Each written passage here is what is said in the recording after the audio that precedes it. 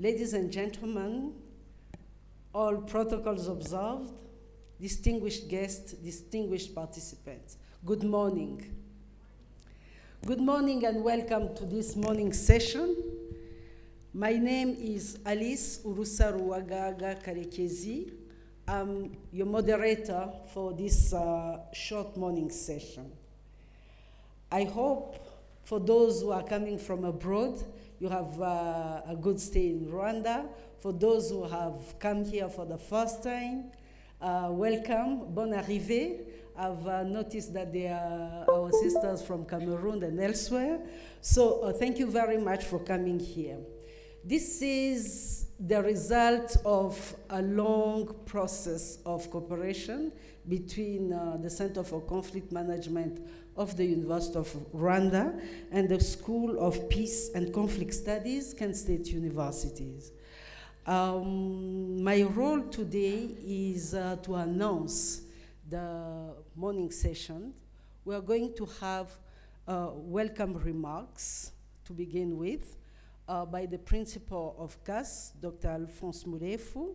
We are going to have also welcome remarks by Dr. Mandy Monroe Stasiuk, Dean of College of Art and Science of School of Peace and Conflict of the University, Kent State University. This will be followed by a keynote speech by Dr. James Smith, as I've said, founder and deputy of Board of Trustees of Aegis Trust. The official opening will follow by the Vice Chancellor of the University of Rwanda. After that, we'll be pleased to have a family photo with all of you, and we'll have it here to have the background of the conference covered. And after that, we'll have a coffee break at Serena Hotel near here, 3 minutes walk, and the protocol will take you to that. Suffice that this morning, I call upon the principal of CAS to have his remarks. Thank you.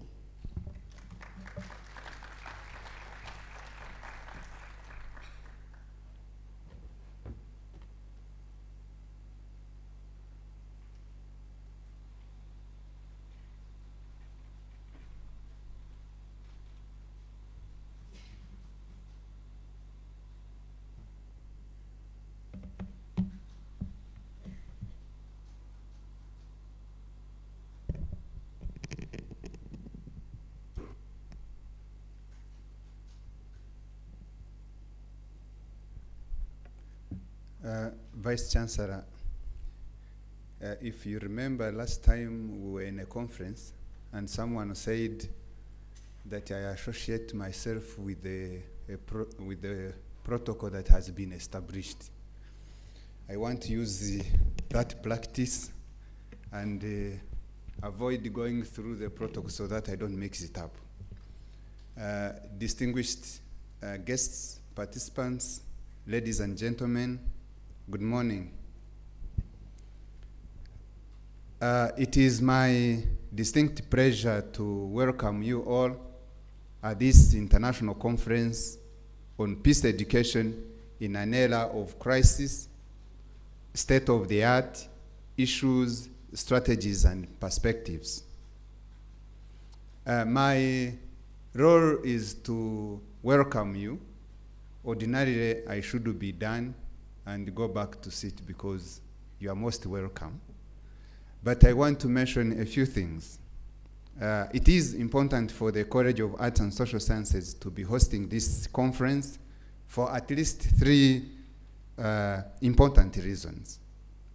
First is the theme of the conference itself, peace education. Rwanda, as a country that experienced the 1994 genocide against the Tutsi and managed to overcome all the challenges associated with it, to be where it is today, I can confidently say that there is a lot we still need to learn to be able to consolidate peace, but there is also much more to share.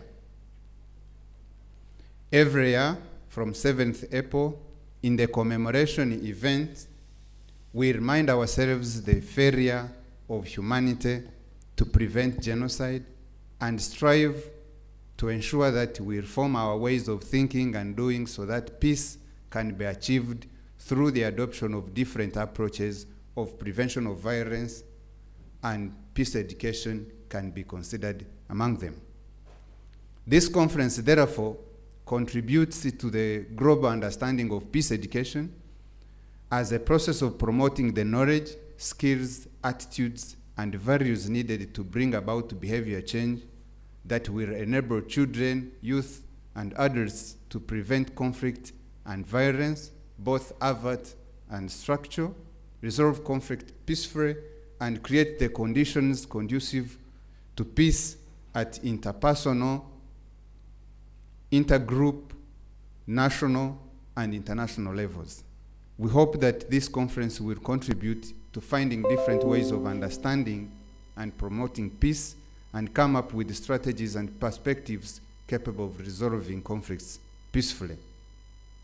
Talking of peaceful resolution of conflicts today seems to be idealistic because the world's current trend shows us a completely different picture.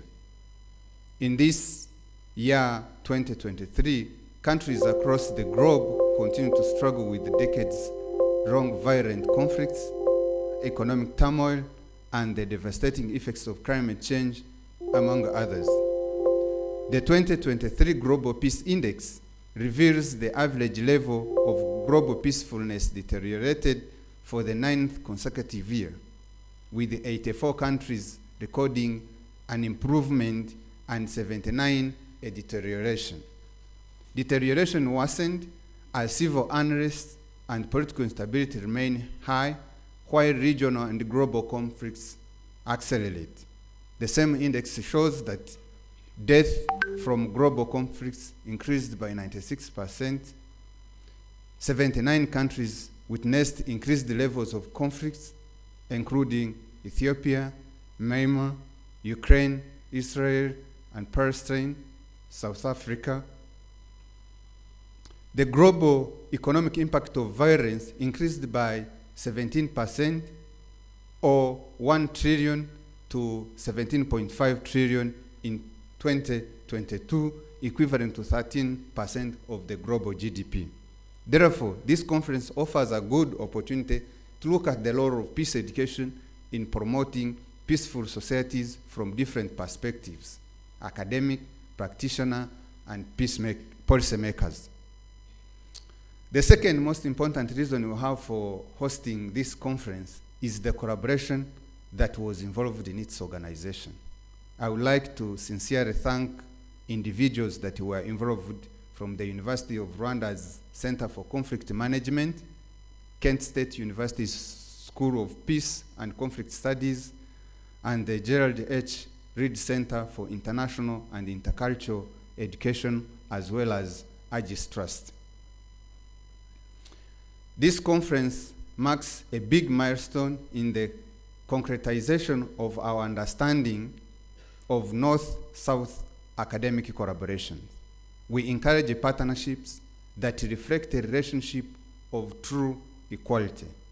We need to move beyond a relationship where the southern partner is viewed as the receiver and the northern partner as the giver. In fact, research shows that true North-South collaboration can have a significant global impact than either South-South or North-North collaboration. Distinguished guests and dear participants, the third main reason we find it important to be hosting this conference is the fact that it is a celebration of the continued growth of the Center for Conflict Management. In 1999, CCM was established with a mandate to address the knowledge gap in the field of genocide, peace and conflict studies, and post-conflict reconstruction and reconciliation through research, teaching, as well as community services in the form of policy-oriented research. Today, it still continues to play this role while contributing to national endeavors of preventing violent conflicts, promotion of peace, social cohesion, and reconciliation. Today's CCM runs a number of academic programs, including a Master's in Genocide Studies and Prevention, a Master's in Peace Studies and Conflict Transformation, as well as a PhD program in Peace, Conflict, and Security Studies. Peace education is therefore a core component in all these programs. Also, research at CCM is clustered into 4 areas corresponding to those teaching programs. I believe this 3 days conference will offer us an opportunity to encourage and engage with each other, network, come up with new forms of partnerships. We look forward to the outcomes of the conference in the form of publications and policy recommendations. It is on this note that I would like to reiterate our welcome and wish you fruitful discussions. Thank you very much.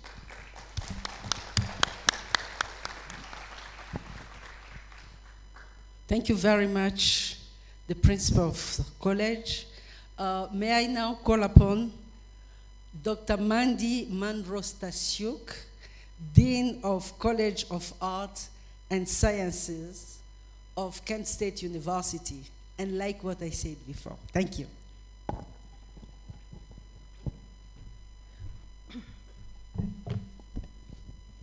Thank you. And thank you for pronouncing my name absolutely perfectly correctly. It's wonderful. On behalf of Kent State University, welcome to Kigali, and welcome to this beautiful conference and exhibition village, and especially welcome to this conference, Peace Education in an Era of Crisis. This conference, in part, is the outcome of a growing relationship between the University of Rwanda and Kent State University. In fact, we have the inaugural Kigali Institute here, started about a week ago, and we have 7 students from Kent State who are part of that institute here right now. We have some high school teachers from near Kent who are here joining us as well. And I think this is just wonderful. There's going to be lots and lots of things that we're going to be working on in the coming years, and I'm very, very excited about it. I'd specifically like to thank the Vice Chancellor for his support, which is a testament to the quality of the relationship between the University of Rwanda and Kent State University. More specifically, this conference was the result of a collaboration between the Center for Conflict Management at the University of Rwanda and the Aegis Trust, the Reed Center for International and Intercultural Education at KSU, and the School of Peace and Conflict Studies at Kent State. There are a handful of really key people that I would like to thank for planning this event. They include Dr. Amanda Johnson from the Reed Center at Kent State University, Dr. Raji Mugabe and his colleagues from the Center for Conflict Management at the University of Rwanda, Dr. Neil Cooper, our director of the School of Peace and Conflict Studies at Kent State, and of course the Aegis Trust here in Rwanda. I think the convening of a conference on peace education here in Kigali is extremely relevant and timely. Peace education specifically represents a key response to the multiple challenges we see emerging within our societies today and across the world when we look at issues such as social division, climate change, environmental issues, inequality, and violence. These issues or problems are often referred to as wicked problems. And what do I mean by that? A wicked problem is one that is difficult, sometimes even impossible to solve. It's complex, has many interconnected issues and risks, and often a single solution is impossible. And because of this, it's really important to bring a variety of people together to look at issues, trying to improve and prevent conflict from happening. Conflict is, in of itself, a wicked problem. There are divergent values of multiple stakeholders, and there's often no clear solutions. And this, I believe, is where peace education particularly can help.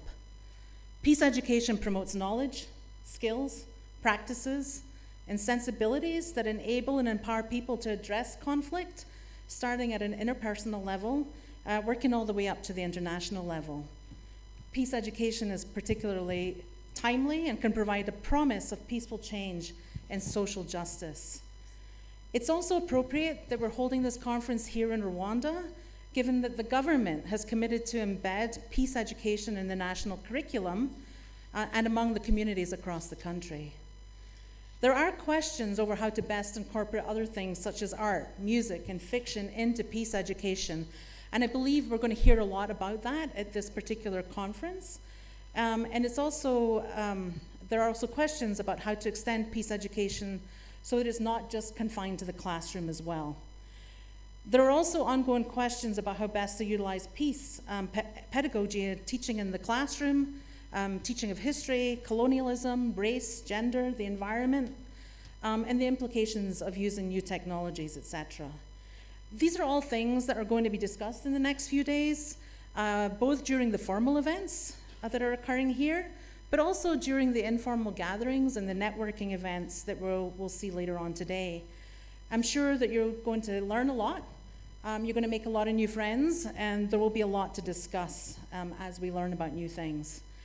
So I'll conclude my remarks there and just say welcome again to the Peace Education in an Era of Crisis conference. I look forward to attending all the sessions and the workshops, and I look forward to talking to you over the next 2.5 days. So enjoy the conference, and welcome again from Kent State. Thank you very much for your remarks. Now is the turn to call upon Dr. James Smith for his keynote speech. I've introduced him. Please.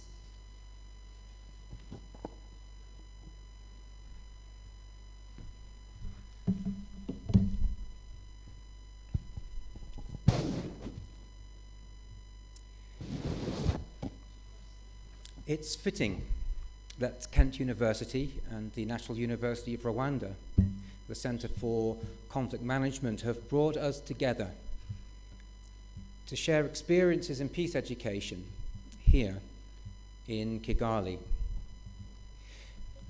Few places on this planet could possibly have been more challenging than Rwanda in the aftermath of the genocide.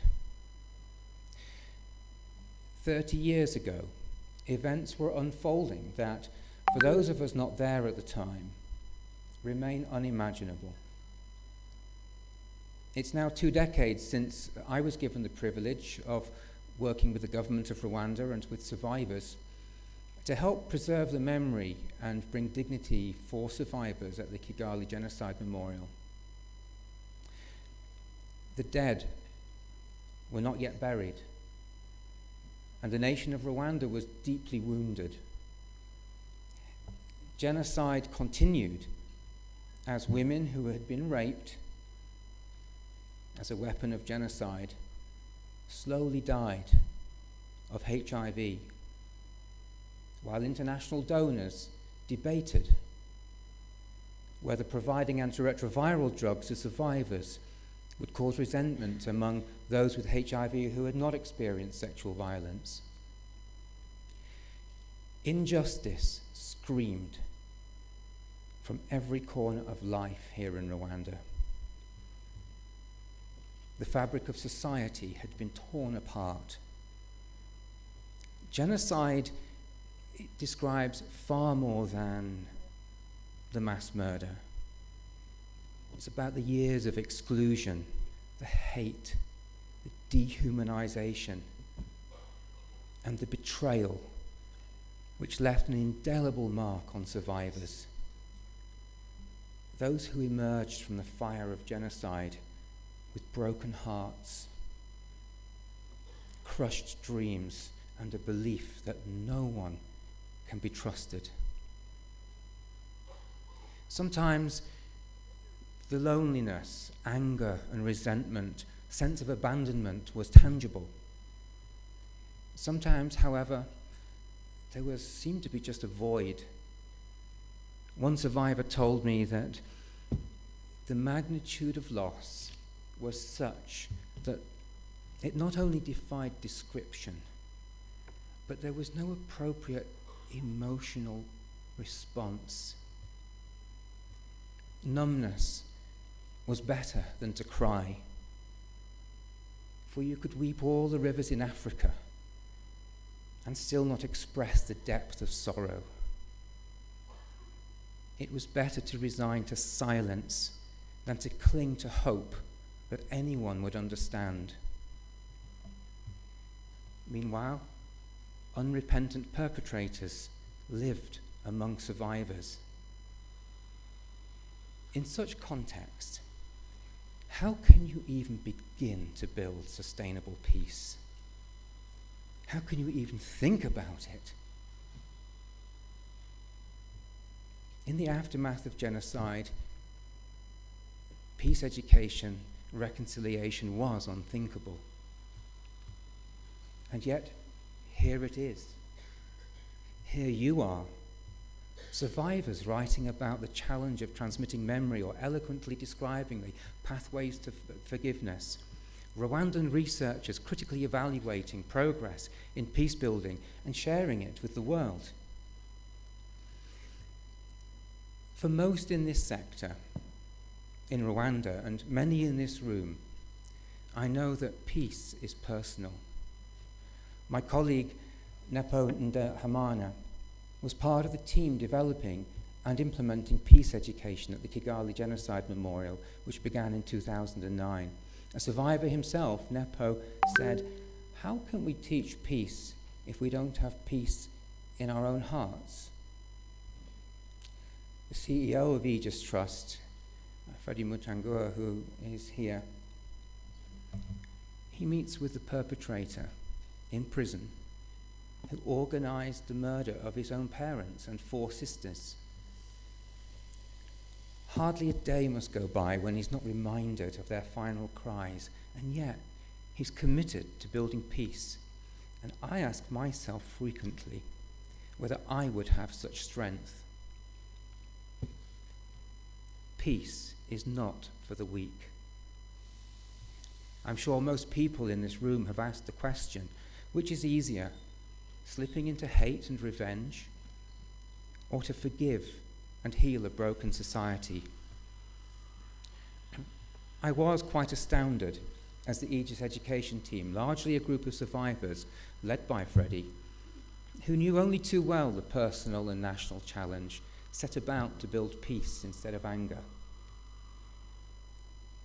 It was 15 years after the genocide, and the big question at the Kigali Genocide Memorial was what kind of education will unite rather than divide, while at the same time not diminish the gravity and the truth of the genocide against the Tutsi. And I know many of you experienced part of that program yesterday. We were conscious that in classes of students 15 years after the genocide, there would inevitably be children of survivors and also children of perpetrators. And that very label I just used could lead to new identities in younger generations that, if ignored, could give rise to festering tension. So, what kind of education could possibly restore trust in our communities? For without trust, communities are fragile, at risk of returning to violence. And for that answer, we looked at the attributes of those who stood up against genocide, like dear Damas Gasimba, our friend and national hero who passed away only last month, a Hutu who, with his 2 brothers, Elvis and Jean-Francois, risked their own lives to hide and rescue hundreds of Tutsi children and adults in the orphanage founded by their parents. And what were the attitudes, behaviors, and values of these upstanders? They had empathy, they had critical thinking, and they took personal responsibility. They had strong values, not least that of Ubuntu, the Kinyarwanda word meaning humanity or greatness of heart. And these attributes are all fostered in Aegis Trust's peace and values education through storytelling, knowledge about the pathways to violence and the pathways to peace, which is reinforced through participatory workshops, which some of you have participated in, including those on forgiveness. And the Aegis team worked closely with the Rwanda Education Board so that the approach became integrated into Rwanda's national curriculum.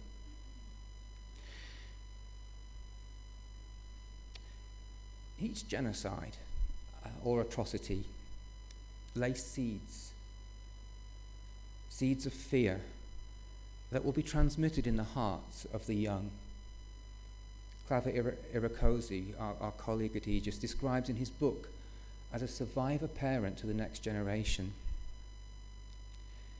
And while a generation born to survivors often inherit trauma, on the other hand, children of perpetrators inherit the collective blame and stigma of being born of perpetrators.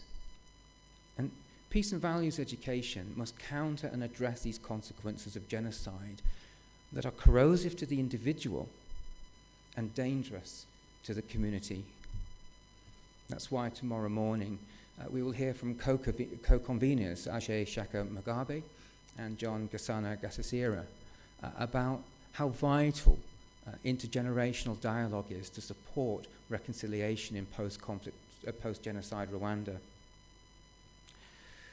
Building on that, Palo Alto University demonstrated in a study of actually Aegis Trust's Peace and Values education program that was being implemented in Central African Republic during the conflict, how peace education has a positive impact on anxiety and depression, independent to interventions for trauma healing, and that together peace education and trauma healing are synergistic. And that's why I'm looking forward to hear later from Never Again Rwanda how their youth peace dialogues address psychological trauma in the second generation. Wim Laven from OIHO has observed that how resentment and anger give rise to adverse psychological and biological impact on individuals, such as high blood pressure, and this may be reversed by forgiveness, which, while complicated and challenging, can contribute to healing. So there's an intersection between health and peace, not least through mental wellness, and that can be achieved through peace education approaches. In my former life as a medical doctor, I recall the hope that was once had that there would be a magic bullet discovered that would identify and destroy all cancer cells. This discovery never happened, in part because there's many types of cancer, but there is a common pattern among cancers. And there's sufficient difference between them that different therapies need to be adapted and differentiated, and each type of cancer requires multiple strategies and interventions. In recent decades, this evidence-based approach has led to a lot of progress in terms of outcomes of life-saving and reduction of both mortality and morbidity. It's been a long road, which continues each year. And I'm struck, particularly at this conference, going through the program and seeing all the different disciplines that you come from. I'm struck by the parallel in addressing peace and violence. Just as there isn't one cancer and one cancer treatment, there are different contexts and risks and slight difference in the nature of conflicts and atrocities, and it does require multiple approaches and adaptation, which is all well represented here in this room. We're going to be sharing over the next 3 days pedagogies, methodologies and approaches from Rwanda, Liberia, Kenya, Uganda, Nigeria, Ethiopia and the United States. You are the doctors, the scientists who have found a medicine that works to heal. It's not perfect. It needs refining. And understanding needs to be improved through cooperation in research, which is an aim of this conference. The evidence-based approach of the work that you do, that we do, makes us all part of the public health approach to violence prevention that was described by James Mercy as long ago as 1993 and was adopted by the US Center for Disease Control. That approach being to identify a problem, devise interventions, determine through evidence and evaluation what works well, and scale up that which works well, but also have the integrity to admit what doesn't work so well in practice. And then the evaluation cycle should begin again. And I hope this will be an outcome, and this collaboration will be another important outcome of this conference as we collaborate together and have the courage to see what works, what doesn't work, and change our practice. Gradually, just as the outcome of cancer treatment and prevention is improving, the prevention of atrocities and genocide through peace education strategies will improve.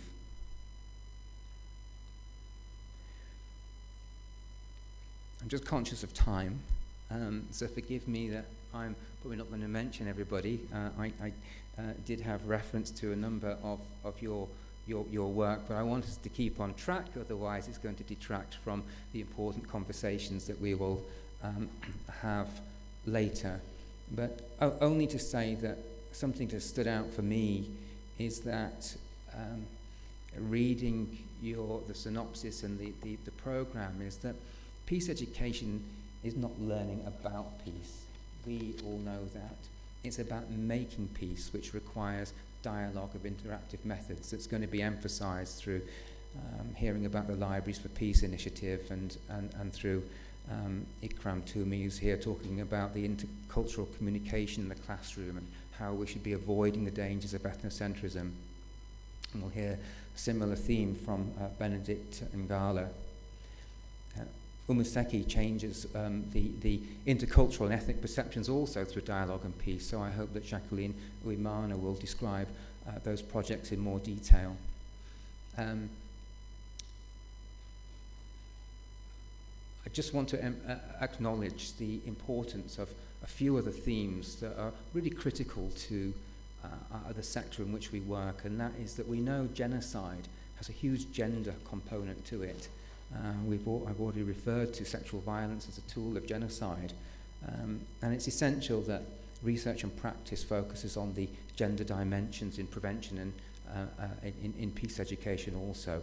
Aegis Trust has included positive masculinities as part of its peace and values education program, and we're going to be hearing from others about critical analysis in relation to gender and power. A final point I just want to make is that genocide is a process of exclusion.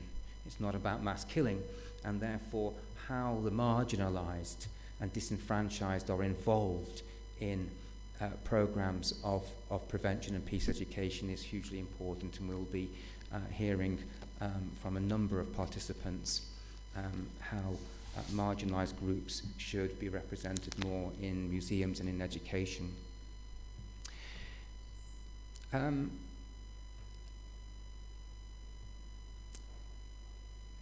If I may, I want to acknowledge today, as the 11th of July, it marks a day of the genocide in Srebrenica, and our colleagues at the Srebrenica Genocide Memorial are remembering how Bosnian Muslims were shot into mass graves in Europe in 1995.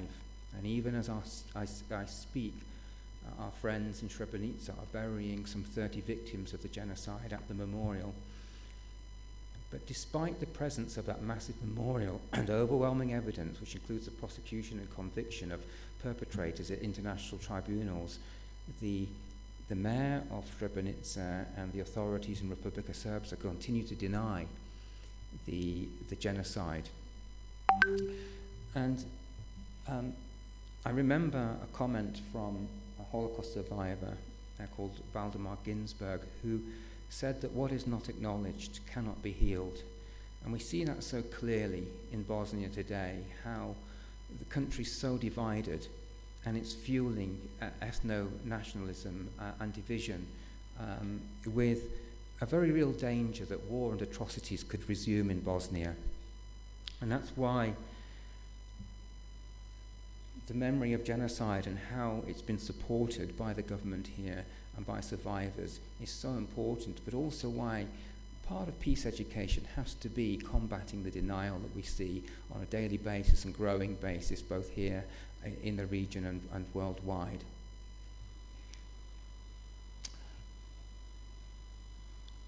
As I close, I want us to consider for a moment what is at stake. Take a look around the world. We are indeed in an era of crisis.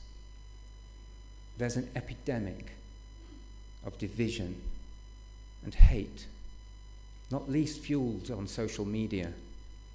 And we've heard from Dr. Muganga about the alarming rise in conflict and violence. And climate change will exacerbate this. It's going to exacerbate it beyond what we can even imagine at the moment, as food insecurity leads to migration, conflict, more displacement and more conflict.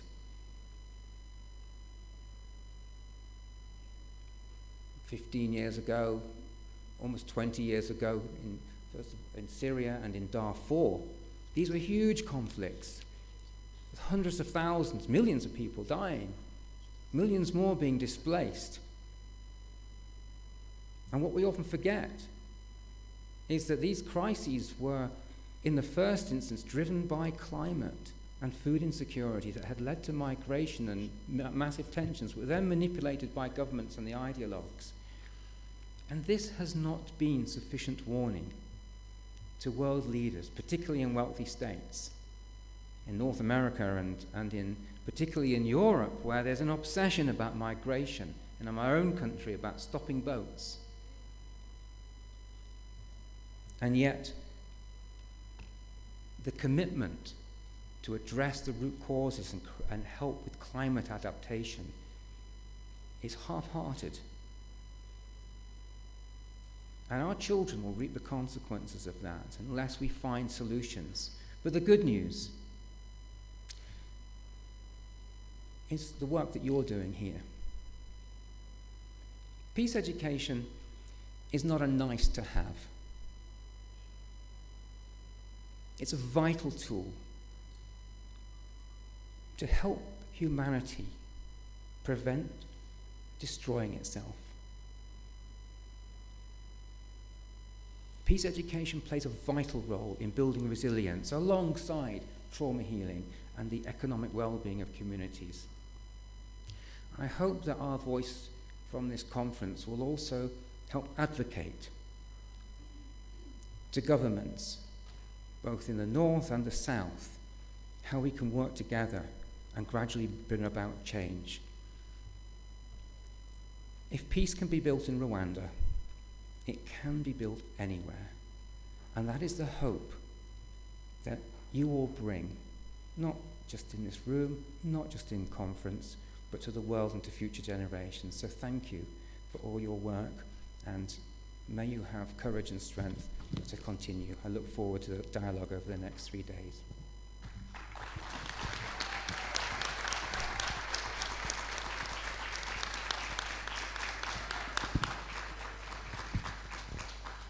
Thank you for the food for thought. And previous one. Distinguished participants, may I now call upon to the Vice Chancellor of the University of Rwanda, Dr. Muganga, to deliver the official opening. Thank you.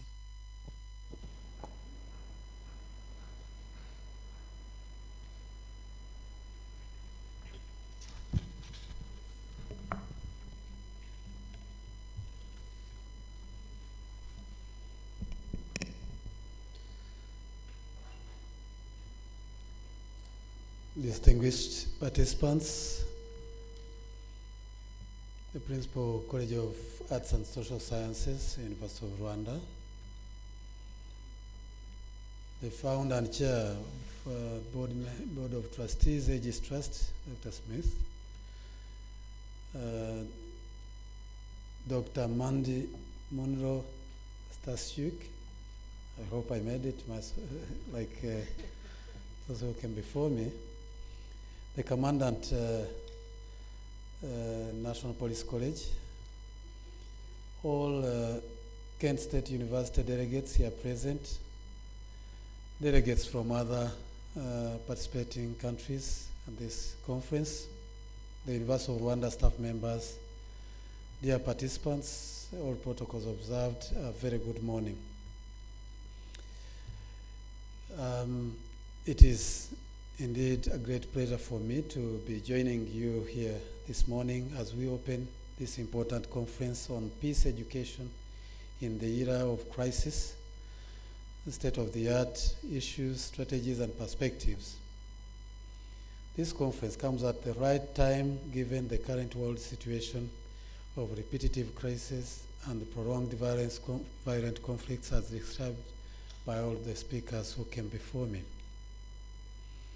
Indeed, in a way, nowadays there is a common terminology used, the disruption. My speech, as I had prepared it, has gotten disrupted by those who spoke before me because when the principal of College of Arts and Social Sciences started with his speech, he took us through and indeed trying to educate us and showing us the raison d'etre of this conference, talking about peace and peace education from the broader perspective. And when Dr. Mandi came in, she presented, took us a little bit deeper and showed us why it is important for peace education, why the curriculum should be, or why they have been reviewed to accommodate peace education. And that was quite enriching. And when Dr. Smith came, he now took us deep into the practice, into the real feeling of what peace would be meaning, what it's all about, when he took us back to the especially from the Rwandan perspective, when he took us back to the experiences in Rwanda in 1994 during the genocide against the Tutsis. When he was presenting, I felt like I'm getting back then, and I was trying to see everything as it was happening, and wondering whether at that moment it would be easy for whoever was witnessing that to imagine whether there would be a certain period like the one we are in now, where we are talking about peace education, or even, as he rightly put, whether we would be at a certain point think of Rwanda, that is the Rwanda of today, compared to when during that time. He talked about the experiences of a colleague, a friend here who visited the prison, where he was visiting those who killed the relatives. And that was, it's not particular to him, it has been the trend with so many people around. Right during the genocide, right after the genocide, when it was stopped, everyone, and he's rightly put that there has to be trust. But who would think that that trust would ever be? When actually even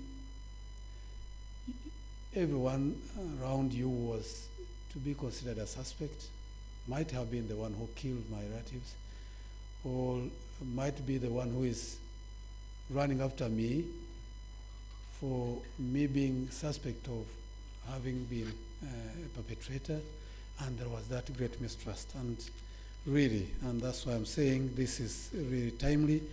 It's not only timely to talk about, the possibilities of peace education, but at least it is a moment where we are going to be reflecting about peace, looking at our past, looking at the present, not particularly in Rwanda, maybe where, and permit me to share with you that 3 days ago I was in Namibia, and when I met with one Namibian there, a lady said, "Oh, you're from Rwanda. I've been to Rwanda," and was talking about peace. That Rwanda is a cloud of peace. How would that be, given the experience as Dr. Smith was presenting? I said, it's only in Rwanda where you can feel free. I'm a lady, and I was able to walk around past midnight, and you are guaranteed. But how would that be, really? But at the same time, that's a very great testimony, as a writer put, that it is possible.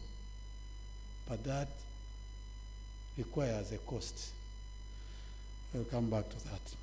In this context, while peace education alone is certainly not a panacea for conflict, it provides both a direct means of bettering the dynamics of the conflict at local, national, or international levels, and a longer-term route to building the knowledge, skills, and capacities necessary to resolve conflicts, whether in the classrooms, in the local communities, or the country level. However, and yet, as rightly put by Harris in the book History of Education, I quote, in spite of its tremendous rise in the 20th century, that is, century before the one we are in now, peace education has not really taken hold in school systems around the world. Most countries have ignored them. In other countries, peace education is carried out informally in community settings and through national peace organizations. Well, that is some years ago, but we thank God that now in most countries, curriculum have been reviewed and prepared to accommodate something to do with peace education.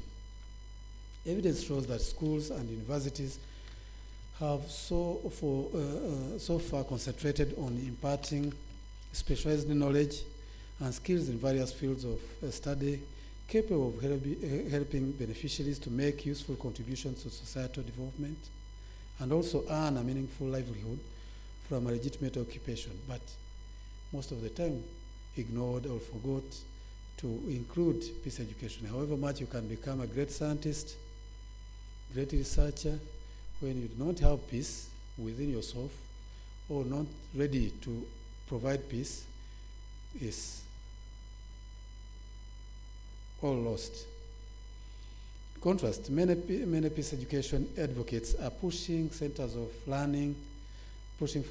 learning to go beyond their traditional concern to promote peace and security at all levels of society, particularly in volatile, conflict-prone, and war-affected societies. I wouldn't wish to take Rwanda as an example, but we know a bit what happened to Rwanda back in 1994, or even the years before then, but also now what is happening around. Some examples have been presented. What is happening in quite close neighbors, the hate speeches moving around and being abated.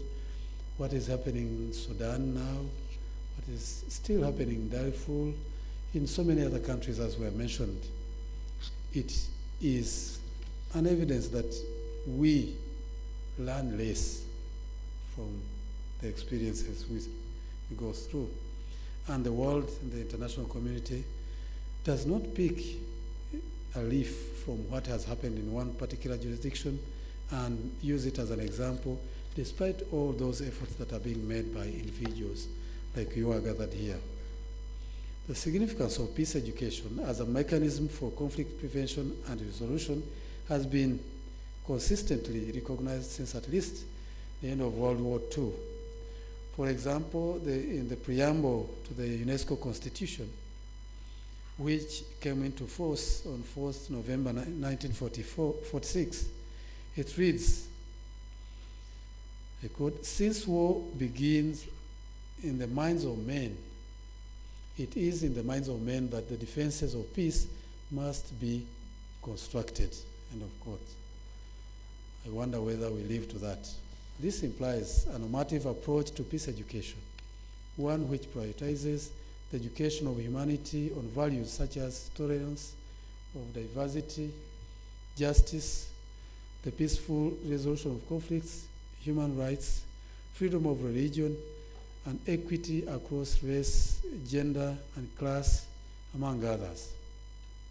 Tolerance. Tolerance comes when you give a room to understanding each other, to understanding the society, not to imposing, like one community imposing itself on the other, or an individual, or a tradition, or a custom, or practices of one community being imposed on the other. You simply have to appreciate that that community can survive, can live harmoniously with yours, even though there is that distinction. or divergence in terms of traditions and any other thing. In this view, peace education is indispensable for promotion of a culture of peace. Moreover, it is also argued that a culture of peace and conflict resolution can only result from an authentic and intentional process of socialization, which produces a peace-oriented transformation of both the individual and the collective. That is to say that peace is a learned human state at personal and societal levels.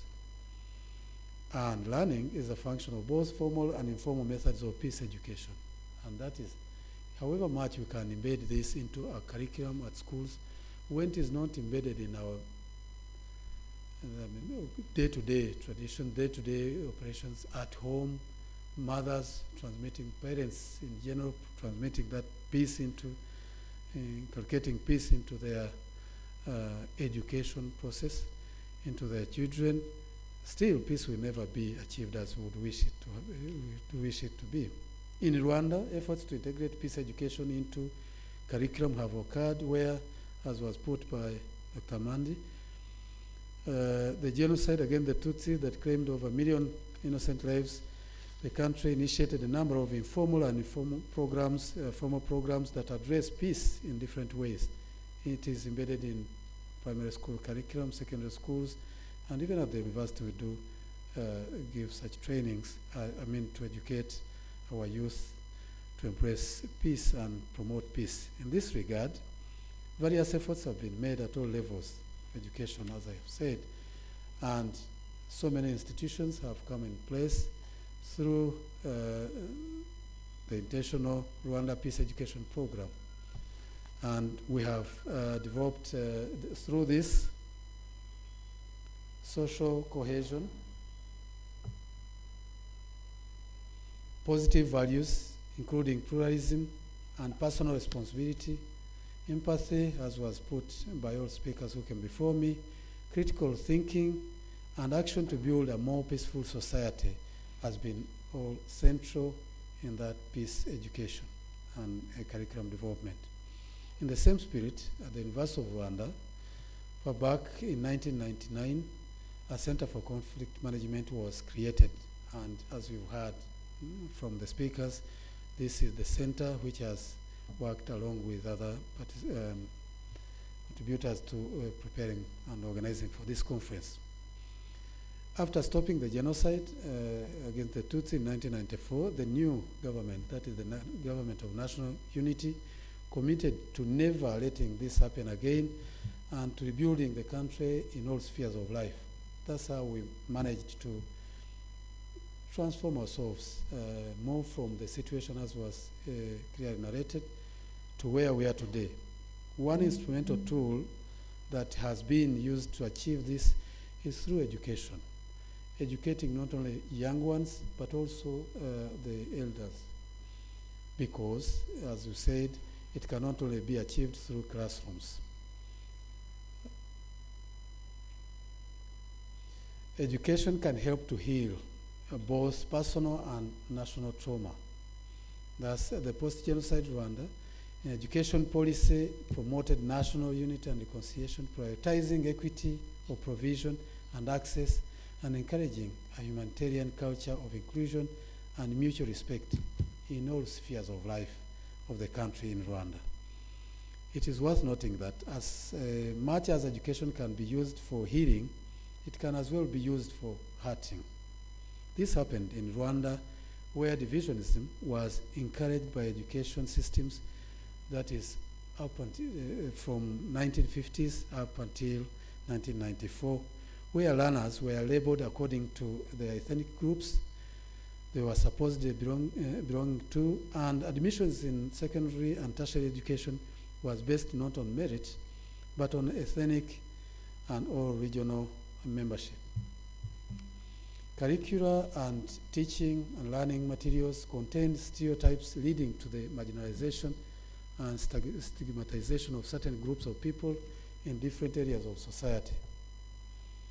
Dear conference participants, to reverse this situation, the new government, the government of national unity, made education accessible to all Rwandan children, and I should say not only to Rwandan children but to whoever lives in Rwanda, irrespective of their social, economic, religious, and so-called ethnic backgrounds. Education therefore became a basic right for all the children of Rwanda, because it was known that limited access to education, along with other daily stressors, coupled with exposure to violence, could lead to mental health challenges. In addition, according to Never Again Rwanda, an Interpeace research in 2015, it was clearly put that lack of education is reported to pose a threat to healing, while access to education is said to be bringing hope to youth and to their parents. Of course, because in Rwanda and probably in most of African countries, education is seen as one way leading to the betterment of that particular family and community at large. A recent study by the Minister of National Unity and Civic Engagement, Minubumwe, clearly showed how access to education is a critical pillar of resilience of Rwandans. This is a research that was published this year. We know that at the policy level, a lot has been done. And, for example, the national school curriculums, as I said, have been revised to accommodate all that, but also some strategies, mechanisms have been put in place. We have in Rwanda the Peace Academy. We have what we called Ingando in the previous years, and we still have now to put, including transmitting that peace to those who have been embedded into conflicts, those who are being recovered or repatriated from forests in the Congo, who have been fighters, who have been agents of violence, and getting transformed and becoming now preachers of peace. For example, in 2016, one of the major shifts was the new emphasis on skills when the curriculum was being reviewed, for education, where critical thinking, empathy, personal responsibility, and trust were strengthened. I'm glad that trust was that was stressed, even those who spoke before, to strengthen those through interactive teaching methods. Peace and values education and genocide studies and prevention were included, and cross-cutting issues to promote social cohesion, positive values, including all those that I mentioned before, pluralism and personal responsibility, and all others. It has been the case. New programs were developed. You had some of those that we developed at the University of Rwanda through the Center for Conflict Management, all aiming at availing skills, especially to those who can now start teaching and transmitting that peace to other sectors of society. I have no doubt that similar efforts are being done in place in other countries across the continents. However, current crises and the trends of violence convincingly show us that something more needs to be done. Researchers to understand the root causes of violent conflicts, atrocious crimes, and social injustice need to be expounded. We need to know more about what are the causes. When we experience like what we experienced in Rwanda, and our neighbors were also experiencing that, of course, because those who were fleeing from Rwanda were going to those neighboring countries. They must have felt something about it. But also, all the international community was watching, was seeing what was happening. Why can't we draw lessons from that? Why do we still have to see all this happening, these violences happening around the world? Innovative methods of teaching and practicing peace need to be explored to ensure education, particularly peace education, is responsive to the dynamic nature of the contemporary world. It is my strong belief that this conference will provide participants with a platform to exchanging experiences, good practices, and ways to better instill peace and values education, and that the outcomes of this conference will help decision makers to improve their actions and strategies and approaches. As I conclude, I would like to thank profoundly the Kent State University, Aegis Trust, and of course the University of Rwanda for co-organizing this conference at the University of Rwanda. Such a significant academic event is always important because, well, even if we would win one or two to becoming a preacher of peace, that would even be a very good achievement. I also thank you all for the distinguished participants for having responded to our invitation, the keynote speakers, panelists, moderators, and discussants for having accepted our invitation and accepting to be part of this great conference. It is now, of course, my pleasure to declare the Conference on Peace, Education in an Era of Crisis, State-of-the-Art Issues, Strategies, and Perspectives, co-organized by the University of Rwanda, Kent State University, and Aegis Trust, officially opened. I thank you very much.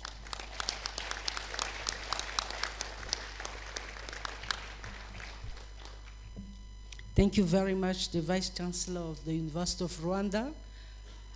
As we move forward, it seems that we are going to live historical moments.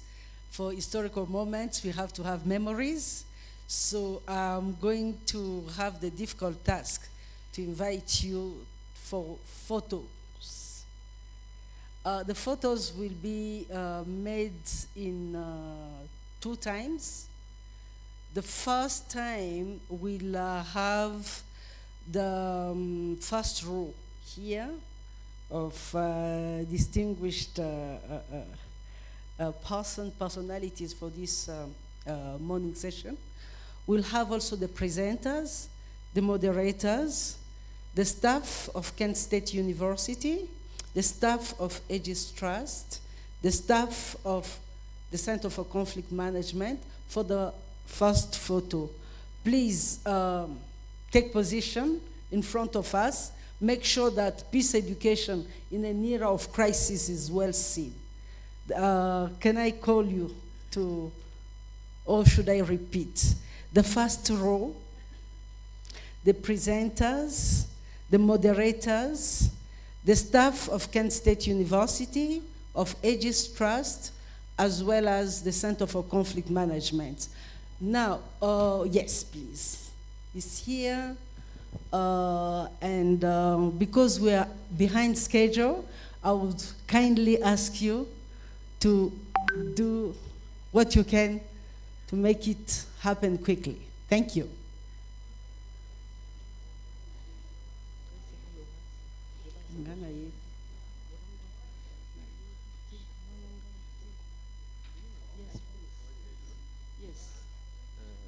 I will not micromanage you.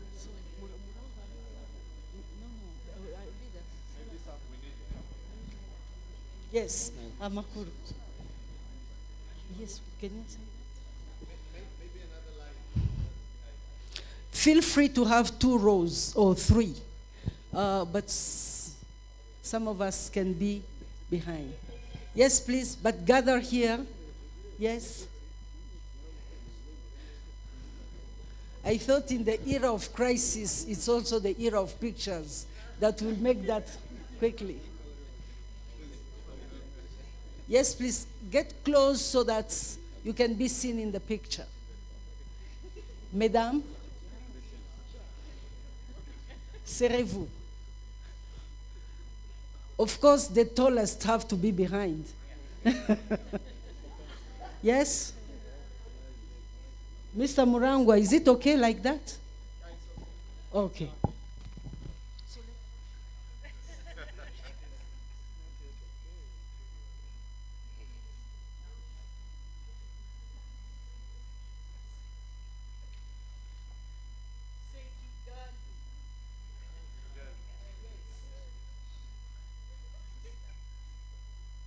Thank you. Second, first row, please stay here.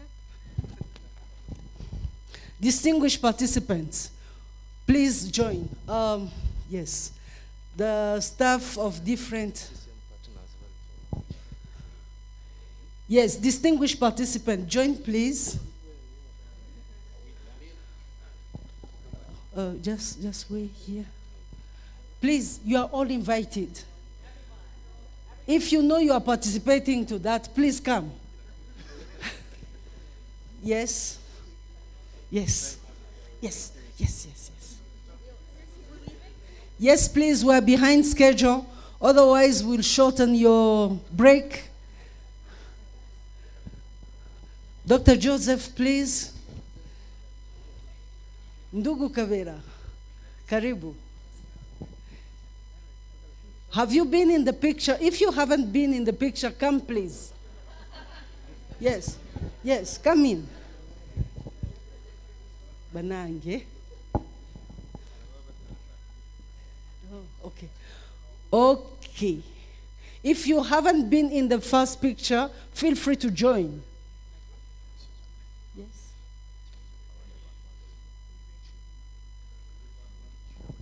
Please, can you also be behind so that's the photograph on the stage, please? Okay, don't hide the conference title. You have understood that one. Please, everyone is in? So that's your last chance to be in the picture. Yes. Okay, thank you. Say Kigali. Wonderful. Thank you very much. Yes.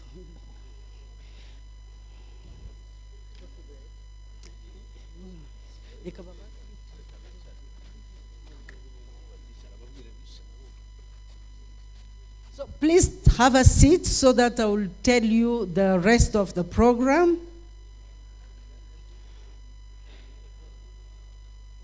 Wonderful.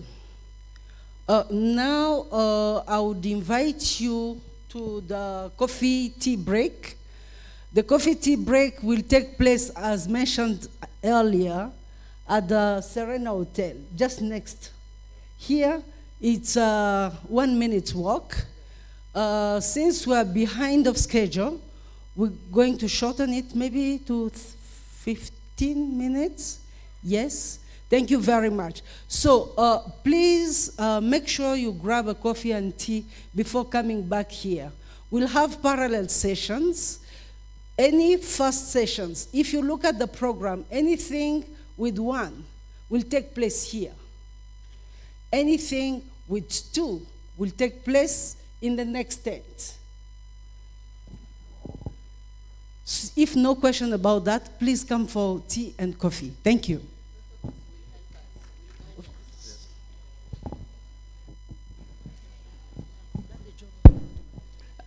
Protocols will help us. Please follow our protocols.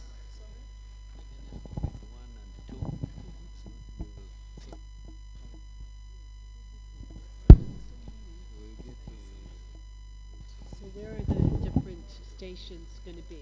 Where are the different rooms going to be? The panels are going to be here. Here and the next tent. Oh, there's another tent. Yes, Oh, I yes, see, I yes. see, I see. There will be concurrent sessions. Concurrent. Yes. Concurrent, concurrent jurisdiction. That's the lawyer. Parallel. We don't have a room. So, please. No, I can just add here.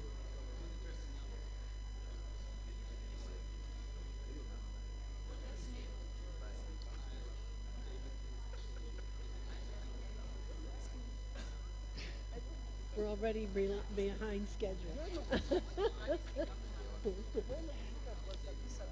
Okay. The copy is in the other tent here? It's in the tent? The tent is outside. here. Okay, right, yeah, you. okay. Thank Okay, you. okay. Very good. Whoops. I'm sorry. As the In the afternoon. You're a very good moderator. You're a thank you. very sure. good Oh, moderator. thank you very much.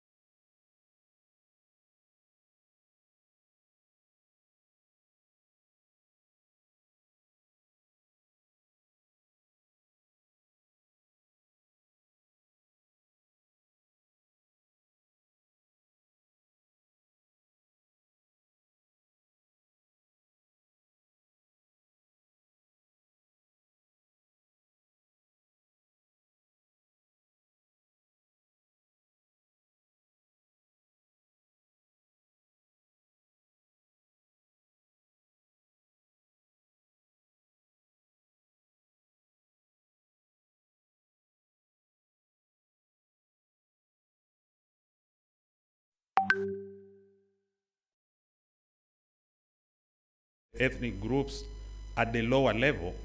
In other words, those terms, Tutsi and Hutu, were not only heightened class connotations, but created racial kind of dimensions. So the prevailing notion was in terms of who has wealth, who has more privileges, and who has no wealth.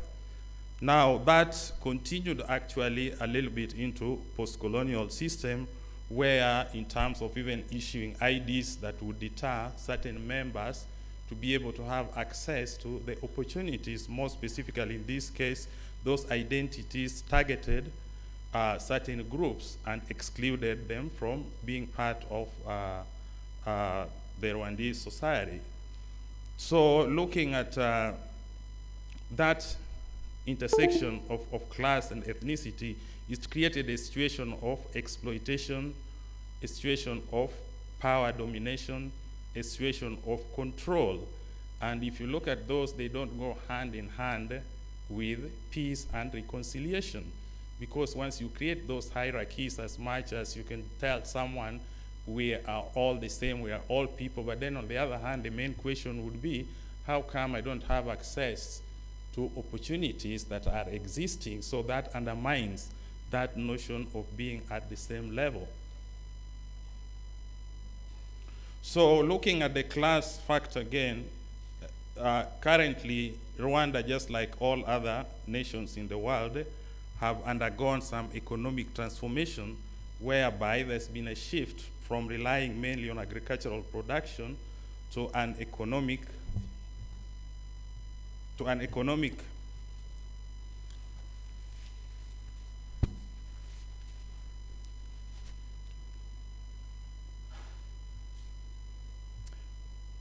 economy that is more internationalized, or what we call globalization of the economy.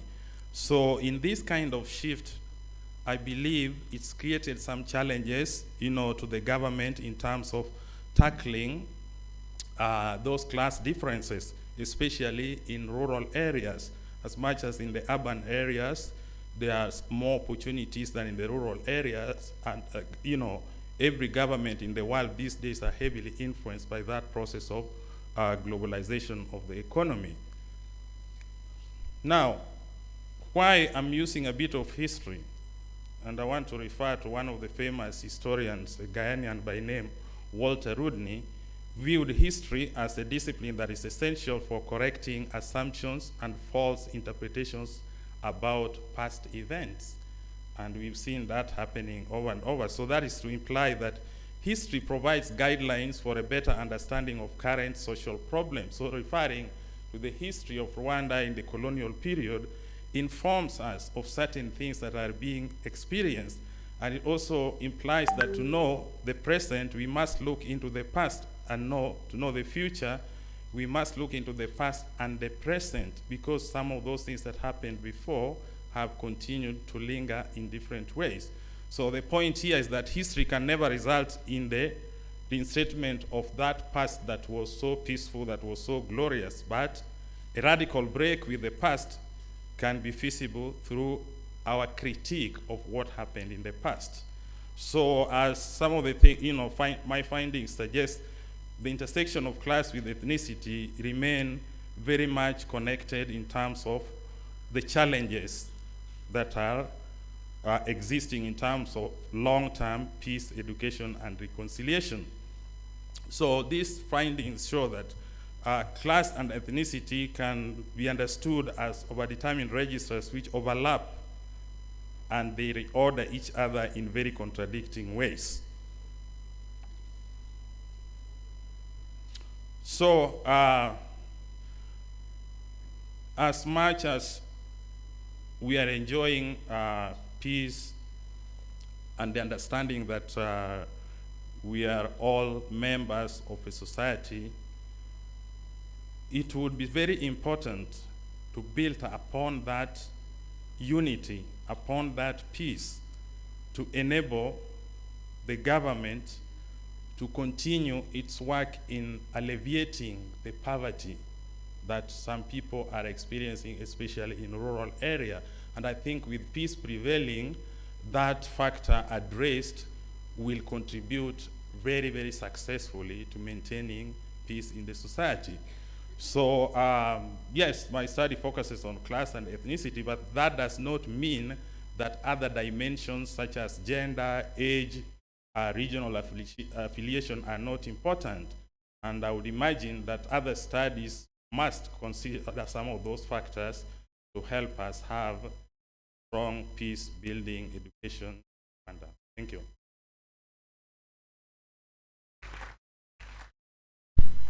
Thank you very much. I will invite the next speaker to take the floor and use the time the way the previous one has respected. 10 minutes maximum. Thank you, Dr. Mugabe. My name is Kudakwashe Makudro, a postgraduate researcher at the University of East Anglia in the United Kingdom. My current study is focusing on the representation of women in education in Rwanda and South Africa. So I'm doing a comparative study. But the paper that I'm going to present today was a part assessment of my master's degree, which focused on analyzing a campaign that was run or launched by Plan International, which is a humanitarian and development organization operating around the world. But they launched a campaign here in Rwanda in 2018, which is called Girls Get Equal. So what I've done was to try and analyze that campaign using liberal feminism or liberal feminist theory to see if it could be applied to understand whether that campaign has been successful or whether it has faced some challenges. So I'll just pick up the important points from my research, hoping that you grasp the important aspect of what I was looking at. So Plan International launched this global strategy campaign, which was going to run from 2017 to 2022. So as part of that strategy, they initiated a campaign called Girls Get Equal, which was going to demand that girls in Rwanda have equal access to education, to health, and all the other important things that they require, to exist in society. So I'll sum it up with a quotation from Plan International themselves. The PowerPoint is now up, I didn't realize. So the campaign itself, they were saying that until you can see and hear us equal in positions of power in governments and parliaments, as CEOs and leaders in our classrooms and our homes, we will not be stopped. So this was Plan International trying to personify the vision of the campaign. So the campaign itself has 3 demands, which then I realized are quite similar with the demands from liberal feminism.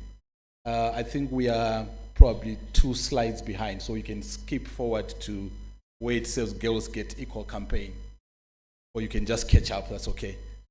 So the campaign itself demands 3 things. They were demanding equal power, which was targeted at asking policymakers and decision makers to create spaces for girls. They were also demanding equal freedom for girls to be able to speak against threat or violence. They were also demanding equal representation, which was targeted to fight gender stereotypes. But when you look at the liberal feminist theory, the same demands for freedom are the underpinnings of the theory itself. So with liberal feminists, they try to understand women's oppression. They want to explain the causes and consequences. They want to also prescribe some strategies for women's liberation. And I was particularly interested in what Schwarzman said, where he was suggesting that by paying close attention to structures of power and social context, we are able to examine the real experiences of women living within these structures. So I then realized that this idea of personal autonomy or freedom versus what I call political autonomy has to coexist. There's a relationship there that I was then using to understand the Girls Get Equal campaign. Because what Girls Get Equal was doing was campaigning for personal freedoms for the girl, to say they need to be able to make choices for themselves. But then the campaign is also demanding representation, so there's an issue of structures being challenged. So that's the political autonomy, that for girls to be able to enjoy their personal freedoms, the structures have to be favorable. So that's why there is that coexistence between individual autonomy and political autonomy. So I'll just briefly give you the Rwanda situation as a background for you to understand what's been happening. So Rwanda, in terms of the structures, the political side of things, they've put some policies in place since the genocide. So for example, in 1996, they upgraded the rape and sexual torture crime. Before, it was just the same like somebody has stolen somebody's goat, in terms of the penalty that the person would face. But they to upgrade it to category 1, which is now equivalent to the crime of murder. And then in 2001, they passed several laws which protected children from violence. 2003, women were permitted to inherit land, for example. They also created the Ministry of Gender.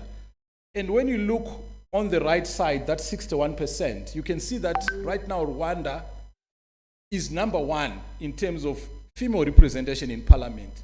So for you to have a context, you can see South Africa, for example, is number 11 with 46%. The UK is number 48 with 34%. But Rwanda has got 61 female members in parliament, which is quite remarkable, I must say. And they've also achieved gender parity in basic education. So the access to education has not been a problem. Girls have been now encouraged to take STEM subjects, for example. But what I wanted to look at was whether those structures on their own are enough to empower the girls.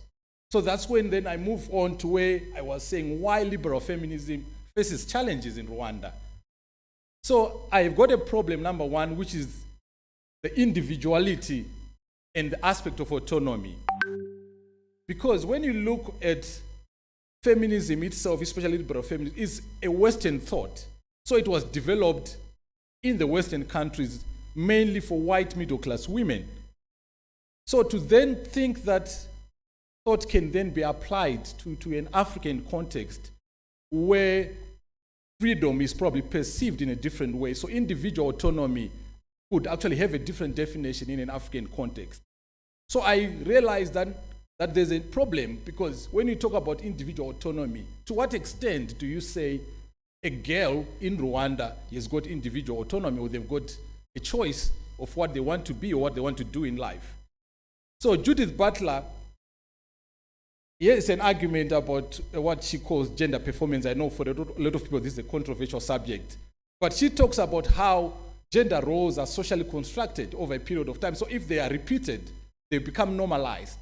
So when you look at the context like Rwanda, with where we are coming from with the background, my argument is that because of the social construction of the gender roles in this country, it's very difficult for a girl then to achieve any sort of autonomy or freedom when they want to choose what they want to be, what they want to do. So number 2, quickly I'll move on. The patriarchal nature of the African societies, which is a well-known argument. Dukes said simply it's a African societies are patriarchal. That's what he says. And then we also then realize that there are traditional African societies that expect a certain role, from a girl or a woman. So this for me was a challenge. Then when I was looking at the Girls Get Equal campaign, that they are looking for freedom. But how is that freedom possible when you've got a society that is patriarchal in nature? So I also then looked at Hooks, who was saying that feminism is for everybody. So my argument as well is that for feminism or liberal feminism to be successful, everyone has to be a feminist, which is controversial. I am a feminist, that's what I call myself, but it cannot be a female issue on its own. Women and girls cannot fight for their own rights, for their own freedoms without the men getting involved. So I also then looked at the embedded gender norms aligned with the patriarchal systems here in the Rwanda context.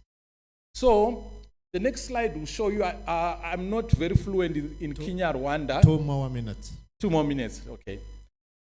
But you will see that there is some cultural expectations there from those statements there that exist here in Rwanda, that man is the chief of the family, for example. The man's decision prevails over the woman's. Culture of silence for fear of persecution. And then you can see those stats that are actually still quite relevant, to the context of today, that women are still suffering, in a lot of ways. So these then present a challenge.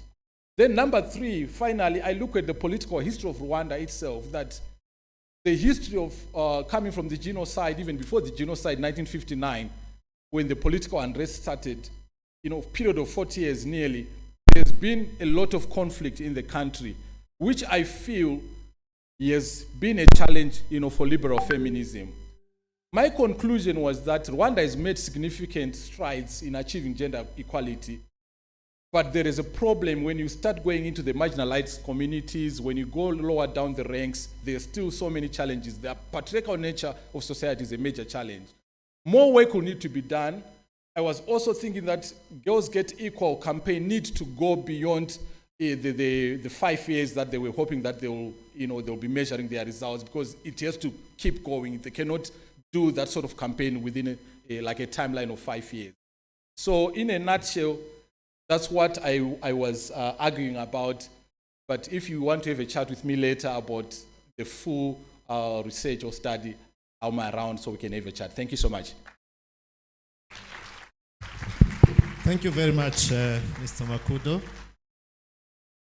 Very sure your presentation will raise a number of questions in this room, because you're kind of saying that empowering girls is, let's say, affirmative actions would be implemented, but we need to focus on giving them the space to take their decisions, enjoy freedom, and to decide on what they want to become.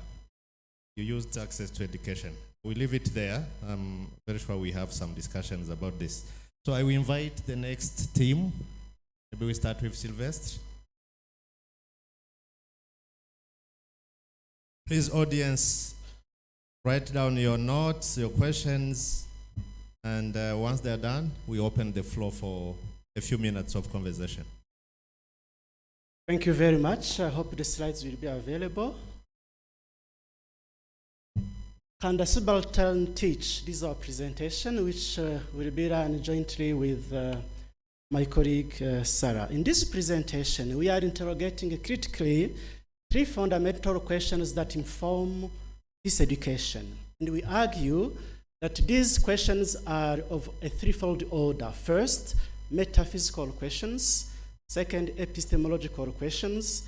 Third, methodological or pedagogical questions, which suggests that our presentation is purely conceptual and theoretical. We argue overall that post-colonial peace education can be envisaged as a response to the above questions. In what follows, I turn to consider the first question, the metaphysical question. What does count as violence? What is the being of violence? Peace education most of the time is envisaged in respect to violence. And I'm drawing here from the work of Galtung to say that we normally distinguish between direct violence or physical violence, armed conflict, genocide, and the others are examples. Structural violence, which does not require immediate relationship between the perpetrator and the victim. We have also what we call symbolic and cultural violence. Probably you are familiar with this. What I want to show is that in conflict-affected communities, we see a tendency to emphasize mostly addressing direct violence or physical violence and give a limited place or space to structural violence and the symbolic and the cultural forms of violence. And I argue that when we limit ourselves to the direct violence or physical violence, we are looking at peace simply at the micro level. Because here peace education takes the form of character education and the values education, where liberation is understood as changing people's attitudes and behaviors. I'm arguing for a macro level analysis where we address also structural violence and symbolic violence, and that's what post-colonial peace education does. We tend to consider the second question, epistemological. What form of knowledges are valid in general and in peace education in particular? My colleague Sarah, please. Thank you. We can move forward in the slide. Thank you. So to apply the post-colonial analysis in peace education, we have to interrogate the ontoepistemic influences of the colonial education system. Those include things like Western neoliberalism, at the heart of which is a capitalist notion or capitalist system, positivist truth claims, and taking that positivist approach assumes that we're seeking one truth that exists out there. And as we engage in research and as we engage in learning, we get closer to that capital T truth. That views epistemology as value-free. It also assumes that we can be objective in those learning endeavors. And so we seek to problematize that, because when we interrogate the colonial education system, we know that embedding a positivist truth claim into an education system that is wrapped up into Western notions is not at all value-free. In fact, we call that a situation of epistemic violence, because when you ingrain what we call colonial rationality, these worldviews that make their way into curricula, that make their way into pedagogical approaches, and therefore the ideology is normalized and internalized. That objectifies and marginalizes the knowledges that already existed in these spaces. Thoreau phrases it nicely. He says that when we use this approach, knowledge consists of a realm of objective facts to be collected and arranged so that they can be marshaled in the interest of empirical verification. But what happens with this is we end up with hierarchies of knowledge. And as we know, when we have hierarchies in any space, we can identify where that power is. And so in the attempt to problematize this approach, we draw on post-colonial theory to help explain and help to provide new ideas and solutions to the problematic aspects of the colonial education system that, as we know, was massified with the colonial enterprise. You can move the slide.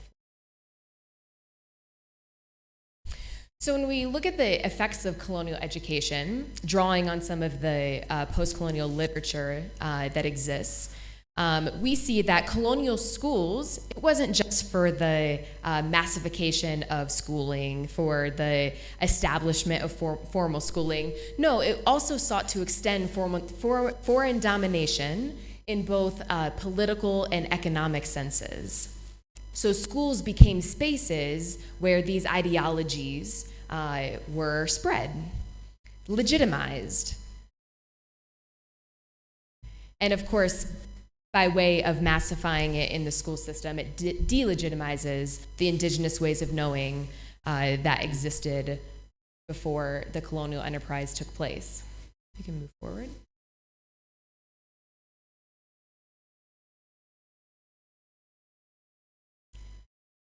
So these colonial hierarchies of knowledge, we end up with what Said says is with lasting, indeed grotesquely unfair results. And we see the remnants of that today. Even as we go through educational reform, as we look and interrogate our own curricula and pedagogical approaches, when we look at the education system as a whole, we can look at the globalization of education, And we can draw direct links to these colonial hierarchies of knowledge. We can draw direct links to the remnants of the colonial rationality that still exists in these spaces of formal education. And as we know, it's not just those spaces of education where these ideologies are inculcated, but it's at the heart of our political economic system globally. So these things are linked. And it draws back to these hierarchies that were established with the massification of schooling. We can move forward. And so, with the identification of these problems, we draw on post-colonial theory as a potential solution. And so that comes along with pedagogies that can be viewed as pedagogies of resistance to this knowledge base. We can look at pedagogies, which will go into more detail about the relevance of these different teaching methods to lean into the knowledges of the student that would create spaces for the indigenous knowledges to have a more relevant or more legitimate space of or honoring. Move forward. And to ultimately counter colonial rationality.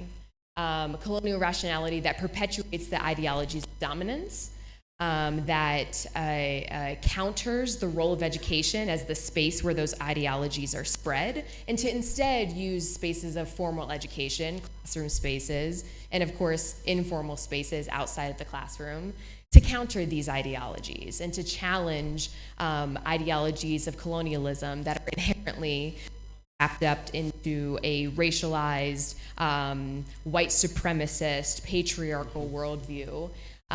We can use spaces of education to counter that, to critique it. And post-colonial theory, the body of post-colonial literature, offers us the mechanism by which we can critique those ideas. It, of course, leads to cycle violence when we perpetuate these problematic ideologies. It's not just the epistemological violence that exists, but that spills out, and those ideologies are used in other spaces and can lead directly to physical and direct violence. So this micro and macro approach that we've taken, it can lead to very clear opposites, very clear solutions where peace education by way of post-colonial theory can counter much of these ideologies with the goal of epistemic justice. We can move the slide forward. Yeah. And so the decolonial or anti-colonial critique can problematize the colonial rationality that is embedded in these epistemologies as a potential new source of learning in peace education, which really to this day does not exactly exist in the literature. We have post-colonial theory as a body of literature. We have peace education as a body of literature. But the collaboration of these two sets of theories has not yet been fully developed. And so this is ultimately what we seek to do.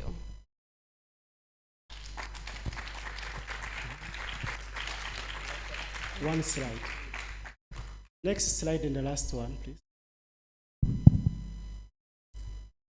Next. Thank you.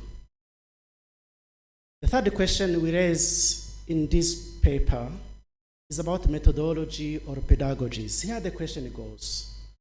Should peace education be taught or rather caught? When we suggest a view that peace education is to be taught, we argue, we entertain a minimalist, thin, and passive conception of peace education. We are suggesting that peace education should go beyond teaching. In other words, we are for creating environments, places, opportunities, platforms, safe spaces that serve as vehicles for encountering peace and allowing people to learn what it means to be peace. Alternative modes and venues of peace education. We thank you very much, and we hope to answer to your questions during the Q&A. Thank you very much.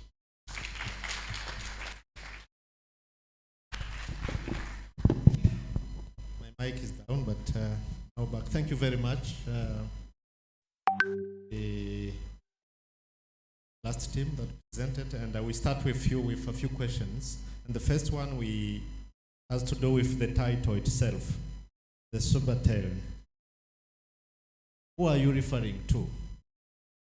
When looking at, can the subaltern teach? Who is this subaltern? I can see Sarah wanted to answer the question. So this title comes from one of the theorists in post-colonial theory, Gayatri Spivak, who said, "Can the subaltern speak?" This is one of the foundational documents of post-colonial theory, and it's referencing colonized spaces. So the subaltern are there for those individuals, communities that were colonized, and she's asking for a space where those voices are heard. And so we use that as subaltern teach. Okay. Yes. I'd say, so when you consider the epistemological question, is a way of creating space, elevating, voicing the voices of the voiceless.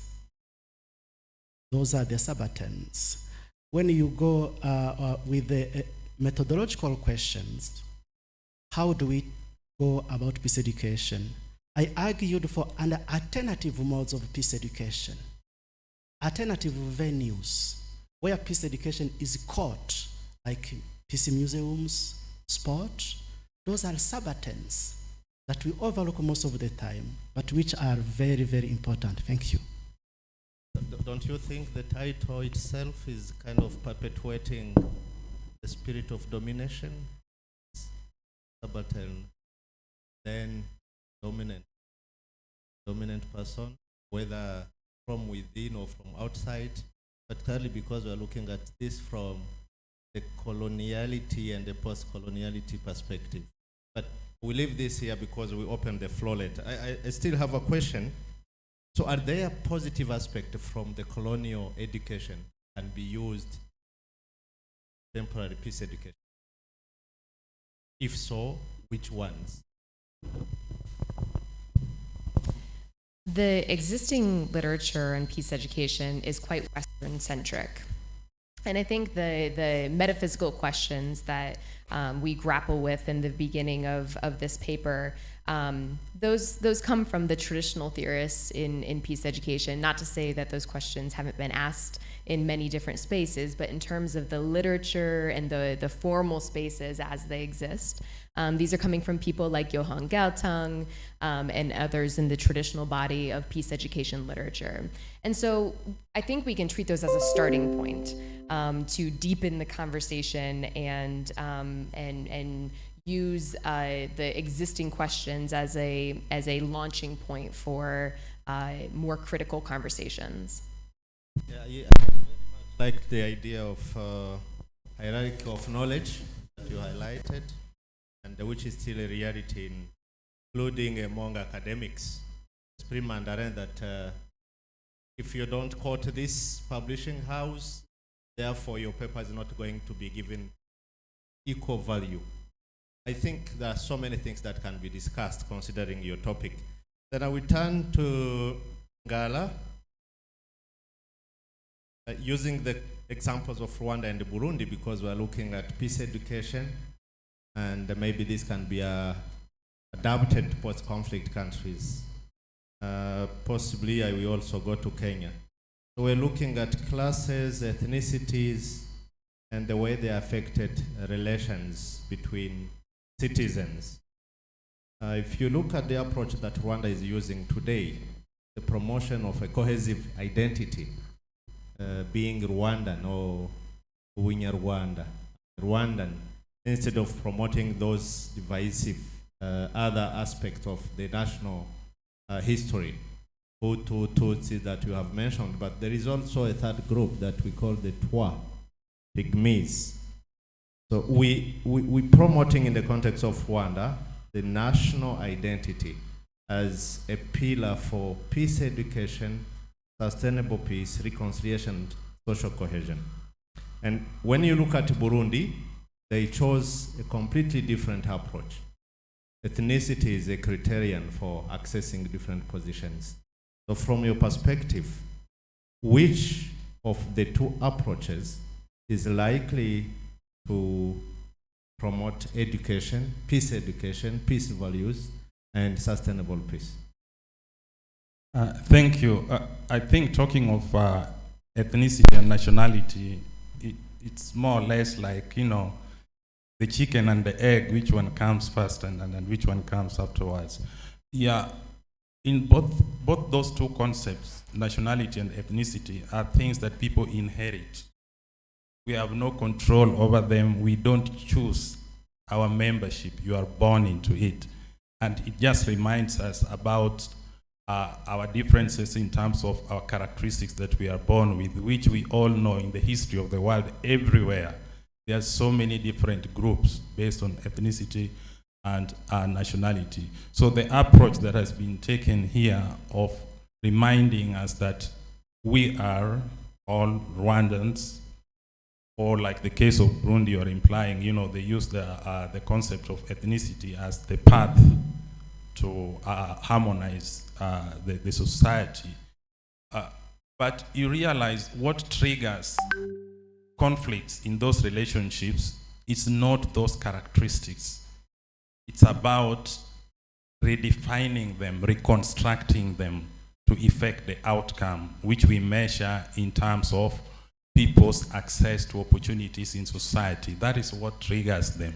So reminding us that that is something that we inherited and should never, ever be an issue, I think is a step ahead that can move us to the next level of determining that if we are one, then the opportunities that people need should be opened to everyone.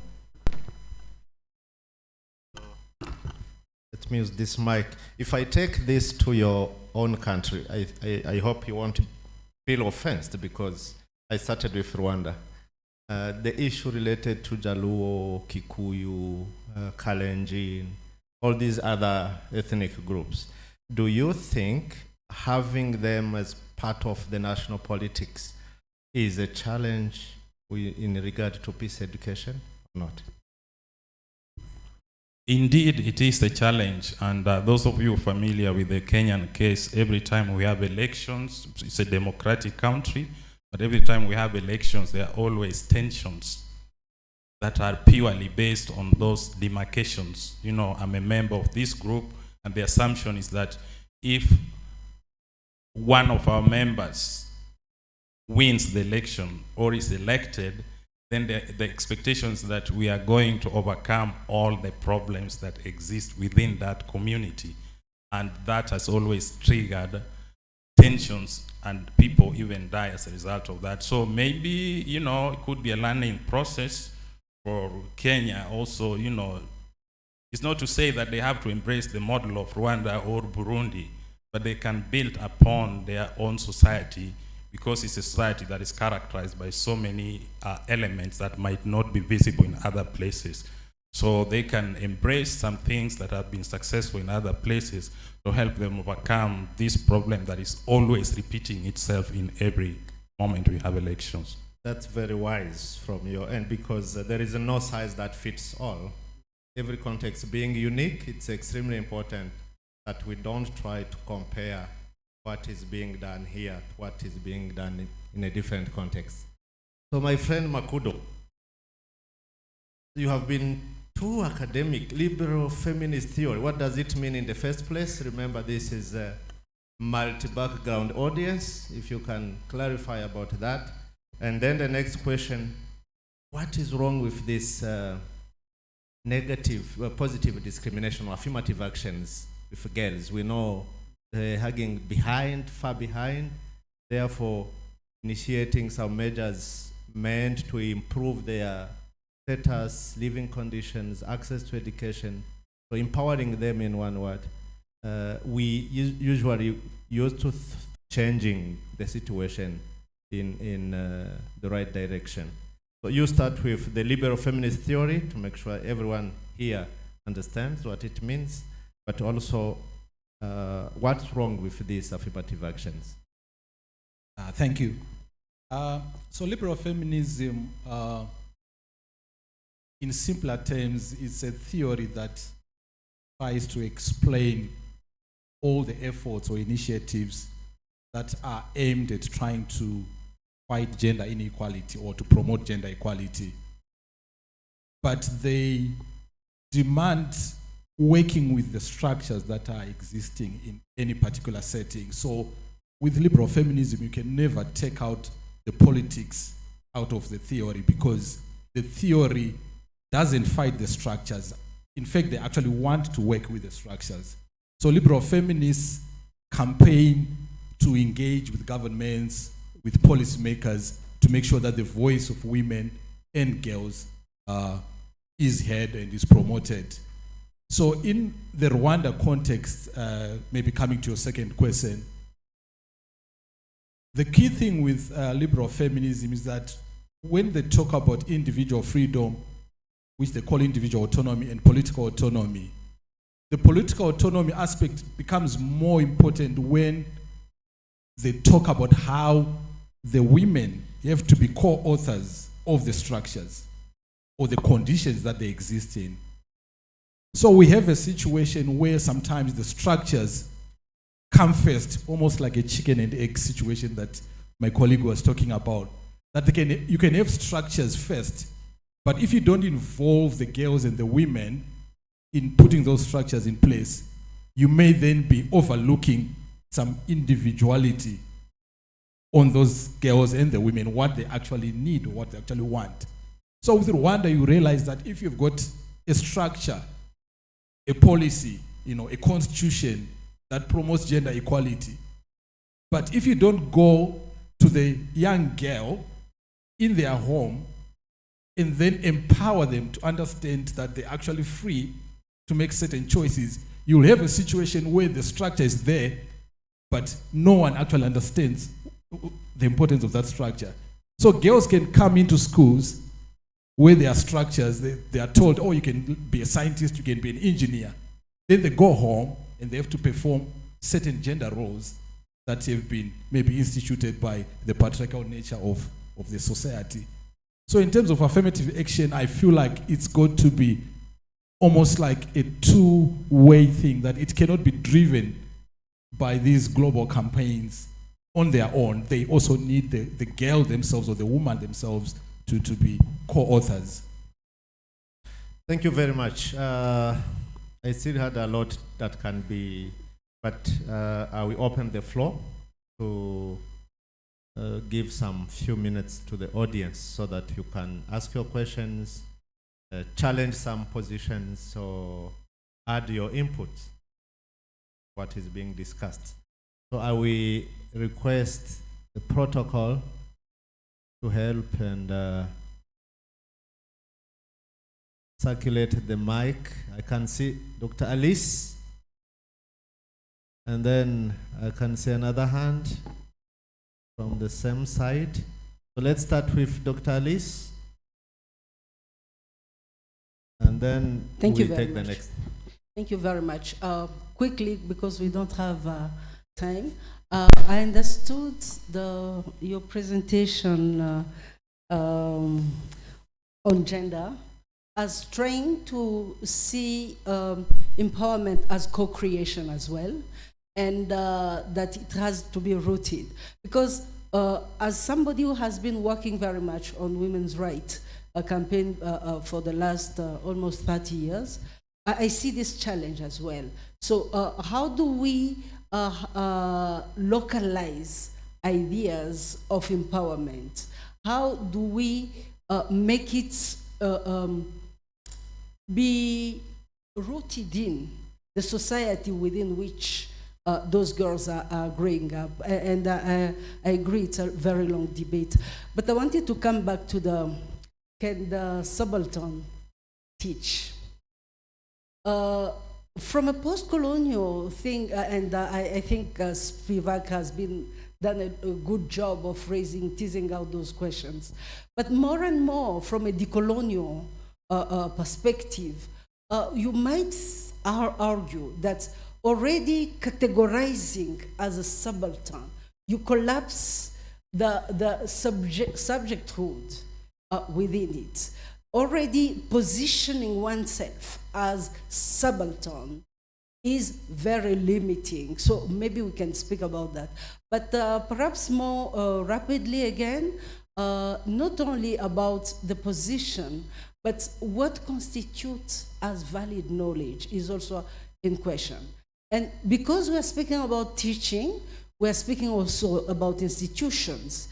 The ways in which rewards are given in institutions of education, we might decolonize the content. But as long as the structures that perpetuate coloniality of knowledge, because we know very much that modernity has come also with looking at knowledge that is not of colonial origin as tradition, beliefs, what we cannot only speak about the conceptual aspect without seeing practically how do we go about decolonizing knowledge in a sustainable way. Thank you.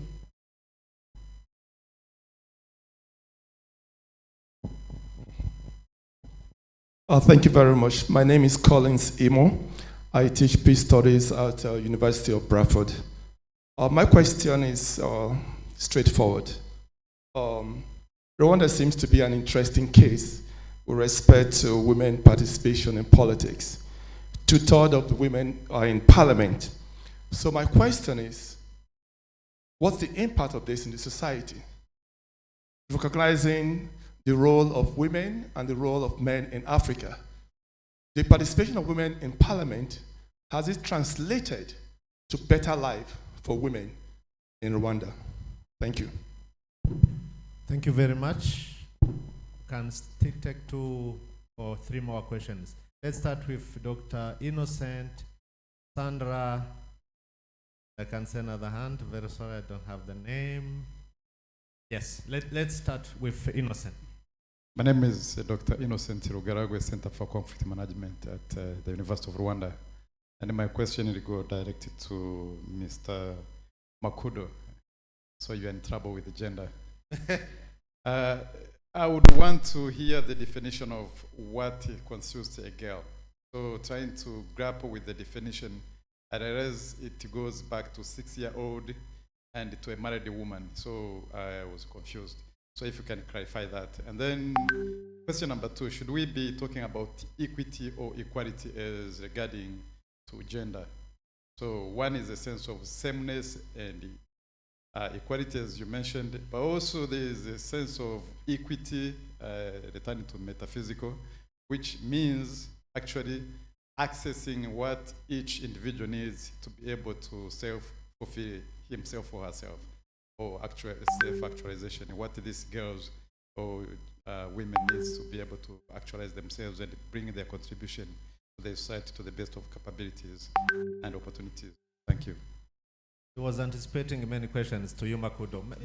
Maybe we take 3 more. Sandra is ready.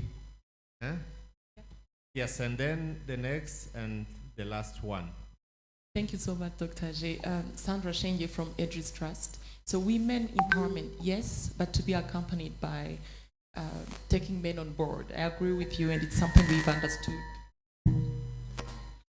which pushed us to, this one works better. Yes, to embed promotion of positive masculinities in our peace education intervention at Aegis Trust, which is working very well. We can discuss separately. But mine was, and I think it's linked to the question from the gentleman over there, about what does it take to make it work in an African context, which is patriarchal. How do we make sure that we take on board men and we do it positively? We don't create tensions or any sort of conflict. Does your question go to Makudo? Yes, please. Hi, my name is Juanita. I'm from Colombia. My question is also for you. I want to, first I want to say that in the world not only exists liberal feminism, which I think is really relevant for everyone also to understand it. And regarding that, I want to ask you if maybe in the recommendations that you identify, you also talk about the epistemologies of the South, like groups or women that are feminist as well, that works in Latin America and also in Africa, that talks about how to decolonize these liberal feminists. And if not, I highly suggest everyone to read that. Thank you. Decolonization of the liberal feminist theory. The last question come from this side.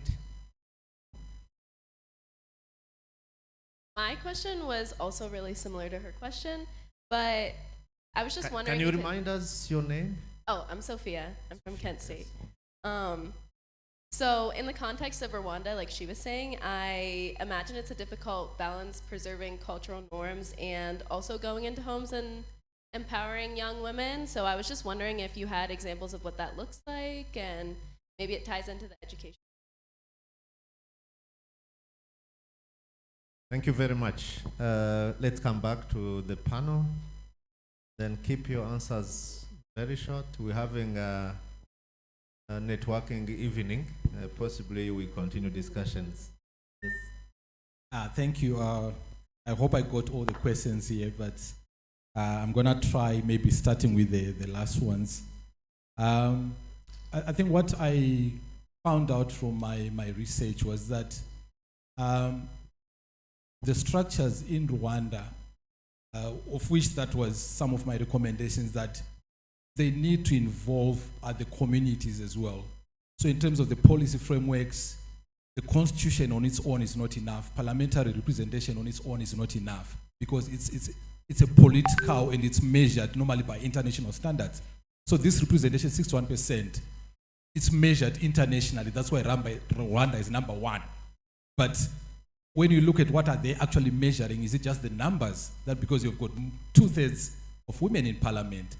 But when you break it down, when you start to speak to the women in the communities, you realize that that empowerment aspect is still lacking.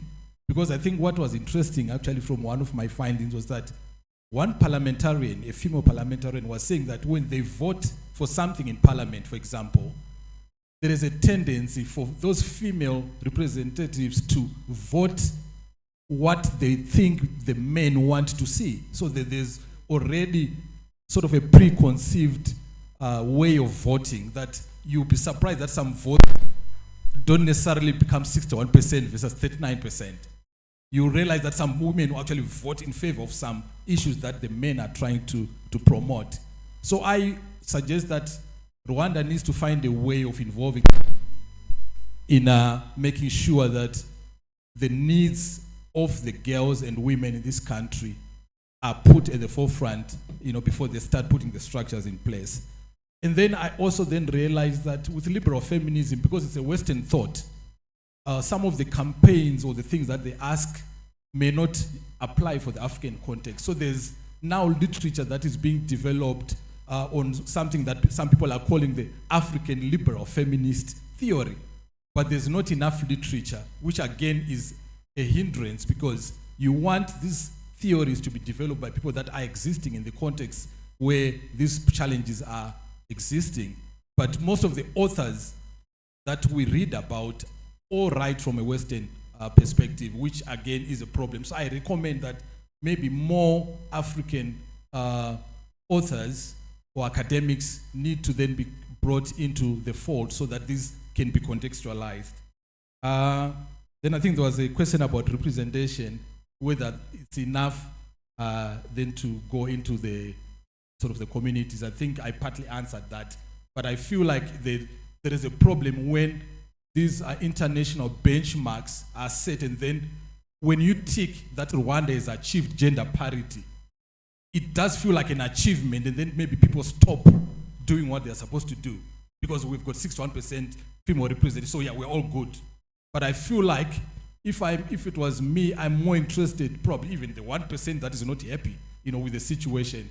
So I feel like there is more that can be done, and also to localize all of these arguments. I don't know if I missed another question, maybe.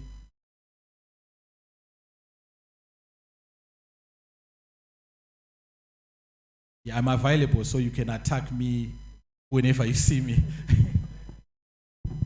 No, you have been far. I think you have addressed the question that have been asked, including Janita's, on how can we decolonize the liberal feminist theory and epistemology of the South.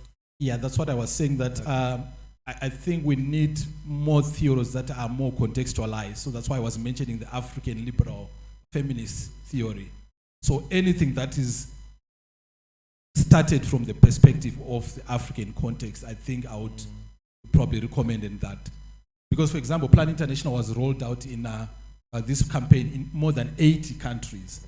So you can see that for the demands that they were setting out to match all the 80 countries that they were doing this Girls Get Equal campaign, all of these 80 countries have got different contexts.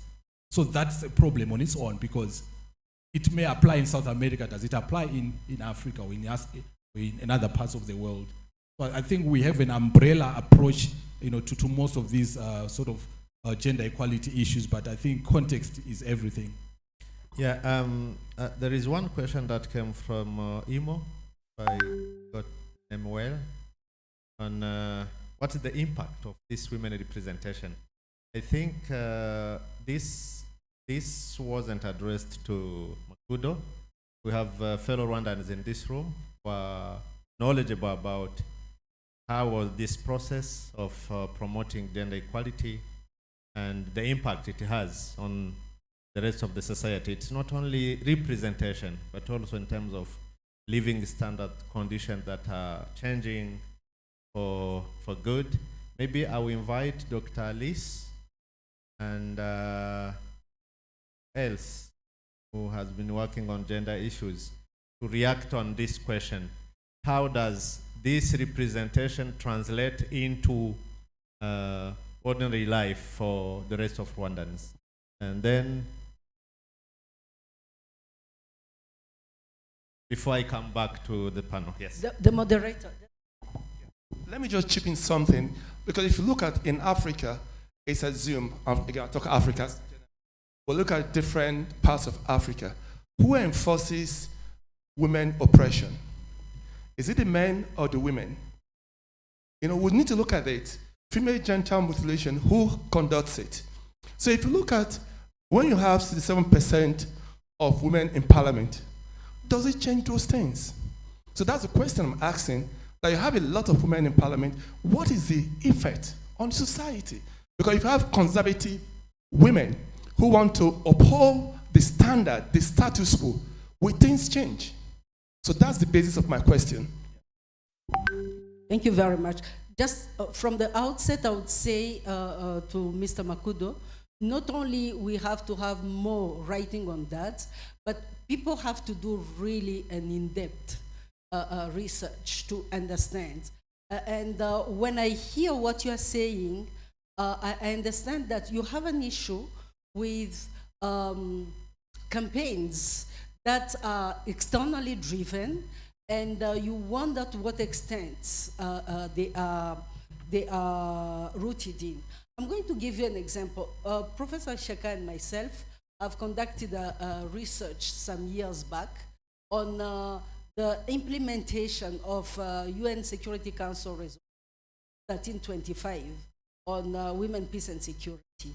And to our surprise, whenever we will go and meet the institutions that were supposed to implement that, we realize that they have done that and more, but they haven't called it necessarily UN Security Council 1325. What did it teach us? It taught us that independently of those campaigns, societies have their own dynamism of women empowerment. And if you study in depth Rwanda, and women emancipation and empowerment over the last 30 years, you'll see it has changed a lot with and without international discourse, which liberal feminist discourse, which concentrate very much on a normative perspective of women empowerment, saying in terms of equal rights. Now, did it change in the society? First of all, you have to appreciate that if we agree that Rwanda has its share of patriarchy, if we have women, we have long operated within the private scene, coming public at that level, it is a big advancement on its own. And most of the observers outside of Rwanda do not realize that it is not at that level only. It's not the parliament. It is also the private sector and all aspects of decision making. Maybe the academia being a little bit of an exception. But generally, in near 30 years, the advances of women presence in Rwandan politics in the large sense, not only politics, but policy making and so on. Now, in terms of impact, beyond the presence, there have been so much in terms of moving ahead. I'm going to take one example. Traditionally, when there were meager resources in a family, it will be the girl who will stay behind and not be educated. Perhaps what Rwanda takes from campaigns such as the one you are saying is also to get additional resources to send girls at school as well.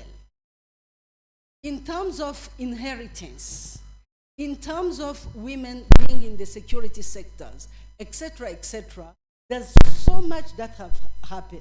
But now, the problem is not that. The problem is we are speaking here about structural changes that goes deep in what the society is and what it represented.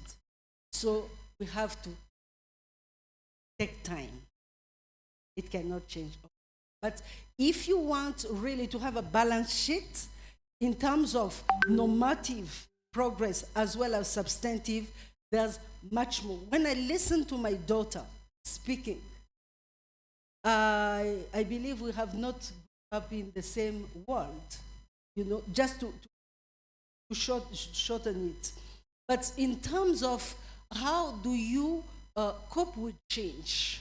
How do you, in a society that has experienced conflict 3 decades, in a society that has gone through one of the horrendous genocide, the stress that it has caused to society, if you put the stress of changing roles so dramatically, how do you accompany this change? I think that's where lies really the problem. Thank you. Thank you very much, Alice. In relation to the question, I wanted just to add one of the impact beyond the physical representation, beyond numbers, is related to land rights in Rwanda. And all discriminatory laws and practices had been identified by women organizations, and then they suggested changes and forwarded them to the parliament and were passed into laws that today are governing the relations between men and women. And Mr. Makudo has mentioned some, including the anti-GBV law, but also the land law. For me, this is a key milestone. I cannot sell my land because 50% is my right, the rest 50 go to my wife. So I cannot sell my land if my wife is not supportive. She cannot if I'm not supportive. Therefore, we have a number of material impact that emerged from this gender progressive policy, which doesn't mean that everything is good now. No, we still have issues, particularly tensions between social and cultural norms and the legal laws, if I may put it, legal frameworks.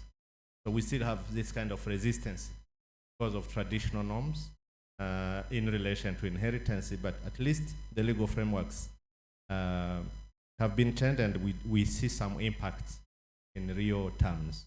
So I will turn to the group that worked on decolonization, knowledge, and the methodological aspect related to peace education. I think there was a question or two related to decoloniality before we can take the last round, because we still have about 13 minutes before we go for lunch.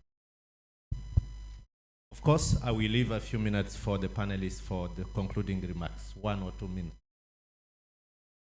To address Dr. Ellis, the question on the use of the term subaltern.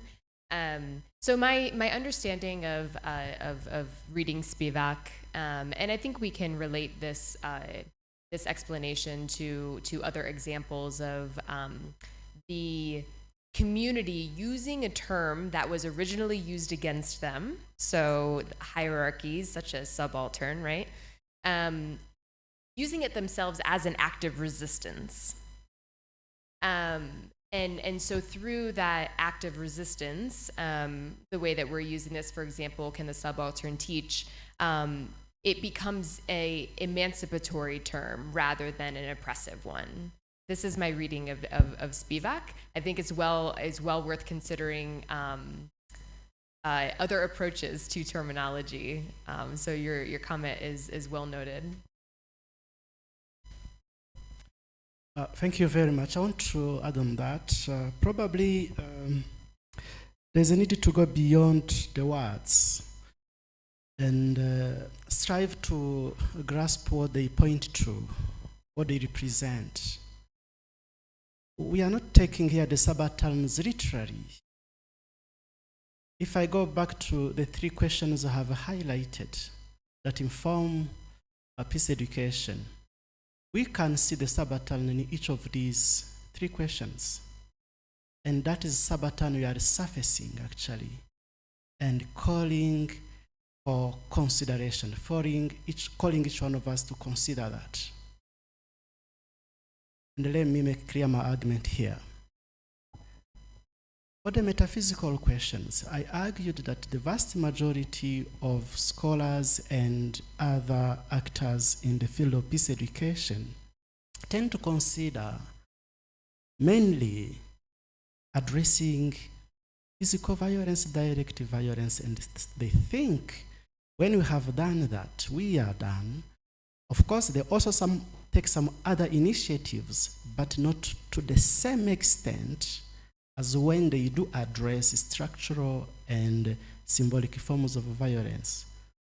And yet these are the ones which drive the direct violence. We are surfacing that structural violence, that cultural violence. We are surfacing it and saying peace education does not only working on people's behaviors, working on people's attitudes. That is also important, but most importantly, working on structures that orchestrate those forms of violence. Not only immediate structures, local structures, but also regional, global structures. Here the subaltern means that which you do not see physically, but is underlying and drives the whole process. So we should go beyond the word and see what it points to.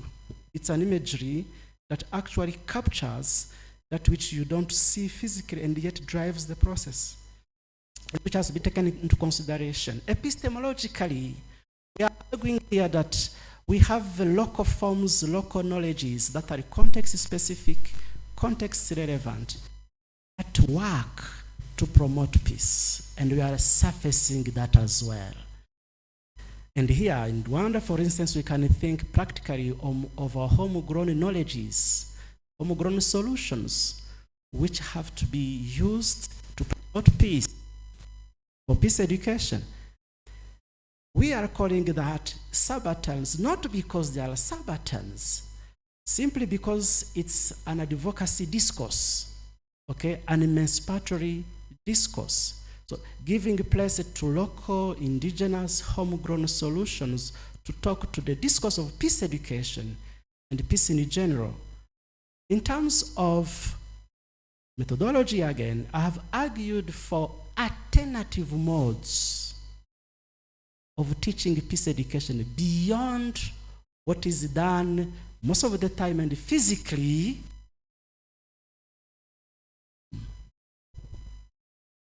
The teaching and learning in the classroom. I'm not saying that this is not important. It is important, but we are saying, can peace education simply be taught?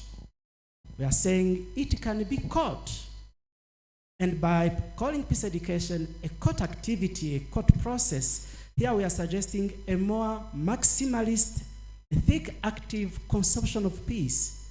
And look at what you are suggesting here in terms of alternative modes and venues of education. For instance, peace museums, sport, art. Those are things we tend to neglect. We are surfacing them. Those which we are neglecting, taking as of little, of minimal importance, we are surfacing them. We are not minimizing them, we are claiming for their legitimacy. That is the idea of surfacing the subaltern. Thank you very much. Thank you very much. Maybe we can take a few, 2 or 3 more questions before we close. We're supposed to go for lunch in the next 7 minutes. One, I'm happy enough because we had 2 questions. Please do not raise your hand if you didn't. 1, 2. Thank you. I'm Eddie Nyarugwaya. I'm from Rwanda Institute for Conflict Transformation and Peace Building. My question goes firstly to Dr. Sarah, in regard of the dominance of knowledge or Western dominance of knowledge.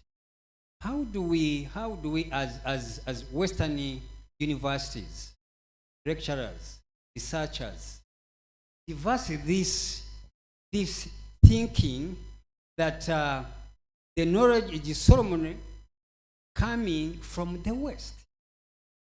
How do we embed? How do we mix or marry the Western knowledge and other continents, let's say south to south? Take an example. I want to rush.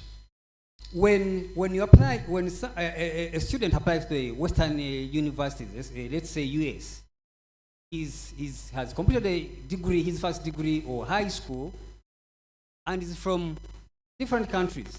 He goes or she might go a very severe hardship application process.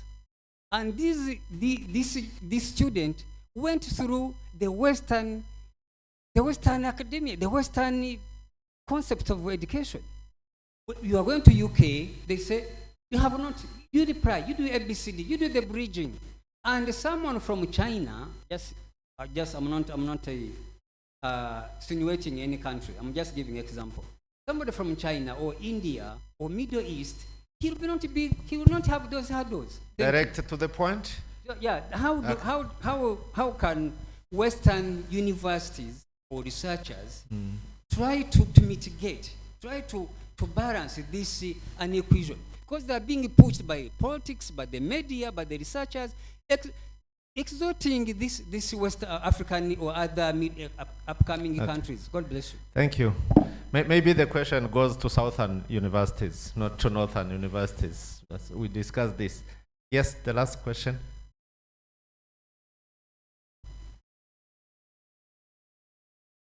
Clara Chu, University of Illinois. Thank you all for the wonderful research that you're doing.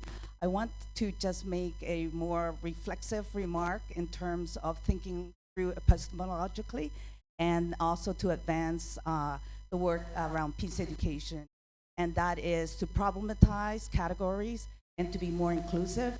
So if we're talking about gendering, then to consider the spectrum of what gender is beyond the binary, beyond male and female. And so there may be certain structures that's valued, but as society's evolving, then for us to consider the wider spectrum of gender.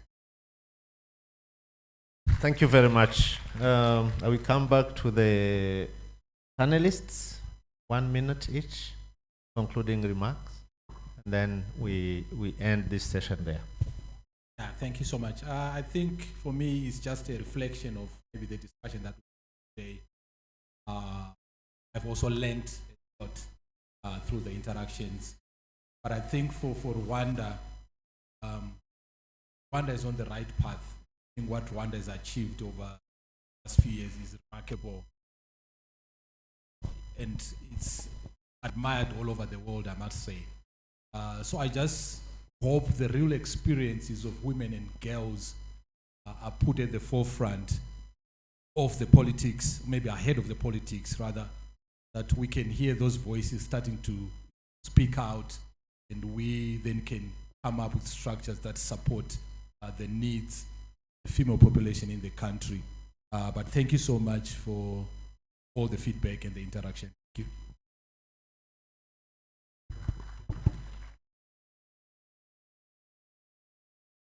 Thank you. It's always an opportunity for learning, and it was clear that when we talk about these categories of hierarchy, it's just a reminder that as much as a lot has been achieved, there's always room for improvement. And as my fellow panelists said, the questions that came actually in themselves were geared toward improving some of the information that we shared today. Thank you.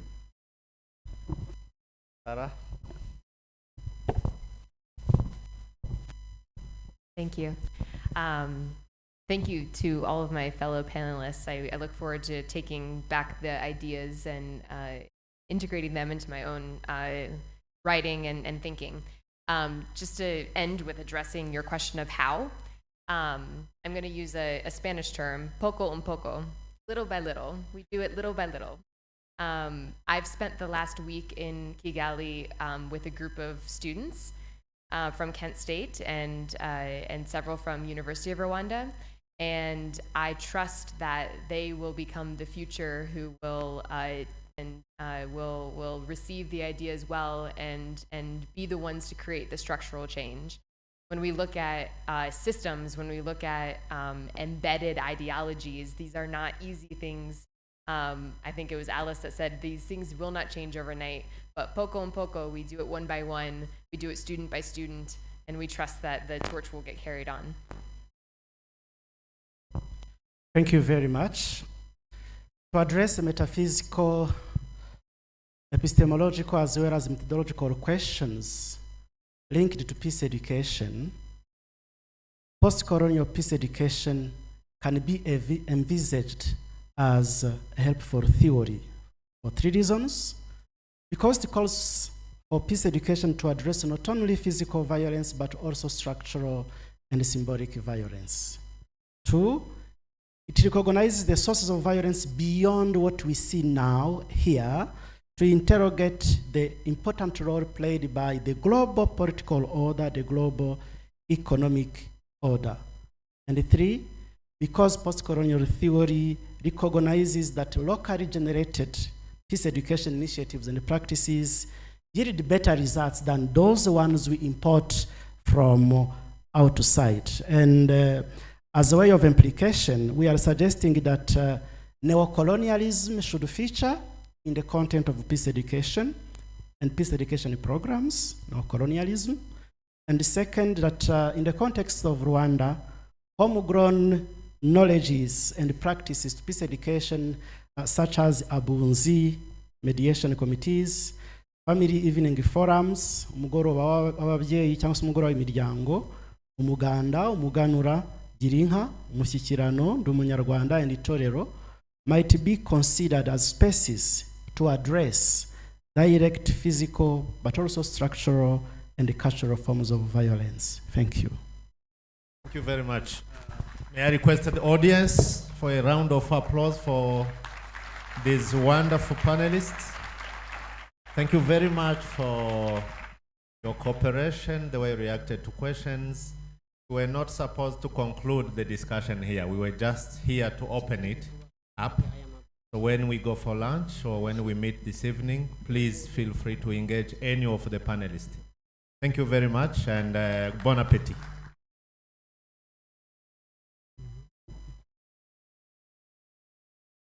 There is a communication, I think. Photo, yes. So we need a group photo.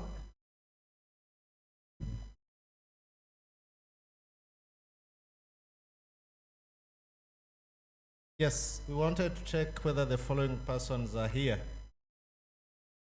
The Biagu Obiagu. The Biagu.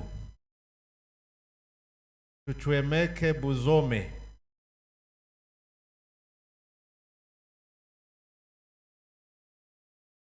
One is from the University of Buckingham, the other one is from the Delta State University, Buzome. I guess this is from Nigeria, and Nanman Nanudi Anero, Ignatius Ajuru University. Are you around? No, I can't see any hands. Maybe they are yet to arrive. So thank you very much. We needed a photo of the panel, just where we were before the break. Thank you very much. For the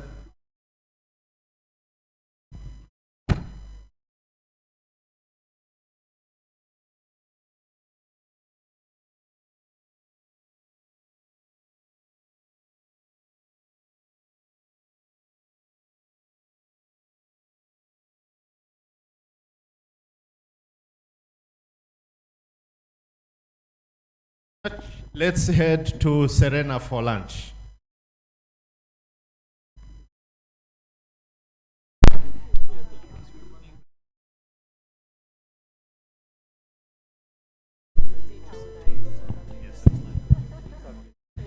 Yes, we come back at 1:15. I think 45 minutes are enough for lunch. 45 minutes. Let's do our best and be here at 1:15.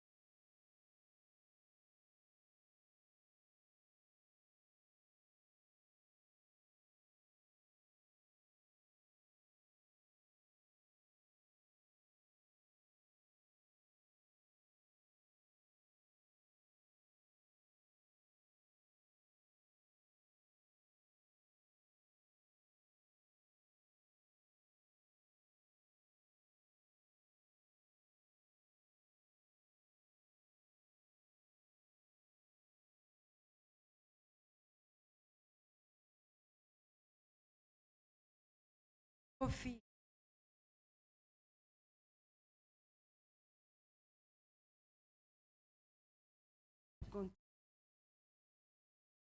Welcome you.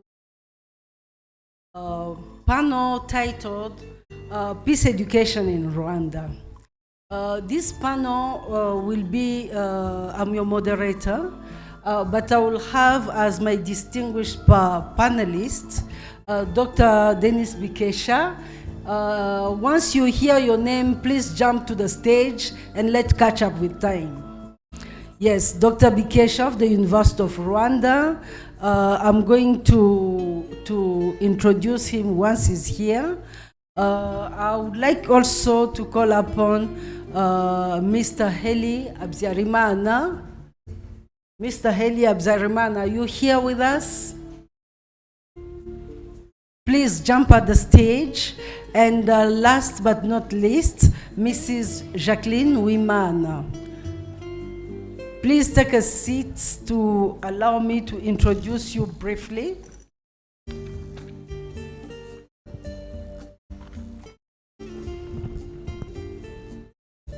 Yes, Dr. Bikesha is a lecturer of law, constitutional law, and transitional justice at the University of Rwanda, and other courses and other responsibility.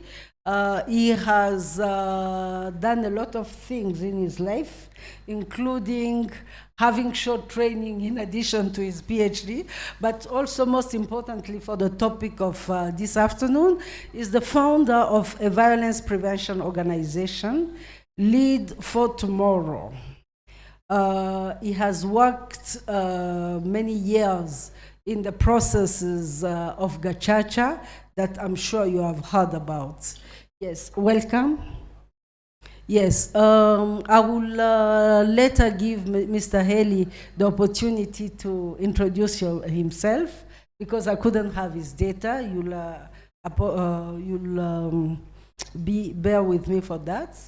Mrs. Jacqueline Wimana, she identifies herself as a Rwandan and the co-founder of one organization she's going to speak about called Umuseke. She works for Umuseke, that organization that she created since 2000, and she has been busy elaborating tools for peace education. And you can see that she's been doing that out of what is called formal education. So she would like to introduce us to some of the tools that she's been developing. She called it Le Sentier de la Paix in French, which is Path to Peace. So I'm going just to give a chance to Mr. Heli Abzarimana to introduce himself by taking him a microphone. And then very briefly, thank you. Thank you very much. I'm Mr. Heli Habyarimana. I'm a researcher and an educator, especially in peace education. I have been working with the Aegis Trust on research on the peace and values education since 2018 up to now. Thank you. Thank you very much. As you know, we are at least 50 minutes behind schedule. So we'll have a session of 30 minutes. The organizing team, is it okay? Yes, rather than the 1 hour 30 we spoke about. If she allows me, I'm going to turn to Madame Wimana Jacqueline to start, and then we'll move forward. Merci. Je crois que moi, je vais faire la différence. Je vais parler en français. Je m'excuse. You can see that I'm appointed translator immediately. With immediate effect. She will make the difference and she will say that. But 2 minutes and a half for that. Yes. Yes? Okay. Voilà. Je suis Wimana Jacqueline, comme on vient de me présenter, et je travaille pour l'organisation Umuseke. Umuseke, c'est une organisation rwandaise, et cela veut dire au rôle. C'est la ligne rose qui trace la différence entre la nuit et le jour. Pourquoi son nom? Parce que nous sommes nés juste après le génocide. Donc après le noir du génocide, nous avons souhaité la lumière de la paix. Vivre en paix et surtout avec les jeunes. Et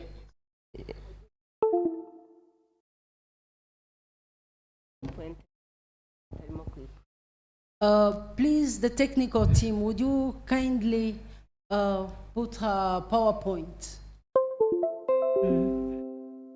Yes. Je peux continuer sans attendre le PowerPoint parce que ce que je vais vous dire, c'est mon travail de tous les jours. Ça fait 20 ans que je travaille pour Museke et je suis aussi la fondatrice de cette organisation. Alors, comme je vous le disais, ici, je ne vous parlerai que de la recherche-action que nous menons. Simultanément aux animations que nous faisons, nous récoltons des données venant des jeunes avec qui nous travaillons. Donc, lors des animations, nous posons la question aux jeunes, c'est quoi la paix? Pensez.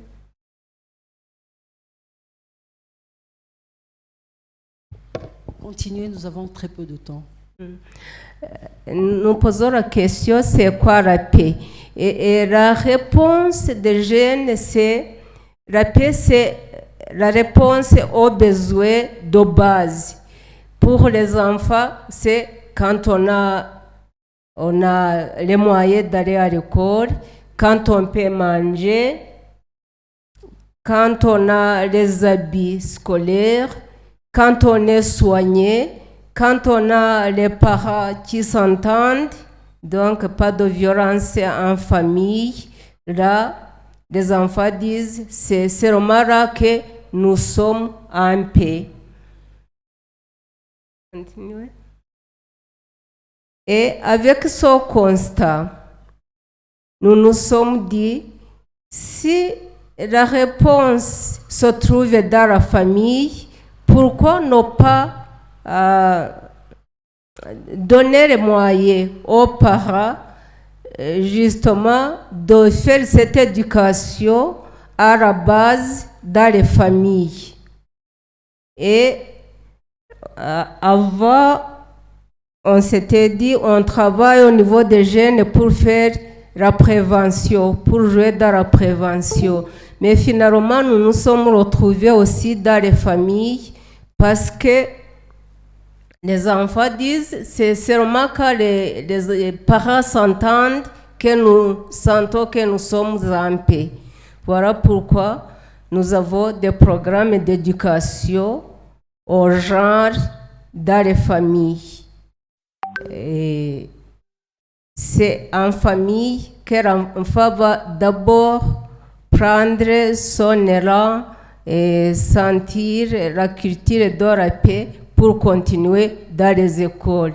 Et dans les écoles, heureusement que nous avons dans les programmes scolaires quelques thèmes sur l'éducation à la paix, mais aussi les organisations de la société civile comme la mienne.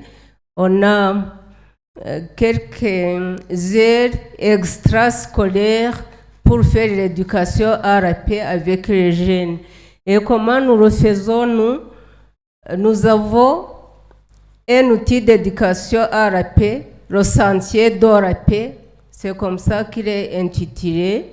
Et c'est un outil fait avec des images. Les images déclenchent un débat. Et dans le débat, les enfants doivent répondre à la question, c'est quoi la paix? Je viens de partager avec vous ce qu'ils en pensent.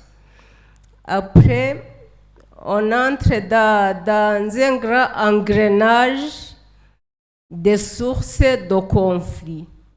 Les sources de conflit sont universelles. Pour nous, on parle d'illusion de sens, de généralisation, de préjugés, des rumeurs, de discrimination et du bouc émissaire. C'est sept thèmes qui montrent, qui sont dans les sources de conflit.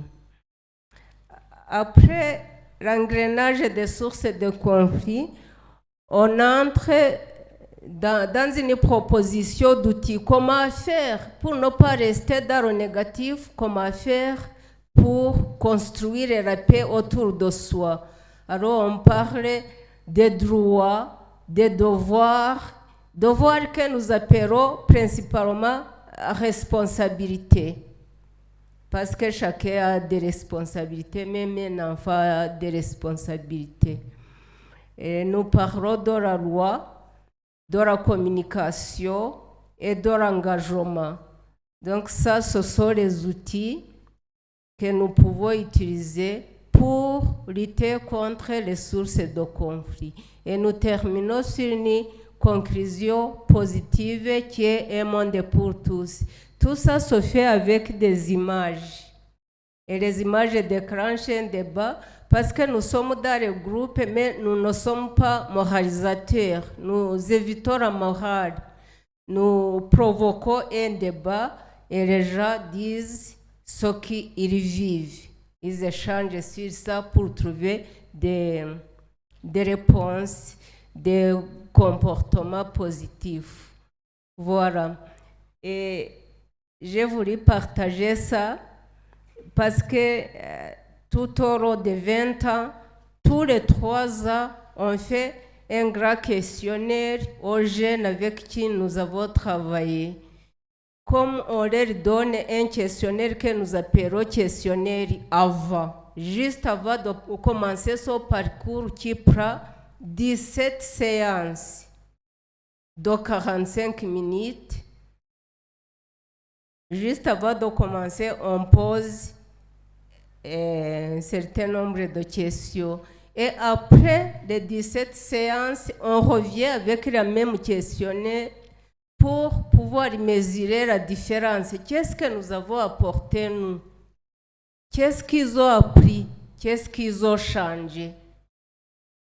Et 3 ans après le dernier parcours, on revient dans le même milieu pour poser les mêmes questions, pour voir s'il y a vraiment des changements qui sont restés dans le milieu.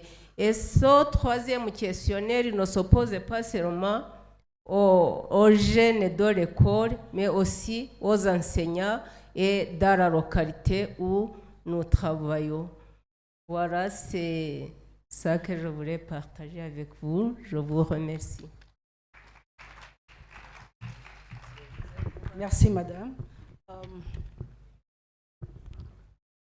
Very briefly, she wanted to, first of all, explain the meaning of the organization she founded and that she led, which is called Umuseke. Umuseke means the dawn.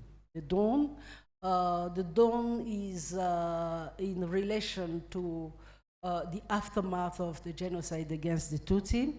So she's been working in that organization for 20 years. What she wanted this afternoon was to share with us one of the tools they have developed to do peace education with a very interesting pedagogy. So this tool is elaborated on the basis of action research. And the whole presentation was very much to elaborate upon how they do it. So they began the process of 20 years ago by first of all trying to understand what's the term peace evokes for the youth. According to what they have found, it has a lot to do with responses to basic needs, education, food, health, family good atmosphere, as well as ability to have what it takes to go to school. Initially, they started by trying to go towards prevention, and then they thought that the more they were doing research, the more they realized that the family setting was central to what was representing peace for the segment of youth they were working with. As a result, they developed a lot of tools around gender education, culture of peace within the home.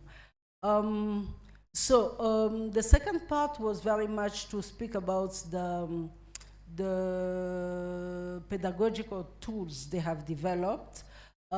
They think about it as extracurricular activities, and because they don't want to be judgmental, I'm quoting her, they prefer to use not a leading approach, but try to use images to have the youth, the prompts, they use prompt for the youth to react. And on the basis of those images and what the training audience speaks about, they develop now tools. So they create a lot of space for debates, understanding what are the causes, what are the sources for the absence of peace, what are the responses. And among the responses, they have found out that rights and responsibilities as well as duties constitute something important. Now, in terms of methodology also, the process I mean, they tend to use 17 sessions per group, and they take 45 minutes for each session. So they bring a big questionnaire before, and they try to see if at the end of the sessions, the same group has the same ideas.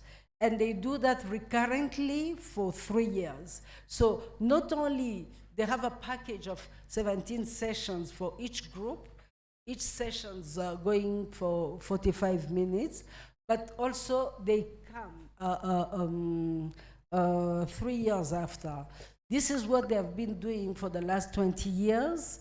And yeah, I'm sure you'll have a question about that. For the moment, let me allow my next panelist to chip in. Mr. Habyarimana, it's yours. Maybe take the mic.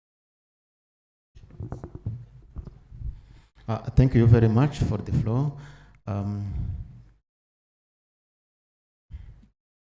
Let me wait while they are uploading the slides.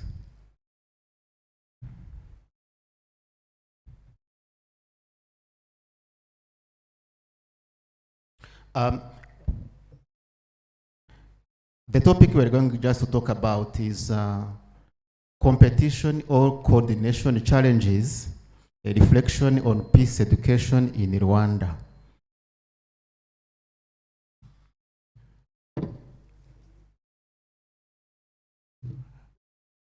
Okay. I think we may continue, and afterwards, when they are going just to display in order to avoid wasting time. So, competition or coordination challenges, reflection on peace education in Rwanda. This topic is coming from research that was conducted from 2020 up to 2021, and that's where it is drawing much of its data. So the research was called the Research-Led Peace Education as a Crisis Prevention in Central African Republic. It was a collaborative research project that ran, as I was saying, from March 2020 up to December 2021. and it was funded by the British Academy. It was a collaborative research work that brought together a big pool of researchers, about 12. So, and we covered more than 1 year and a half.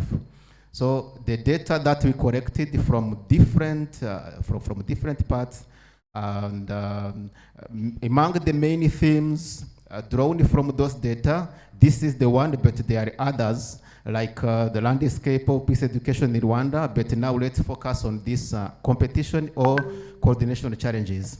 Going next, in part of literature, you know that peace education aims at promoting knowledge, skills, attitudes, values needed to bring about behavior change, to prevent conflict and violence, both overt and structural, to resolve conflict peacefully, and to create the conditions conducive to peace at different levels.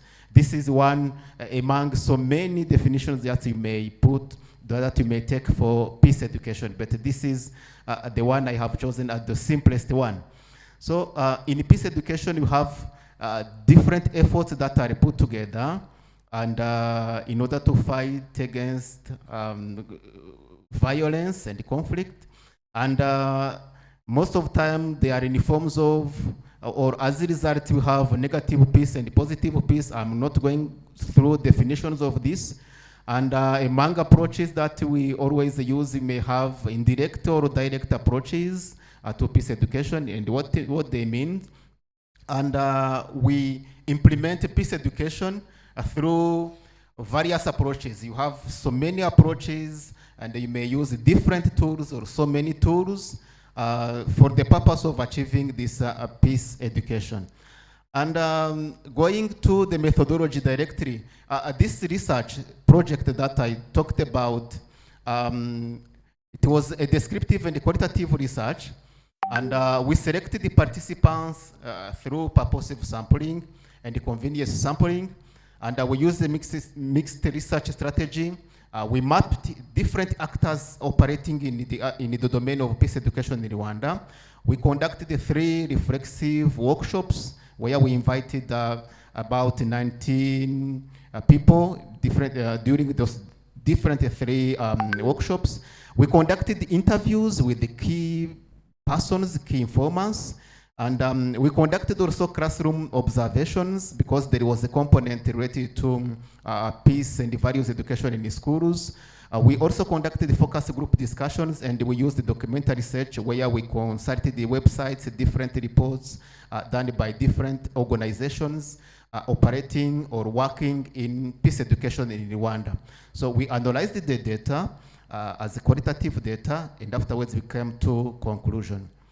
As I said, the competition or coordination challenges, it means we have efforts, we have achievements in peace education in Rwanda, but when you look closely at how it is working, we find different difficulties, we find tensions, we find contradictions, and even we find competing actions and even competing actors, and different aspects, and competing materials, competing tools. Or you may wonder, is there a problem of this competition, or there is a problem of coordination of all of those actors or materials or efforts? And we have also found different coordination loopholes. And this competition or this lack of coordination, where can we find them, or where did the study find them? First of all, actors. Looking at actors in Rwanda, in peace education, you have a vast array of actors, different actors. Some are registered and others not registered. Some are working formally, others are working informally. Some are trusted and others are adopted. So to me, when you look at the work on the perspective of actors, that's what we have come across with.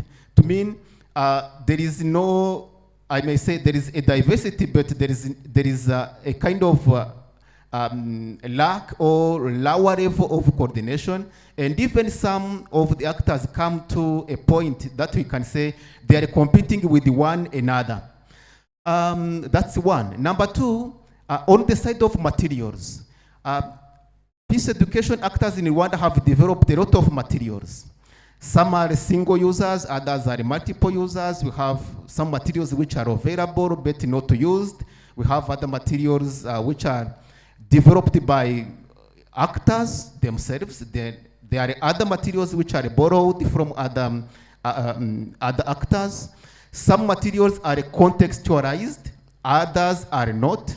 So when you look at them, you find also that there is this lack of coordination, there is this kind of competition where even some materials are contradicting others, or they are not in harmony with one another. So that is another challenge. There is a tension or contradiction that you can find. Target audience. Peace education in Rwanda, we have an audience.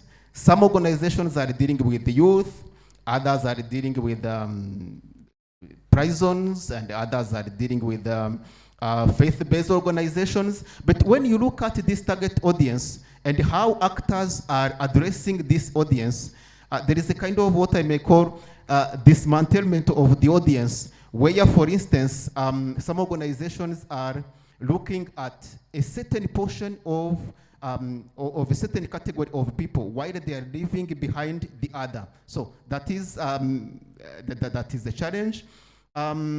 Sometimes there is a kind of segregation. We come across this kind of segregation where, for instance, in some schools, they welcome some actors and do not welcome others.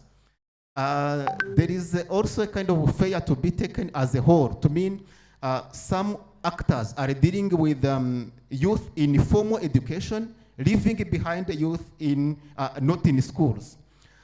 Approaches. When we look at approaches that are used by different actors in peace education in Rwanda, you have a very big variety just of them. We have some are community-based, others are transformative mediation. You have social instructive dialogues. We have approaches like Amataba in Kinyarwanda. We have other approaches like Ibiganiro Mvuramibanire. There are other actors which are using edutainment, others which are using narrative-based approaches. So this is a variety of approaches just organizations and actors are using. Sometimes some are competing with others, and when you look closely at them, you find that there is a kind of a lack of coordination so that they could bear more fruit, but unfortunately because of they are not well coordinated, sometimes there are loopholes, there are gaps. Looking at the content that actors provide, the competing aspect in the content that is provided in peace education in Rwanda, we have some challenges, or we have some loopholes. We have different content, and some contents are contradictory. For example, we came across some contradictory narratives: family, children, school, family, or school and home. The content provided by government institutions, sometimes conflicting with the content provided by civil society organizations. That's like what? Sometimes we have cases where some content are refraining from openly expressing personal wounds or stories.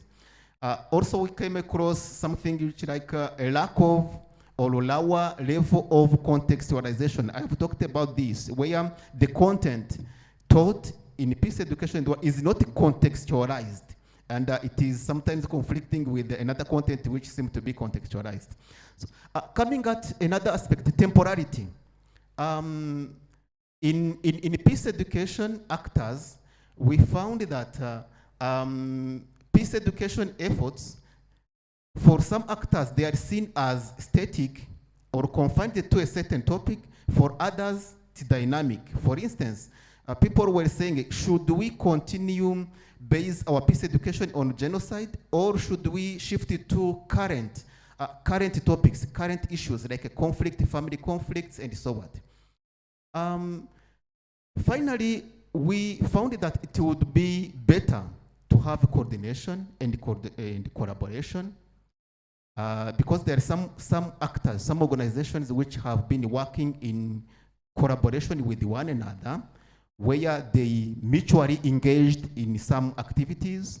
Some actors are accompanying others' initiatives, and other organizations are working in open collaboration for success, and they were testifying that when they work in collaboration and when their efforts are coordinated, they are able to achieve more.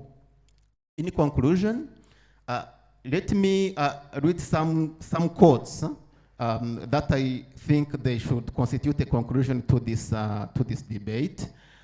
Peace education recognizes that the process of deciding about the priorities, content, and approaches to peace education must include a wide range of actors.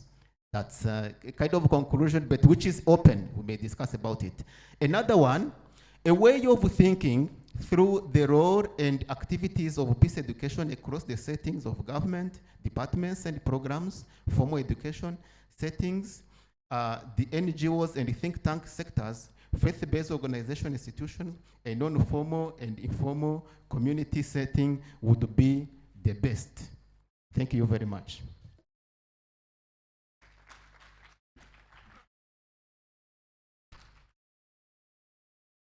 Thank you very much. Without much ado, I'll pass to the Dr. Bikesha Dennis on the role of natural law in promoting peace education.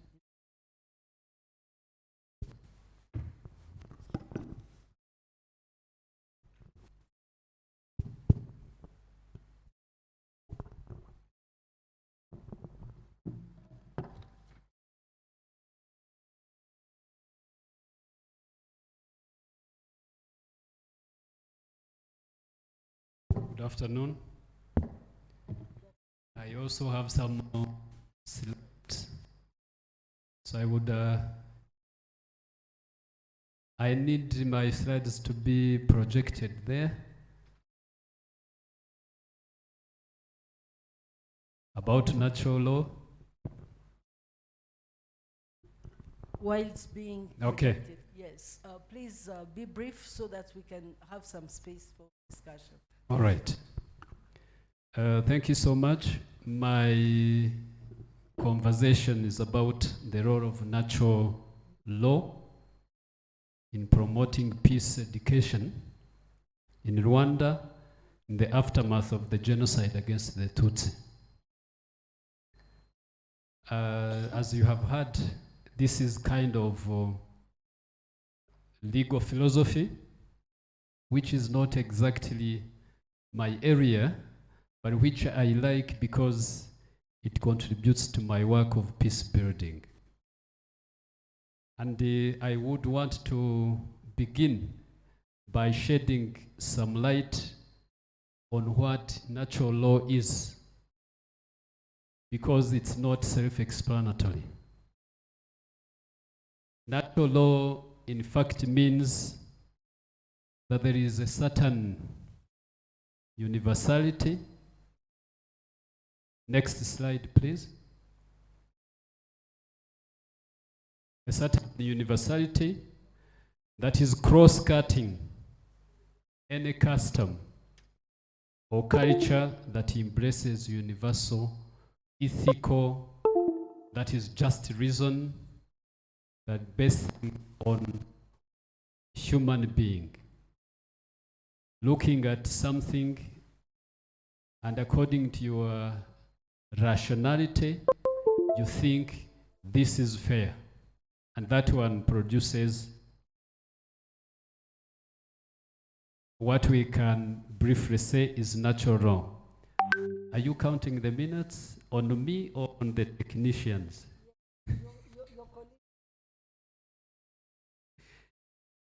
Okay. But they had projected, so they decided.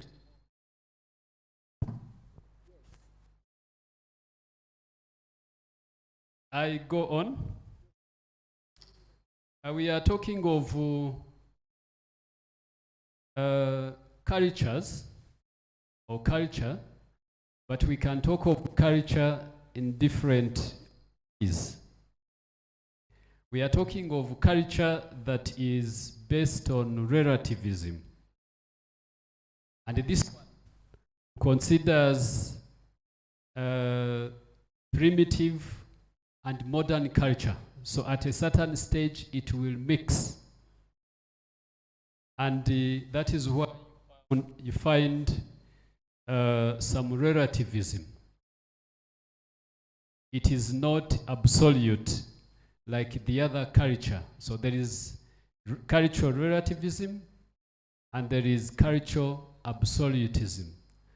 So with cultural absolutism, the society is conservative with its culture. And this is what will contribute learning to what is natural without bringing in what is going to be contested. In other words, next, when we talk of natural law, it should be differentiated from law of nature.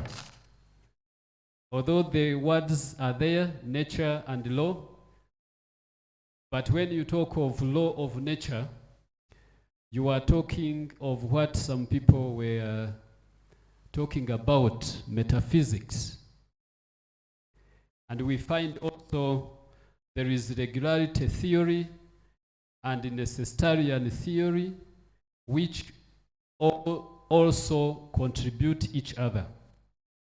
I brought an example in the presentation, which is based on physics. The physics I got in my primary or secondary education is about gravitational force. At least everyone knows that if you throw an object in the air, it will be attracted by the earth, and there is a gravitational pull. So that is the law of nature. It is something that you cannot debate for it to change. And when it dictates facts, then it brings necessitarian theories. And when we are talking of nature, when we are talking of natural law, we are also getting natural law mixed with what we have as morality and even with what we have as legal aspects. And in natural law, most of the time when we are talking of morality, we are including values. So it is important that in peace education, we include values. We base on values. In Rwanda, this has worked because Rwandan values have been identified and are known. They have been even documented. They have been categorized. The category of values we have next, we have values that promote social relationships. We have values that promote good governance and patriotism. Next, the technical team. Next slide, please. We have values that promote work and development. We have values that promote gender and equality. We have values also that have been obtained from foreign culture. So Rwandans do not have a conservative value, culture. It may be influenced by other cultures. And this, I got it from a report that was authored by the National Unity and Reconciliation Commission, which is no longer in place, but now we have the Minubumwe, which is Minister of Unity and Civic Engagement. So when we talk of Rwandan values that are in place to have social relationships that are positive, They can also be categorized in two. That is unity and nobility. I don't know which slide. I need you to go to the slide that has, I have already finished that. No, you are going behind. Continue. Continue. That one. The core values we have are divided into two main groups. We have values that promote unity, and we have values that promote nobility, according to this report. And the values that are promoted, we have values. Number one is Rwandaness. We could say ndu Munyarwanda or Bunyarwanda. But we have also this value that is based on covenant, igihango. I happen to remember something that is not in the report, that igihango comes even as a result of what we call kungwana. Kungwana, which is like blood bond that is created between people, either to create a friendship or to strengthen their friendship. And it is believed by Rwandans that if you have a special bond like that, and you happen to betray or to do something bad for your friend, you have to die immediately. That is the belief. And this has created, of course, that unity, but it has also created people being honest and faithful to each other. When you continue with values, you find that there is this value of conviviality, socialization. People want to socialize over beer, over something that can be eaten. People have to give each other, like in a neighborhood, the fruits of what they have harvested and share. Dr. Vikesha, can you go to the conclusion? Okay. Towards the conclusion, I'm looking at whose role is it and who is supposed to this use. Continue with the slides, please. In my presentation, no, continue. This is where in my presentation, I'm talking of this quote. It is good that children inherit and learn everything positive from their parents, and better that they can perform it. So this is a scholar, and we have been, next please, we have been getting these values taught at Fireplace, but these days, next, we are getting these values being in our conversation at home, at school. According to research, we are emphasizing that kids should get these values because their brain develops about 85% when they are 5 years and below. Next is about what I have experienced in the organization Alice told you. You look at that wire. When we had talked with women about peace education, a story came up that one woman was punishing her kid with a wire. And the reason for punishment was only that this kid was going away and spent some time away. Was done.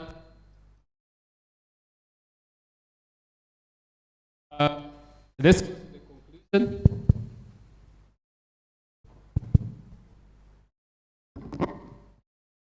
Please. The conclusion I have is that natural laws carry with them different values and attitudes that that may appear in terms of moral and legal theories. They should be taught as part of peace education, and this is not one person's responsibility. It should be done by all good people to avoid triumph of the evil, because all that is needed for the evil to triumph is to do nothing. Thank you.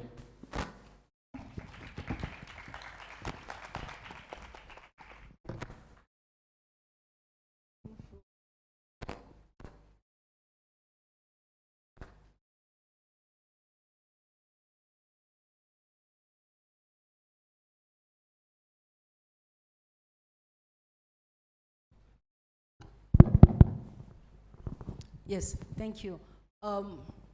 Before, as you see, time is not our in our side. We still have 2 panels. So we're going to try to manage the time we have. Very quickly, I'm going to ask you, all of you, the same question before opening to the floor. So I'm going to start from you, Dr. Bikesha. From your long experience of working at different levels of where peace has to be built, what do you think should be the most important targets? Because Mr. Habyarimana has been speaking about the target audience for our training. So who should we capitalize on in terms of peace education? What is the most pressing issue? And what is the best methodology? So I start with you, but I'll ask exactly the same question to others. Very concisely, can you tell us from your experience what should be, because we have different categories in our society, who should have most of our attention when we speak about, yes. Yeah, thank you. Concisely. Precisely, I would say children. What do you mean? I have mentioned that children below 5 years. Below 5 years. Yes. Thank you. And what is the most pressing issue, according to you? The most pressing issue is the culture of violence. What does it mean? Instead of people practicing what is interpreted as peace, the brain develops, because it has been researched as a finding that all the hearts are the same, but the environment changes the hearts of people. Your heart is my heart, but when the environment is different... Do you think so? Yes, that is what I believe. So, but precisely, if you can put your finger on, what is the pressing issue? What is the topic that is the number one most important? Number one most important is the rights. Okay. Yeah. Yes, and what is the best methodology for studying rights as a tool for building peace? Yeah, the most methodology is the talking to parents about rights, and the parents will talk to their children at home. Thank you very much. Over to you, Mr. Habyarimana. Thank you very much. Yes. I'm going to give my answers within the scope of the research. Very briefly. Very briefly. You asked what about the audience. Yes. I would say that I may not say children or what, all people from the lower up to the upper age, from birth up to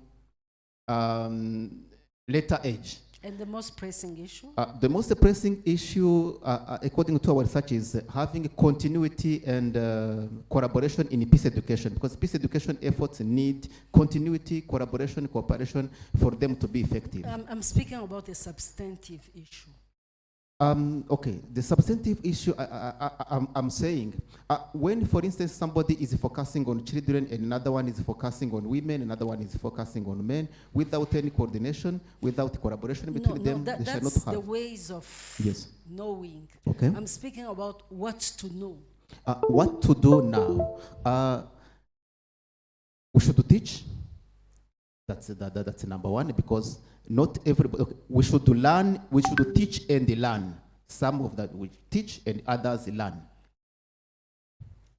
Thank you very much. And something about methodology. You asked about the method. What is the best methodology in peace education? You speak about coordination. That's why.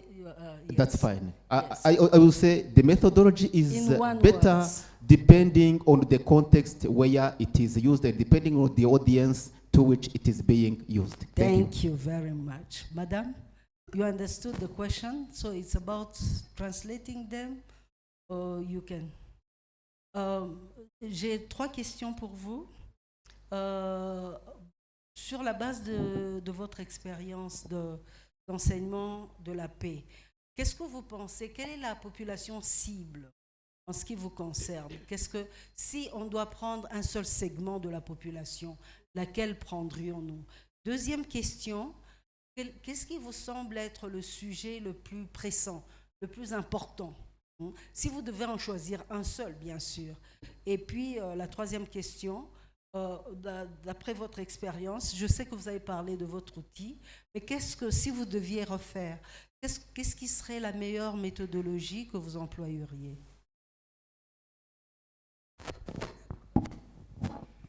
Merci. La première question sur la tranche d'âge qu'il faut prendre en premier. En Kinyarwanda, on dit igiti kigororwa kikiri gito. L'arbre ne se redresse bien que quand il est jeune. Donc, je me dis que les jeunes enfants, les plus jeunes sont à prendre en premier. Donc, qu'ils grandissent déjà dans la culture de la paix dès le jeune âge. Je me dis, si on me demandait l'âge, je dirais même dès 3 ans. Parce qu'à 3 ans, on peut apprendre à partager, à respecter les autres. Voilà.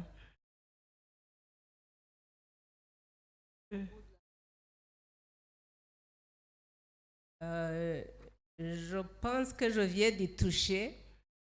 Si le respect, si les gens apprennent à se respecter les uns les autres, le respect serait en premier parce que si on se respecte, si on respecte la chose publique, je pense que là, il n'y aurait pas de conflit très peu autour de nous. La meilleure méthode, ça dépendra de la tranche d'âge. Pour les enfants, il faut y aller avec les jeux. Et pour les adultes, il faut y aller avec le débat. Et dans mon expérience, je me dis qu'il ne faut jamais être dans la morale. Il faut laisser les gens apprendre et communiquer ce qu'ils ont à amener. Et ne pas leur dire il faut faire ça, il faut faire ça. Non, il faut qu'ils prennent eux-mêmes des décisions. Voilà, merci. Merci bien. In summary, for the first question of which is the target, according to her, she said to take them very young, saying that, translating a saying in Rwanda, that wanted that the tree can be corrected once still young. So 2-3 years was what she was proposing. As per the most pressing issue, she elaborated on respect as being central. to peace education. Methodologically, she privileges non-directive methods that would tend to trigger, to help the learner take out, find on its own, like Socratic method rather than a directive one. And also, of course, because of her target audience, she thinks very much about the games as a tool of peace education. So with that, I'm going to briefly open the floor, not because I want to be mean, but time is not in our side. I'm thinking about the colleagues that have to come. So if you allow me, I'll take 3 questions. 3 questions, and yeah, if you ask them very briefly, we can have a second round. Professor Age, yes? Have plenty of microphone. Yes? Thank you very much. I will keep my comment very brief. It won't be a question, but it's related to the presentation by Heri Habyarimana.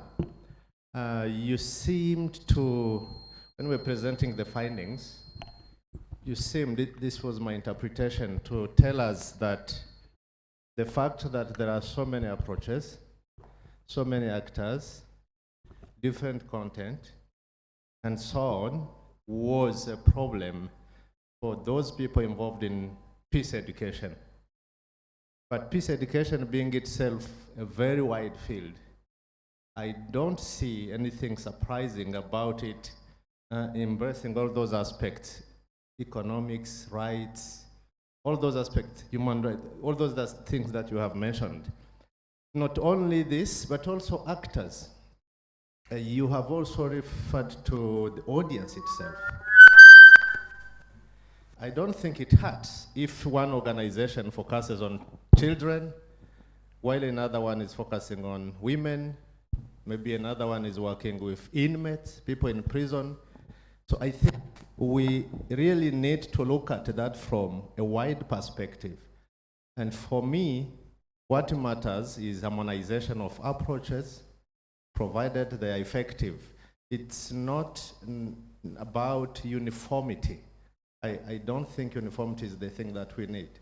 We rather need making an impact through kind of harmonious interventions, productive and effective approaches, whether we use many people, whether we target different audiences.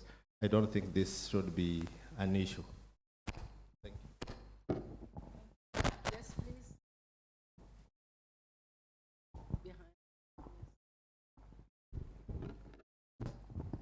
Thank you very much. Question for Dr. Dennis Bekisha. I like your presentation very well, especially when it talks about the question of oath-taking and its implication, in building friendship.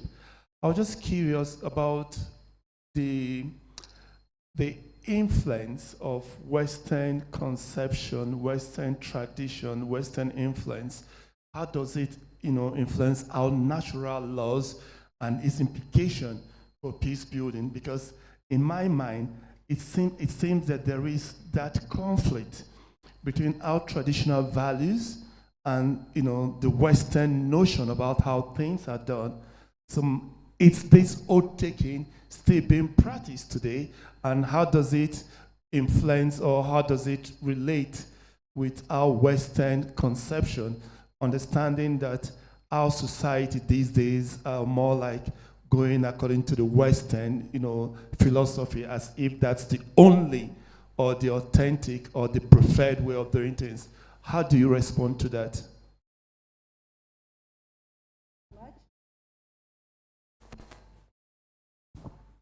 Innocent Rugaragu, CCM UR.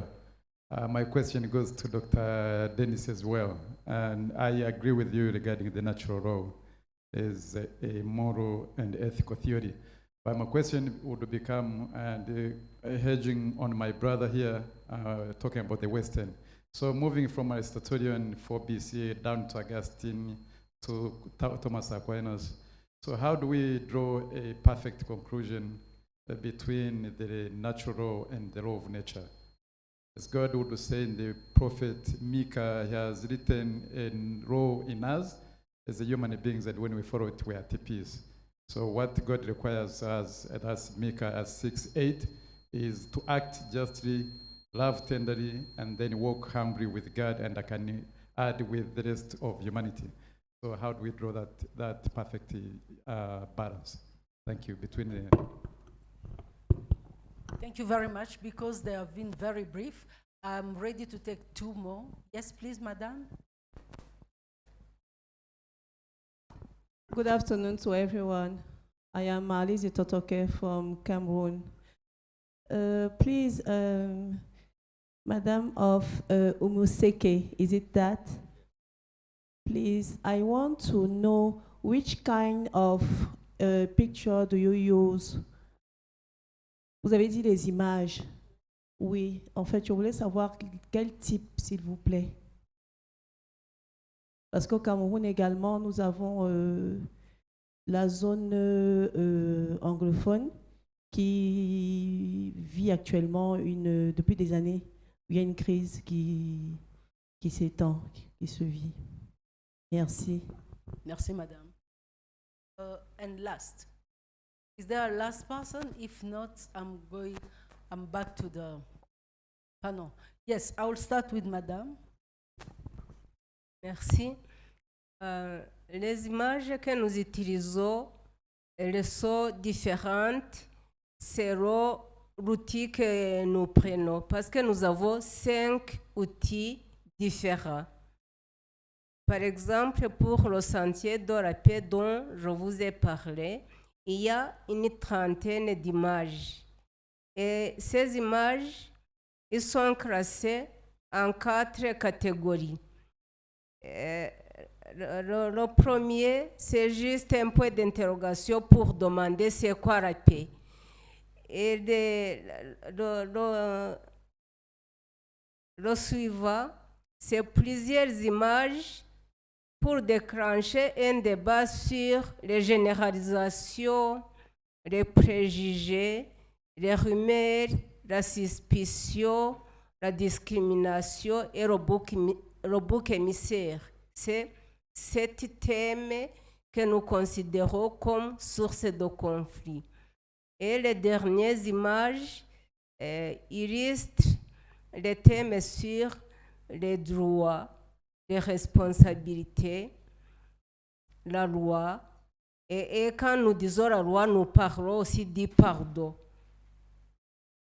la communication, l'engagement.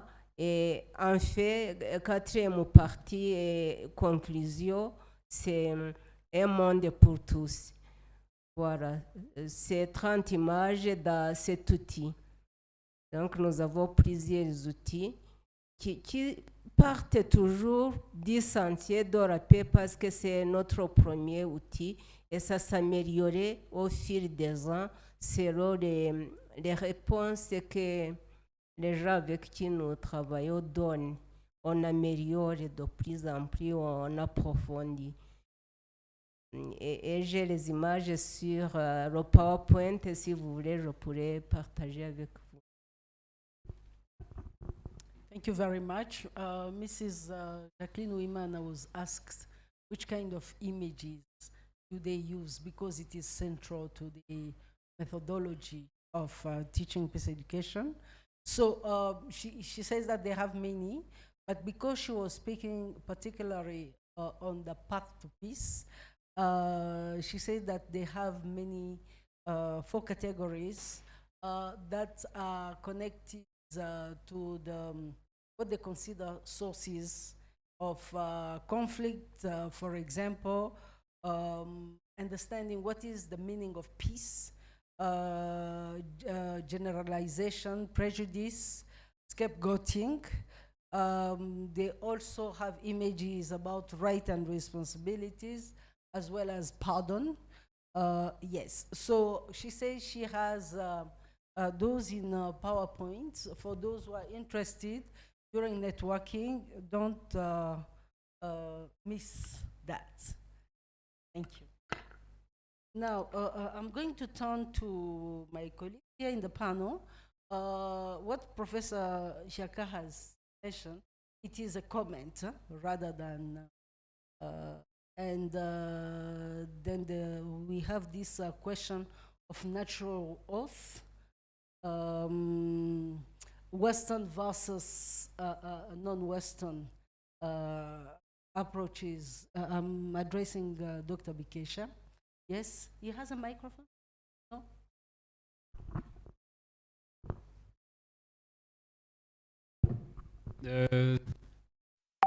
I need to begin with the question from my colleague Innocent, who is supposed to educate me on this. But what he has asked is that when we are talking of natural law and in opposition to law of nature, we are getting two situations that may put us in what I can call maybe a conservative nature again. Because we are talking of morality. Morality, for example, that we get through the scripture.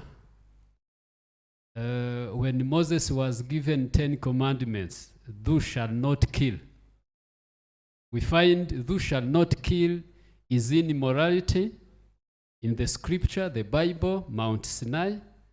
But we also find thou shalt not kill maybe in the Constitution, maybe in other laws, the penal code. And this is why we are talking of natural laws coming to be in terms of ethical and in terms of law. That is the confusion, but again also I think it should be a good story that maybe natural law is becoming a source of law in our constitution making and other laws. That is what I can say about that. But there is something that comes to crown it. After all of these natural law, there is also the positivists that come and will talk about other things that may not necessarily be in line with the natural law. Collins is talking about, I can summarize it as traditional views vis-a-vis modernity.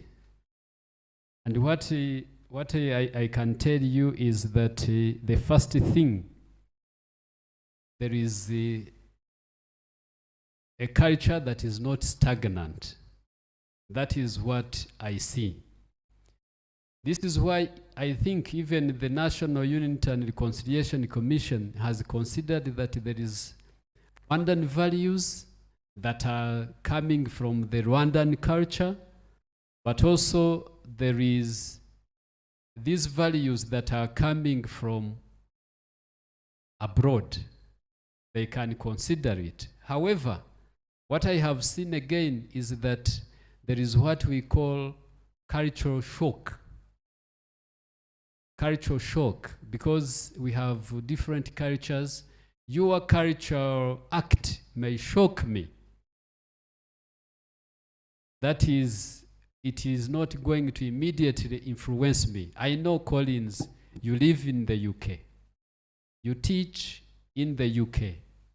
But you know the story, for example, in the church, the Anglican church, between the Bishop of Canterbury and our African bishops in the Anglican church. They have agreed to disagree on some terms, although initially this has been the same church. And probably the same church with sects. I don't know what is going to follow, but you know the story is that our African bishops in the Anglican church totally disagree with the Bishop of Canterbury on some rights. Can you conclude? Can you conclude? Yeah, I'm done. Thank you. So because you are done, we are going to have you make a brief comment on the comment. That's fine. Brief. One or two words. I concur with Dr. Ajem in peace education, it's a dynamic process, not a static. Having different actors, having different approaches, that's good. And in Rwanda, according to the research, so many achievements have been got. People have been working very well, but we should always wonder what can be done for better or for improvement. These actors, if you have 100, how can this 100 work so that we may achieve more? Approaches, we have 2, 3, 5 approaches. What can we do so that these approaches may bear more fruits? The audience, we have initiatives have reached the youth, the children, prison have said, but what can be done so that all Rwandans and even beyond Rwandans may benefit from this peace education endeavors and initiative? That was the purpose, the target for our for this topic. Thank you. Yeah, welcome. Thank you very much. Now I'm going to ask each of you to say one last word, and we're going to conclude. Starting by Madame. Merci. Qu'est-ce que je peux dire en dernier?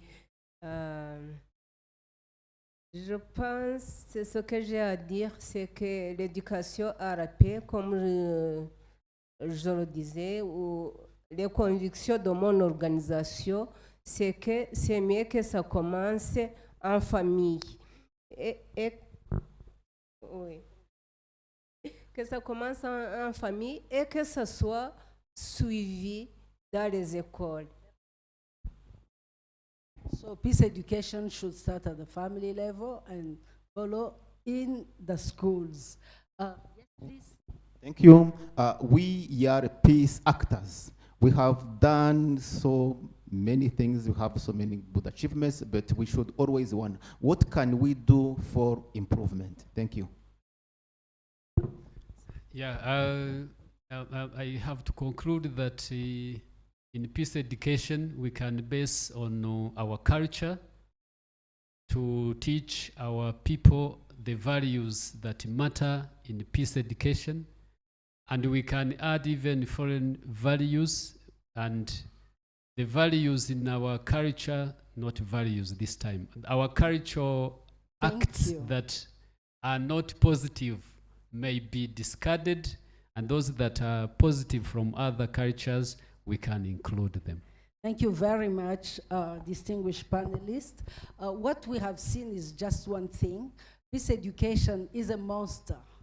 So it has many tentacles, and it cannot be uniform. So it's important to have that in mind as we are moving forward towards developing, improving, as he said. May I ask the distinguished audience to provide a round of applause to my distinguished panelists. And may I apologize for having been a dictator. Time was not in my side. Thank you very much.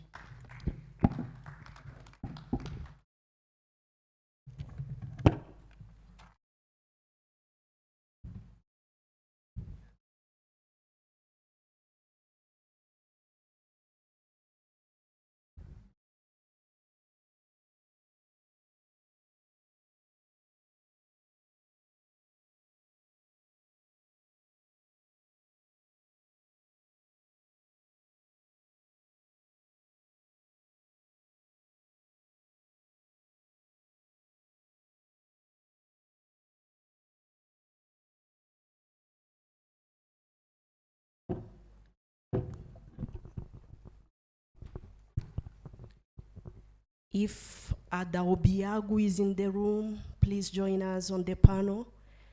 Ada Obiagu. If you are in the room, please join us.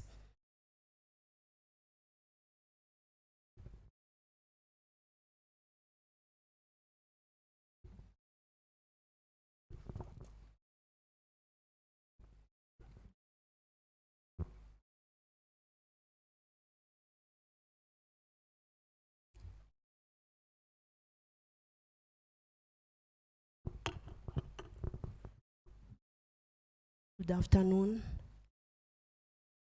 Good afternoon. Can you hear us? Yes. We know time, it has been long since the morning, but we request an hour to present to you what we have to present. So my name is Diane Gassana. I work for Regis Trust. I'm surrounded by Buzome Chukwemeke and Professor Anero Nnamdi from Nigeria.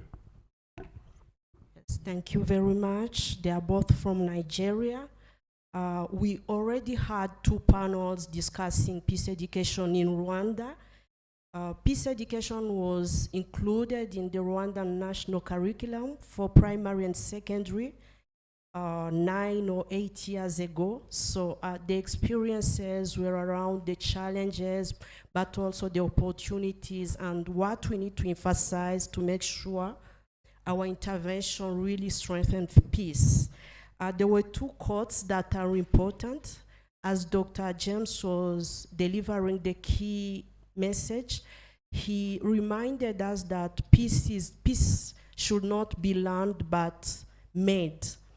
And another presenter told us that peace should be not taught but caught. So in that context, the 2 gentlemen will take us through the Nigerian context. They have not yet managed to include peace education in their national curriculum. And the 2 papers presentations will be around the kind of advocacy work that is being done. I'm glad we're here with Dr. Ajay. Back in time when Aegis Trust and its partners were working towards the inclusion of peace education in the national curriculum, he worked as an advisor, so he knows how to make useful alliances around the inclusion, because I believe no organization or person can achieve that. It takes alliances, it takes strong strategies to ensure peace education is owned by the government or education authorities. So in Rwanda, peace education was included in the curriculum as a cross-cutting theme. So in primary, secondary, it's supposed to be delivered across all subjects, both as content and methodology. So we're going to hear from our first presenter, Professor Anaro. He worked on how peace education can be included in the civic studies for students in primary and lower secondary. So basically students below 15 years old. So he has 10 minutes to take us through the paper and the process they are working on in Nigeria. Thank you, Professor. Thank you, my moderator. Good afternoon, ladies and gentlemen. I'm Professor Anero Nnamdi, a professor of childhood education in one of the leading universities of education in Nigeria. I don't know whether this slide is going to come up. If it doesn't, do I go ahead?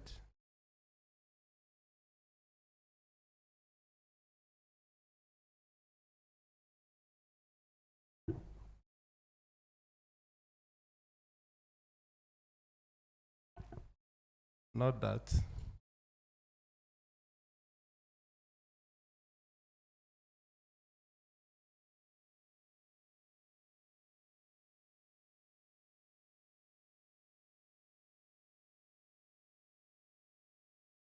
Fine, thank you.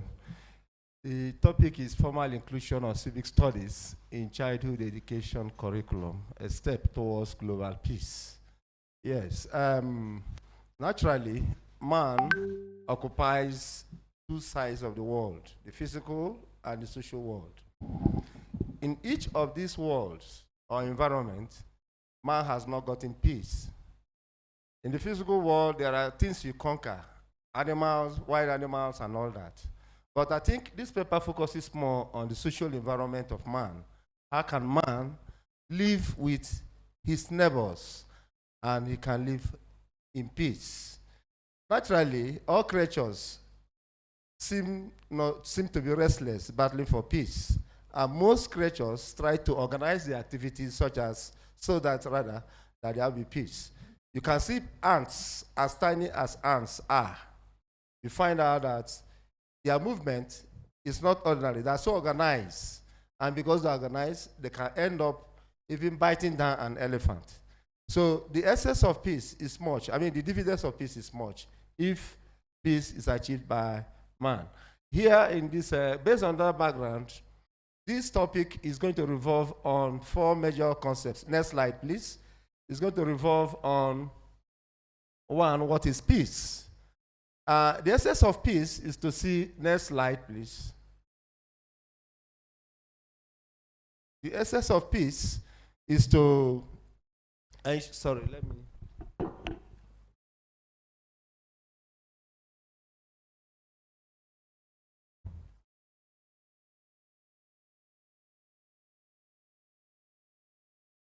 Sorry.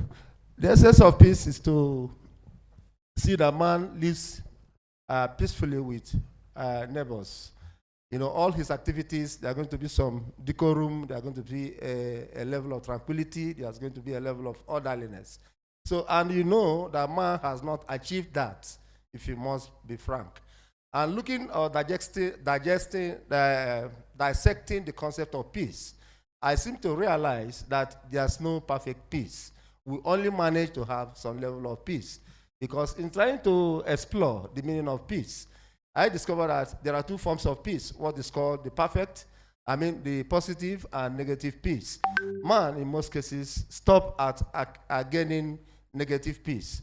Because once there are no confrontations, once there are no quarrels, once there are no exchange of words, man assumes there is peace. But I do know, if you match my leg now, and you walk away, and you didn't tell me sorry, there's a grudge, there's an ill feeling. Certainly, if I see you next time, if I don't control myself, I'll be tempted to come and match you back. So you find out that man, naturally, has no peace. But I think that peace can also be achieved. I'm so happy that the previous presenters have talked much about approaches, variety of approaches to attain peace. And that means that this concept, peace, is so important to man. And where we are today, whether we agree or not, there appears not to be any peace in the rural communities, in the cities, in the developed world, in the underdeveloped world. So how do we move from where we are remains the major question. Before getting into other things, I want to move, next slide, I want to get into explaining some other concepts that are involved. The other concept is the issue of childhood. The concept here deals with who is a child.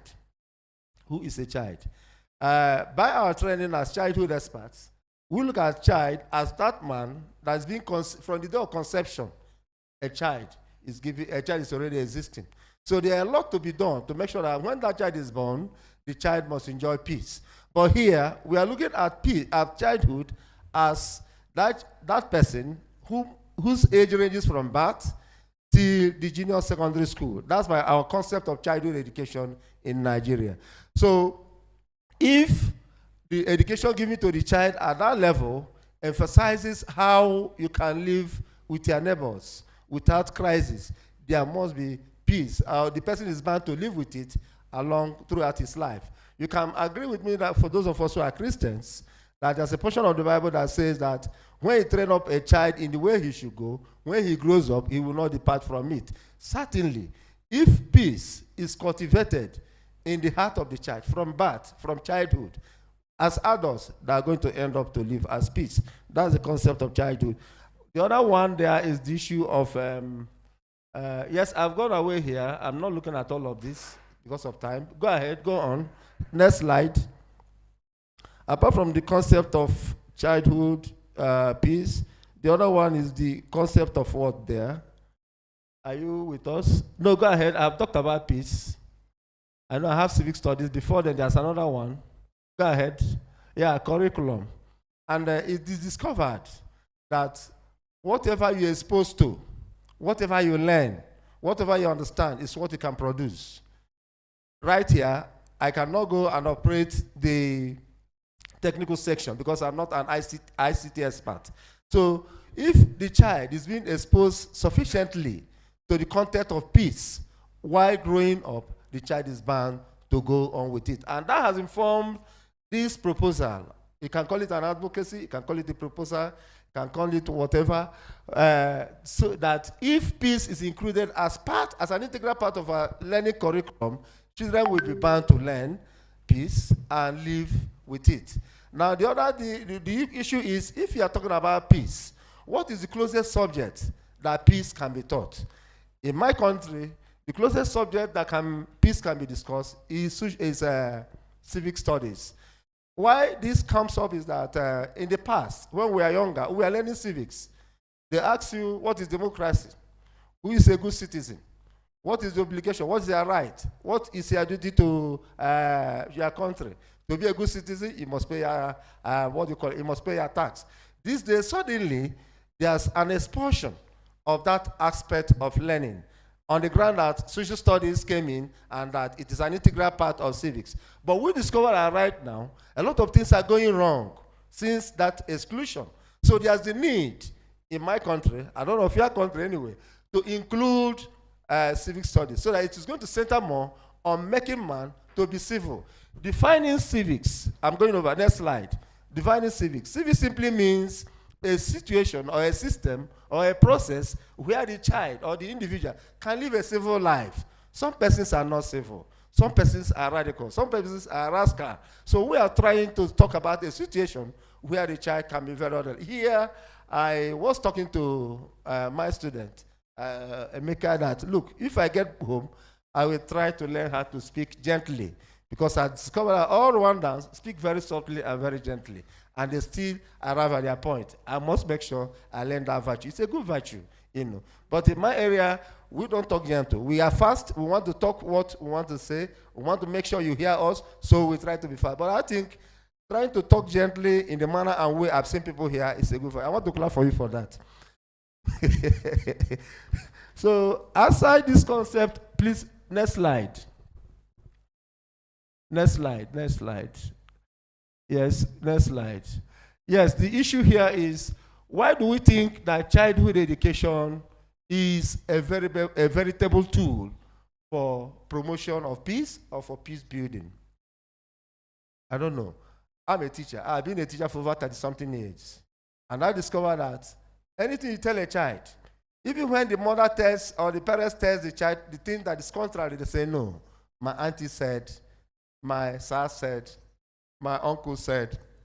So it means that once the child captures whatever you have told him or her, he's going to go home to practice it. So childhood education, among all approaches, is very, very veritable. It's very important. It's a very powerful tool that if we can push in all the content of peace to it, and before the child runs through from his kindergarten age to the junior secondary, before he goes ahead into adulthood, if he can capture the basic concepts of peace, the child is going to be a very peaceful person and is going to live peacefully with his neighbors. The next one is saying that when the child has been able to be educated to live peacefully, even in adulthood, he's not going to be vulnerable to crimes. Watch very well. Those days, even now as adults, there are some of the secondary school mates you will see. When you see them, you say, no wonder. They have been like this when they were in school.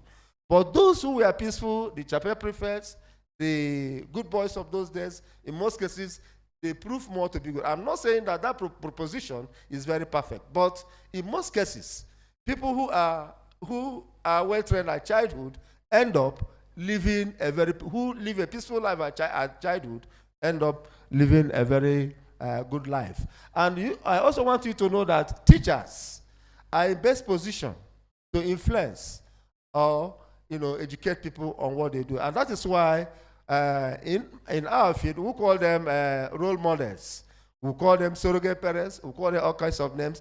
But all these names and titles that they accrue to themselves try to influence the behavior of whom they are dealing with. Indeed, the inclusion of childhood education, of peace through civics in childhood education is going to be a very, very useful one. There are more reasons when you go through the paper, but we are not doing that. Next slide. I also observed that this issue of civic studies, where most of the peace concepts are hinged on, are not indeed taken seriously in most countries. And that is why in many countries, the approaches are different. In many countries, the concepts are different. In many countries, the content of what they are taught are different.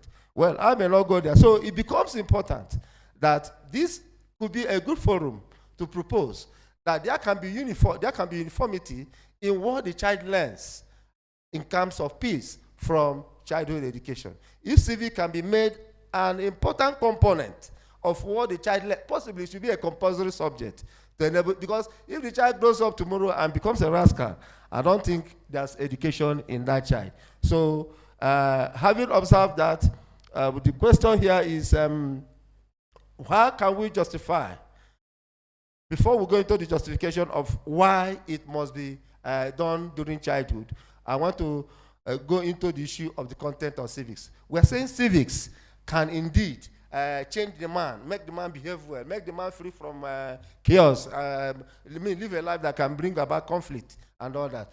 What is this content? Next slide. Let's look at the content of civics.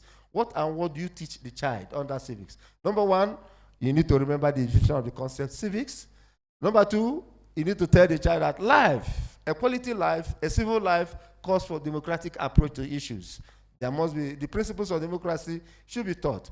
We also, please, next slide. We also look into the issue of the types of citizens in a society. We have the good citizen, the bad citizen, and the passive citizen. Next slide, please. We need to get into that. Apart from the issue of the type of citizens, we need to also know about the rights, the obligations of what the child. I think the technical man may be sleeping. If not, he may be sleeping. So please, let's wake him. Sorry for that word. Let's go ahead. So you use those little components, even the history of the community, historical antecedents of the place. It's just that I came here, I'm trying to sense that there was a time there was a genocide in Rwanda. I didn't know. It was in course of this, such history, and when such stories are told, are being said, the child will be able to know, are there dividends?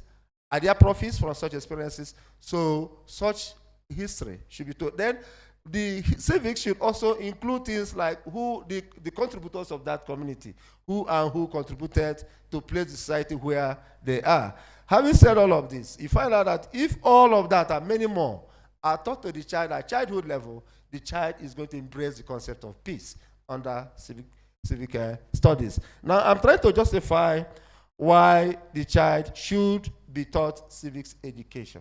And I want to point out something that when we talk about peace, peace means, the other way around, a life that you live, you be free of fear. There's no conflict. There's no war. There's no trouble. You are just like a baby. You sleep free. You do things freely. In fact, I've seen some level of peace here even. I've seen peace in Rwanda here. The few places I've gone, I've seen how organized the places are. I've seen how peaceful the air is. I've seen how you can just close your door and you live, you don't have doubt. In some countries and in some places, the places are very harsh, and very horrible. So relatively, there's even peace, even in Rwanda right now. I think, Rwanda, let me clap for them for having peace, better than what I experienced the other way.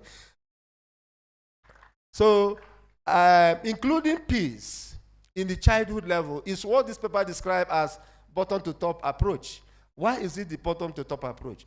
The child is at the bottom level of the society.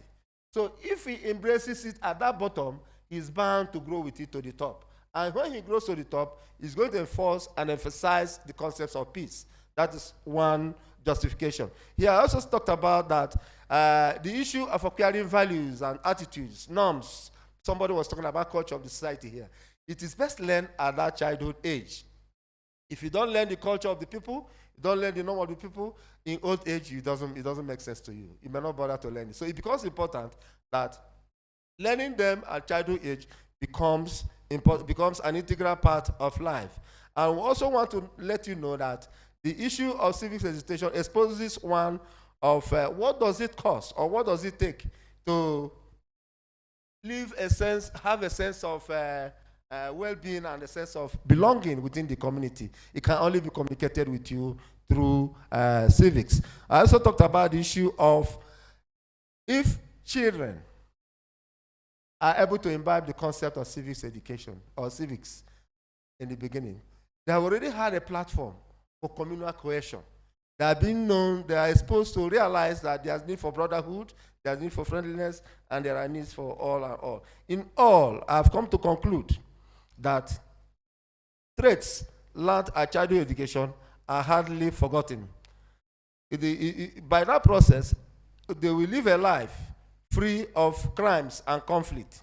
I also said, learning it at that time is the best model or the best approach because it is the bottom to top approach. And based on this understanding of what the inclusion of civics education at the childhood level can do, I have some suggestions, otherwise recommendations, that the school curriculum developers should ensure that civics education or civic studies, some countries they call it civics education, my country they call it civics, in some places they call it civic studies. It should be made sure that the curriculum is developed and made to be part and parcel of that. And the teachers, minders, and some other persons who will be responsible for teaching these children should go on steady training. The Ministry of Education, the Education Management Boards, and some other agencies that promote education should take it serious to train and retrain these persons who will teach that. And I want us to also note that almost all parts of the world, there appears not to be peace. So all nations and agencies should engage in pursuing civics education as a school subject at the childhood level. Thank you. Thank you very much, Professor Naro. Chukwemeke is going to show us how, which is like a continuation, if children learn about peace and practice peace at home and at school, there is a probability that social vices could reduce at secondary level. So where we have young adults, he has 7 to 10 minutes to take us through his findings. Thank you.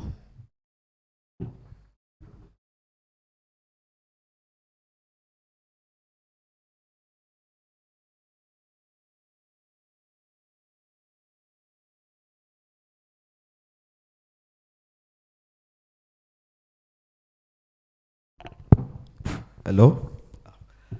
Okay. I'll be working on peace education, a panacea for curbing crisis, social vices in basic education level in Delta State, Nigeria. In the course of my work, the first time I sent my abstract to this conference, it was almost closed. I got the information from my graduate PhD supervisor, Professor Nero, who told me I should apply for this conference, and I was granted opportunity to come for this conference. So big thank you to him, Professor. So, it's just a rundown about what Prof have just spoken. The study is just about to look at peace education in our secondary school level. And I was able to look at some of my abstracts. Talking about, I looked at 4 research questions and 1 hypothesis, guided the study. And the study anchored on conflict theory of Kamas, 1954. So based on that, it was the survey design. And if you run down, look at the introduction, much has been said about peace. And peace talks about transformative discipline that imparts knowledge and skills. So we cannot talk about peace. And it talks about value of peace to learner in gaining momentum. So worldwide from its roles and its mitigating conflicts and promoting social cohesion. So I've just looked at some literatures. If you look at my slide, on the full work. We have enough to see about what I looked at some recent literature. And in my state, in Delta State, Nigeria, you know, we face bedevil with some issues of crisis of kidnapping, militancy, robbery. There's robbery. These are things, devices that is found in my own environment. Just of recent, in some secondary school, it was just discovered that there was an initiation process that was going on among secondary school students. How they were doing it? A set of students would just go behind behind the classroom, and they will use a matchstick and be putting signs on their body. So it was somebody who was just doing the investigation and discovered these schools, up to 10 or 15 schools were involved, children were involved in this art. So these vices was being discovered in some of these schools. So according to Leon literature, it suggested that peace education curricula should begin at the early childhood stage level, such as approaching, according to research, to foster foundation peace oriented to mindset, subsequently contributing to the decrease of social vices. So my introduction slide, next slide, go to introduction. Looking at what peace education is all about, it should not focus on individual peace, but next slide, not this next one. It should focus on considering societal, institutional aspects that contribute to the prevalence of social vices. As holistic approach. Such holistic approach should further ensure that effective peace education in reducing social vices and fostering societal harmony. So without peace, there must be a cohesion from the society. Those who live among the society should be involved in fostering a peace education. In some society, in some of the social vices include assaults, insult, behavior, disobedience, stealing, examination malpractice, courtesan is among those vices which I mentioned earlier. So in this behavior, they are not properly checked. If they are not checked, it will lead to what I have mentioned, issue of kidnapping, autism, alcoholism, prostitution, drug abuse, drug trafficking, to mention but few. So this paper focuses on this area, that if peace education is being implemented at the early stage, this, like what professors talk about, the introduction of the peace education in the early curriculum, it will help in reducing these vices. Some of these concepts, talk about social vices, are actions that strays from accepted norms in the society, which is according to Ashimo 2020. So I have more literatures that one can read and see what has been discussed about peace education. So we're looking about psychosocial forms of social vices, which include lying, jealousy, envy, gossiping, rudeness, unhealthy competition, truancy, and complexity. So, like, I came in on Sunday, and I've been having a very nice time in Rwanda. My first time visiting Rwanda. The peace, I've seen the peace that even after this conference, going back to Nigeria, I should be able to tell my colleagues about the to observe in the environment. Next slide. So, concept of peace. So the peace, what about peace? It has gained substantial attention in recent decades, particularly in regions grappling with social vices that disrupt the harmonious system. So when there is no peace, the education setting will not be in place. So it will have a way of affecting the educational system. Some years back, those communities that were having issues of militancy, even when the issue of kidnapping got the time that you hardly pass some certain communities in my place.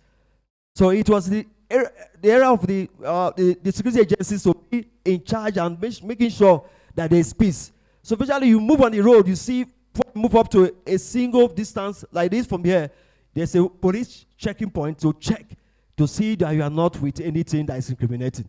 So if there is peace, we see that these issues will not be there. So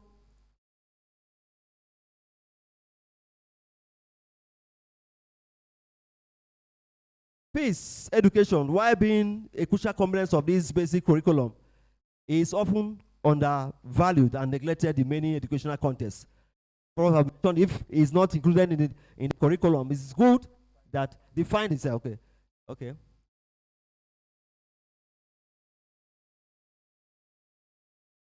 Findings. Next slide, findings.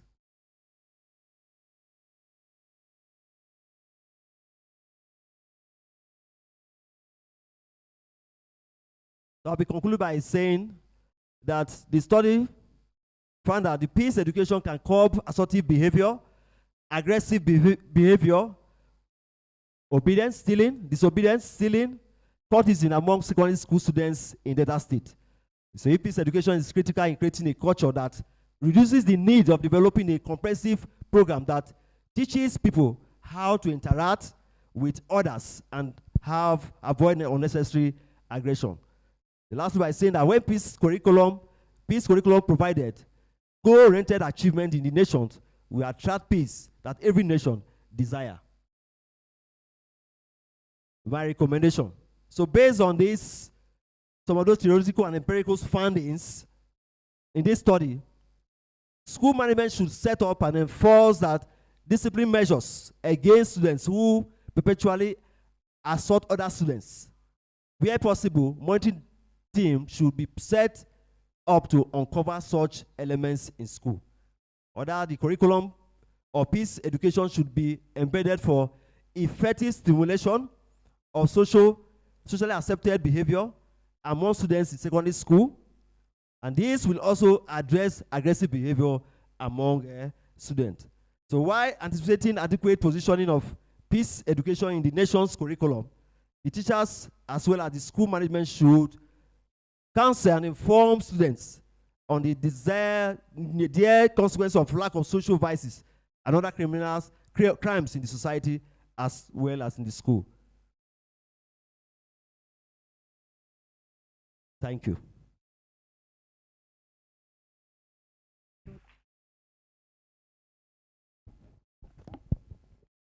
Thank you very much, Kwemeke. Thank you very much, Professor.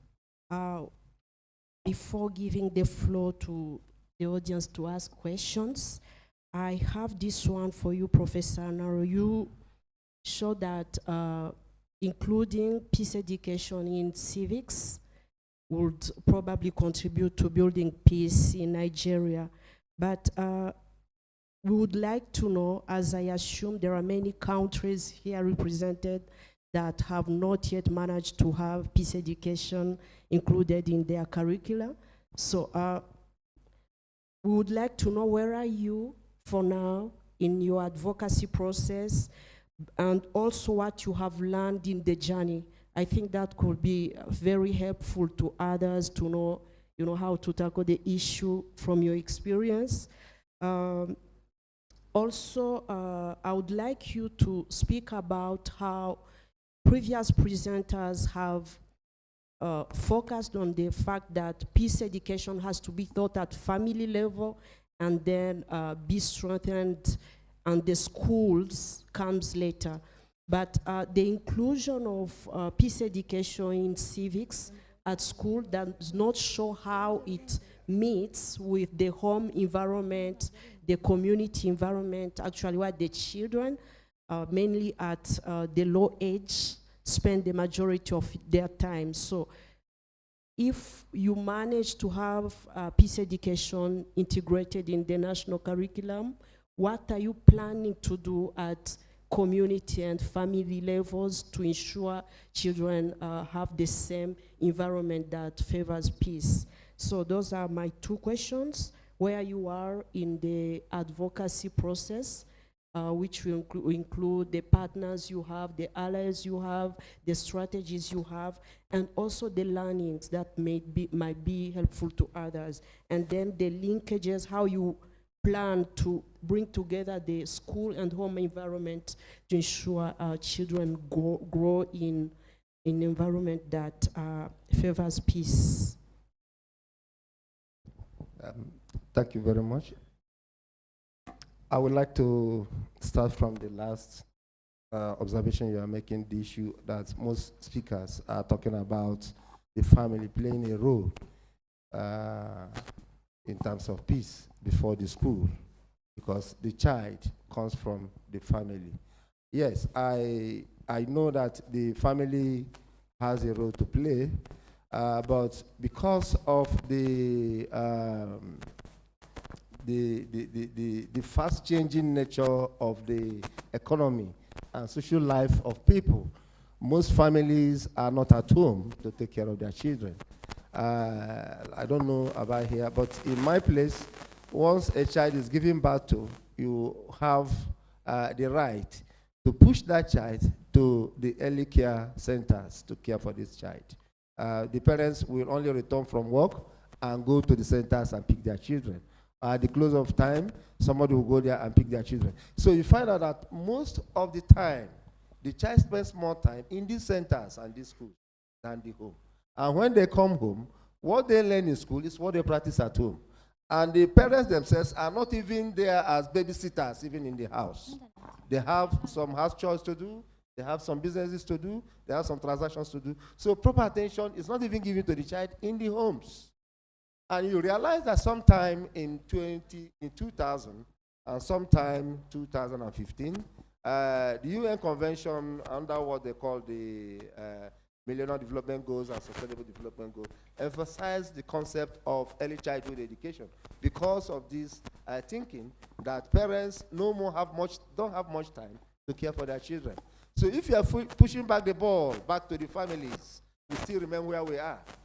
But if these things are pushed back to the school, and then the school follow up what the home is doing, we shall get a better result. That's my thinking about that. Even though others are proposing the family or maybe thinking the family can do more. But I doubt, because unless it's in the rural areas where you have domestic wives, and they're just there to produce children, and they're just there to care for children and do some domestic things. But I doubt if there are still areas and places where women are mainly for domestic functions. Are there? I doubt. So you also talked about the chances of if peace education can help to re-engineer peace in the society. I don't know whether that was the first question you were asking. You are talking about the connectivity of peace education and ensuring peace. In most places, peace advocacy is not common. I want to say that peace advocacy is almost a new phenomenon in my country. But the concept of civics, where most peace concepts are learned, is not a strange thing. So rather than, the issue of peace education or peace concepts are done at higher levels, higher institutions. So what is done at the lower level for the child to learn and know about peace is civics. So it becomes paramount that these civics that we played down, we neglected, we abolished, which we need to bring it back. And where possible, I'm recommending that the other nations can still teach peace using civics in their curriculum. Thank you. Thank you very much for this. I would have also a question. If you look at the program, we had someone also from Nigeria who would have spoken about how and where.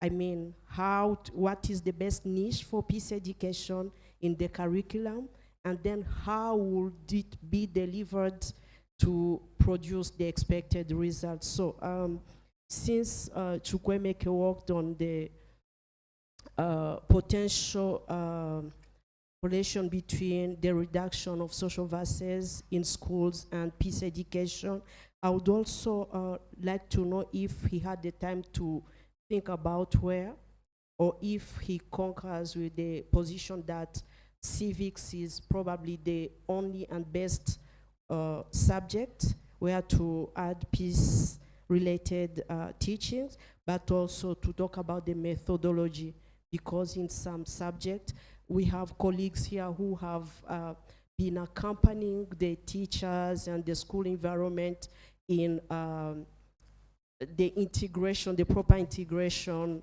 of peace education for the last maybe 7 or 8 years. So we know that in some subjects it can be easy, in others it is more complicated. Where it is complicated, it comes not as a content, but as a methodological approach, where a teacher teaching mathematics or any other exact science can apply approaches or a methodology that transmit peace values. So I would like to know if you had maybe the time to dig deeper into where, in which subjects, and how in terms of methodological approach. Thank you, moderator. The way I seem to approach this question, he was talking about issues of methodology. We're talking looking at our own area in childhood education, because I'm a graduate student in childhood education. We're looking about pedagogy. We're talking about methods. During the early years, there are various ways the preschool teacher, when the children are always around, they are already in school, there's what we call circle time. The time the children are there's an activity that is going on with the children, and the teacher is the centerpiece to make the children sing. They hold their hands together and they start talking, they start singing. That approach may be looked at a way of enforcing peace in the early years. And if that is continued to, as the child progresses to the secondary school, and much programs like bringing them together, that bring them together to discuss issue that how to do that, bring them together to discuss issue that relates them not to have that hatred among one another. So I believe that when the methodologies, those methods being enforced at the early stage and being implemented in the curriculum, we go a long way. Thank you very much. We still have 20 minutes in which we'll take questions. I can see 3 hands. We start with Collins, and then we come to him. Thank you very much. My name is Dr. Collins. Thank you, the presenters, for very informative, enriching presentation. I think my first concern about the presentation is when you look at peace education, there is a lot of dynamics in it. And I was worried whether you're looking at the implication of formal and informal peace education. I think the moderator actually talked about that. So now when you look at integrating peace education within the curriculum, are you also looking at having a single subject, like you said, civics? You know, in that case, you have the implication of how do you train the teachers and, you know, who takes that course. And if you're talking about integrating it within the various subjects, that's another issue. So which of them is going to work in Nigeria? So that's the first thing I want to ask. And then the presentation looking at the crisis in Nigeria, of course, Nigeria is quite an interesting place with a lot of conflict. So if you're looking at the whole issue of the crime, the vices in the country, you know, my perception is that you're laying claim that is the absence of peace education that is the bane of the crisis. I seem to disagree, you know, because, you know, the presentation seems to say, oh, we don't have peace education, so that's why we have all these vices. I don't think so. If you also look at the situation in Nigeria, have you looked at the failure of the family system, the breakdown in traditional values? 15 years ago, Nigeria wasn't like this. So what has changed is exactly what the professor is telling us, that we should leave the family out of it and start and take the responsibility to the schools, to the teachers. I disagree.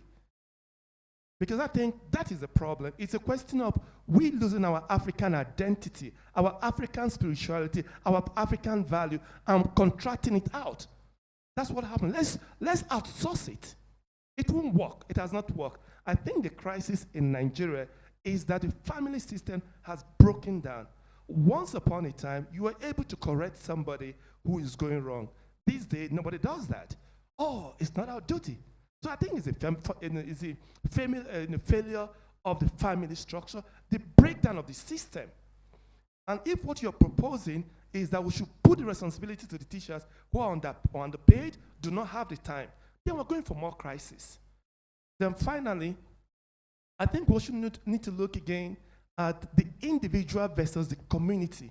I think that's where we're again looking at this concept, where you look at the African society where it's assumed is based on the communal.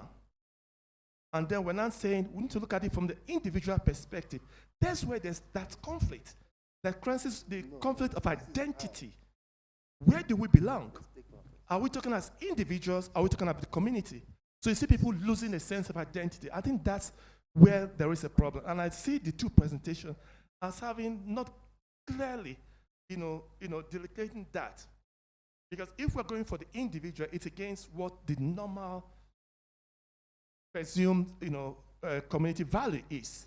So I think that's where, the problem is. We need to go back to the communal value, where it is the village that trains the child, not the individual. Thank you.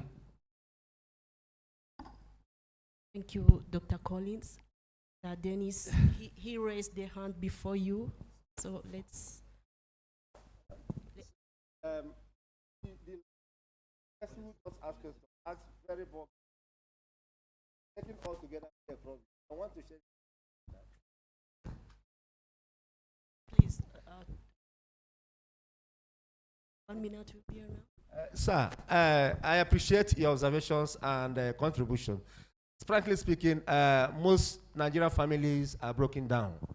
Whether it may be bogus to make that statement, because there's this drift from the rural to the urban.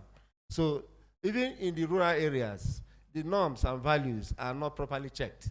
There may be no time giving you an account of what I experienced last week before coming here, because I had to go home because the values are no more maintained. So the picture is, if you allow it in the hand of these parents who are also not ready to handle, our first option as it is the teachers should go ahead. But you have expressed fear that if you push it to the teachers who appear a little bit dissatisfied with their job motivation, that they may also not do much. But the point here is, if the main message, like the church may not change people, but people go to church every day, we still have criminals around. If not so, we should be querying the church. Why has the church not changed the entire society? So what I'm saying here is, the school has indeed a responsibility, as it is now in Nigeria as a nation. Because if you push it back to the family is not there. Coming to the cities, more crimes are in the cities. Most people in the city have no job. Most people in the cities even promote, in fact, telling lie in the past was a crime, it was a taboo. If somebody tells you lie now, and you are angry that he tells you lie, you never say, sorry, I'm going to the Nigerian. so if somebody tells you lie and you are, protesting, it's like, why is he angry? Because he just told you lie. So the values are just, getting done. But I know there'll be a way out. I don't know, I may not have finished, but let me stop there because there are still more questions coming. Yes, please, go ahead. Okay, thank you very much, moderator and presenters, for these rather provocative presentations to me. But they are very relevant. They are provocative because they remind us the importance of peace. My comment relates to the point or question to who and what. When I say who, I'm wondering who is or should get involved in teaching peace. Is it you or us as teachers? I'm Peter Mugume from the University of Rwanda, by the way, so I forgot to introduce myself. So who should do this? Is it you or us as teachers to design the curriculum based on the perspective or perspectives of our education background, our traditional community background?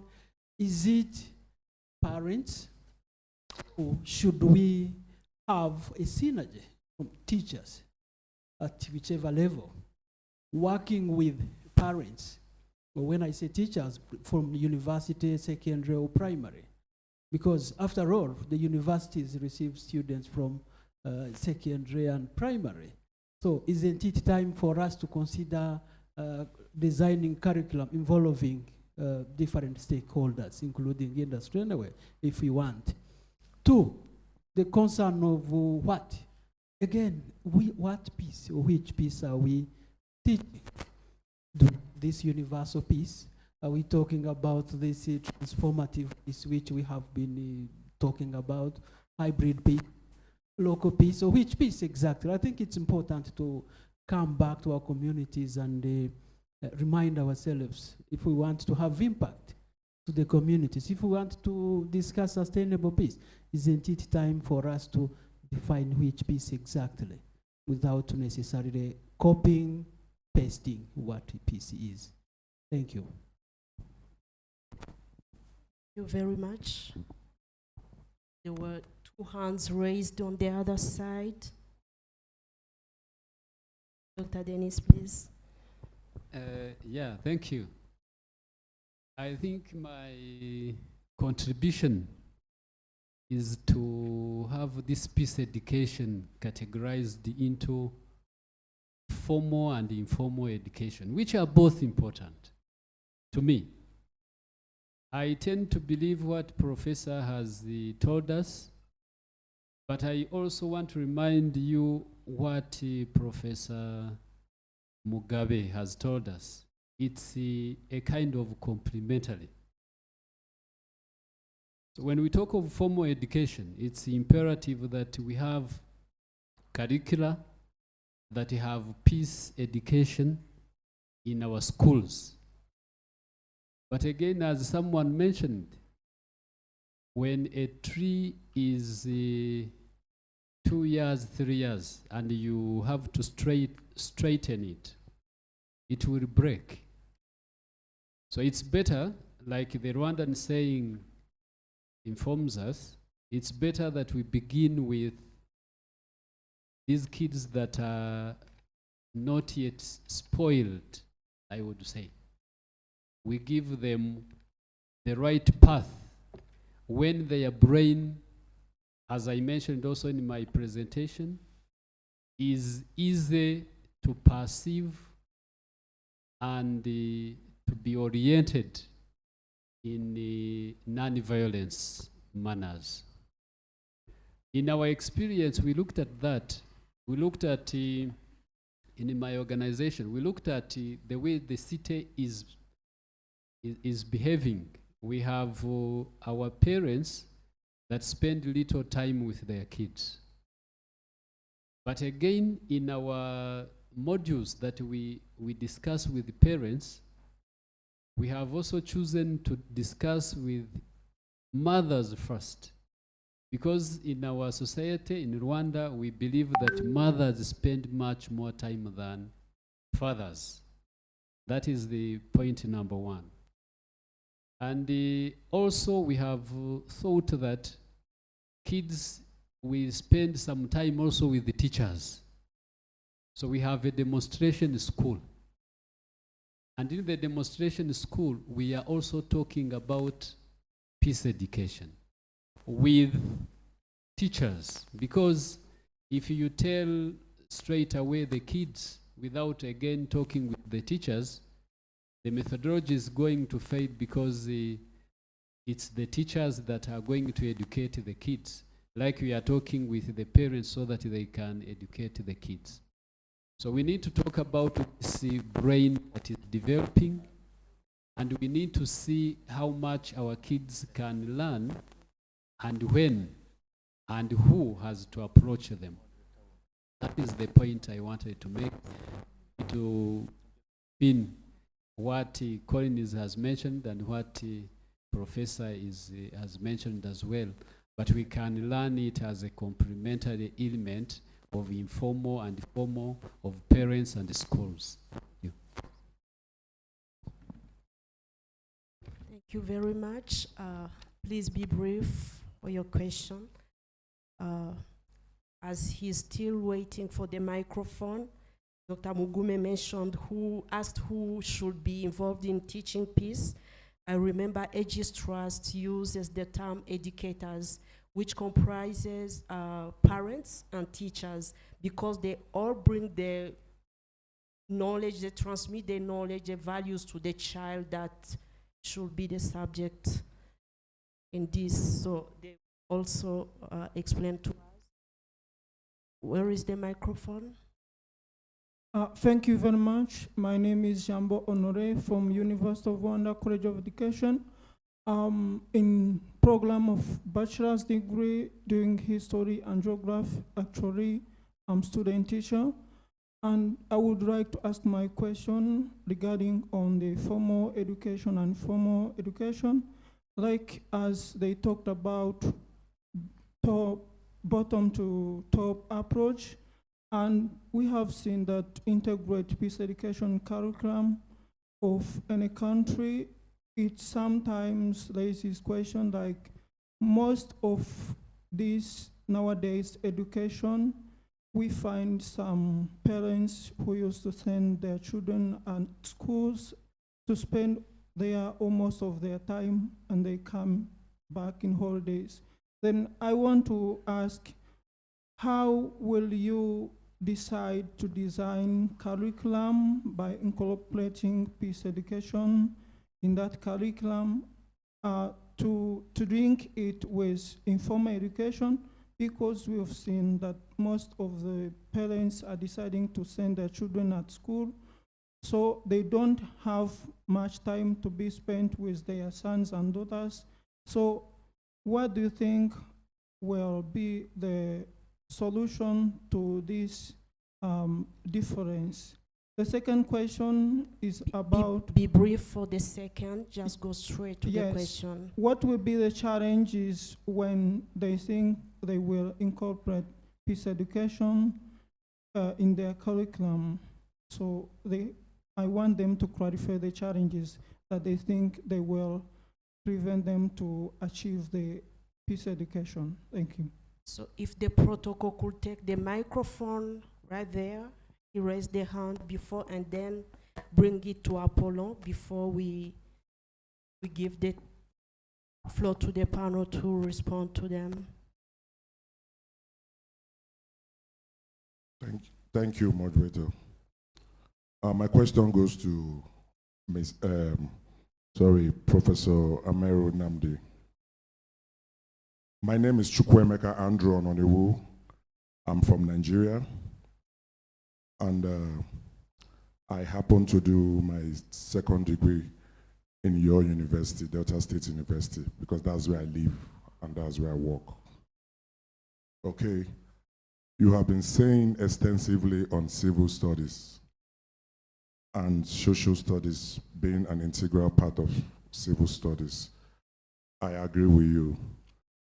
But my question is this. Like what that other man said, Mr. Imo said, he said there's a broken family system in Nigeria. And me being in Nigeria, I understand the basic things in Nigeria. Now I want to put it like this. You know, when we say civil studies and civil education, I don't know, in Nigeria, because I'm using this as a case study, that's where I was born, and up till now, I'm still a Nigerian. I traveled from there down to this country, Kigali, because of this conference on crisis. Now, I want to put it like this. Before during and after the Nigerian presidential election. There is this tribe, because I'm an Igbo man from Nigeria, from the eastern part of the Nigerian side of it, and they have been disenfranchised from the system of Nigeria. Now, you know, there was a king in Lagos that was actually he said something I was working against and threatening the Igbos, which happens to be my tribe in Nigeria. Now, during the election, before the election, there was so much hatred for them. During the election, there was so much hatred for them. And after the election, there was so much hatred for them. I reside in Festac in Lagos. If you have a question, yes, I'm coming. Sorry, madam, I'm coming. I just want to relate it to what you just said. We don't have time. Okay, so at the end of it all, most of these my people, their houses were destroyed, their businesses were destroyed. And now I want to ask the professor, in countries in Africa, as a case study, especially in Nigeria, where we have so many languages and tribes in the country. Now, tribalism is necessitated to work against civil peace.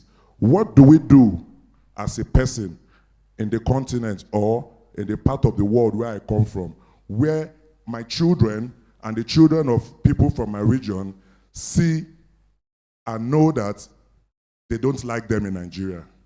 So how do you go about such things? Telling them, teaching them civic education, whereas they are seeing in their faces that these things are not real far-fetched from them. Thank you. Thank you very much. The professor has a lot of questions to respond to. We shall give him maybe 3 minutes to respond to all the questions, and then I will...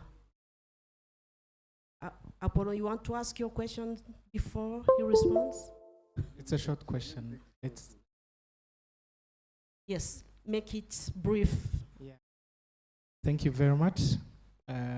Thank you, Professor Anero, for the interesting presentation. As you mentioned in your presentation that civic education embedded in childhood education curriculum, I just want to know if it have been embedded as a standalone topic or if it's a cross-cutting issue.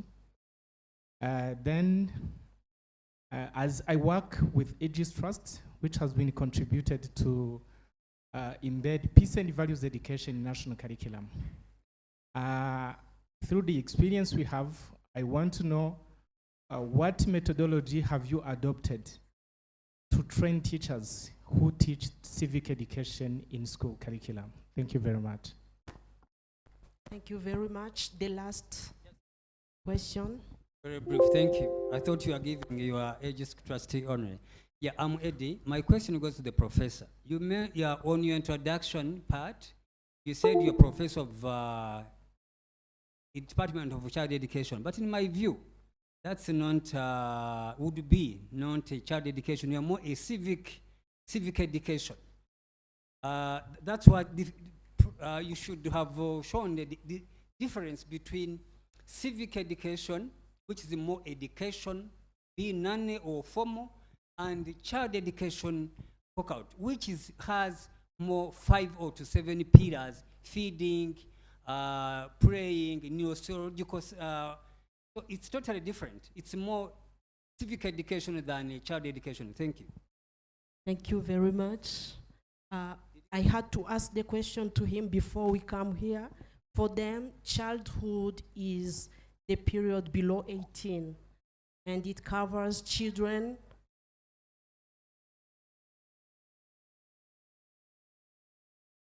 that is our early childhood period, which is different, contexts are different, so yeah.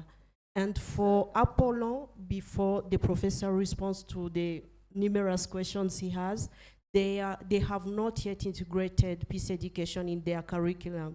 So they are still working on papers and proving that it is important and focusing on civics that was in their curriculum before and was removed. So the teachers' trainings and all the other aspects around are not yet tackled in their country. So, Professor, we give you 3 minutes or 5. 10. Please, let me start with my last, my friend who asked the last question. You were talking about what age is childhood education?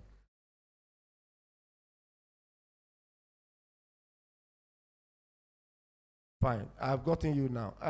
By the way we are trained as childhood educationists, you are vast. If you bring science, I'll fit into science. If you bring language, I'll fit into language. If you bring social studies, I'll fit into social studies. So what we do is any paper or proposal we do, we relate it to whatever we are doing. You are not starting, and that is how the child is. The child needs to be very vast. So it's not as if I'm more in civic education or I am living childhood education. My core calling is childhood education, but we branch out to many areas. Even health, feeding, we are there. I've done some studies on nutrition of the child and all that, so that is it. So having answered that, or having said so, I also want to talk about the confusion here, talking about making civic studies or peace education a formal tool, overlooking the informal approach. No, the paper is focusing on formal inclusion. It's not as if the informal approaches are neglected or are not functional.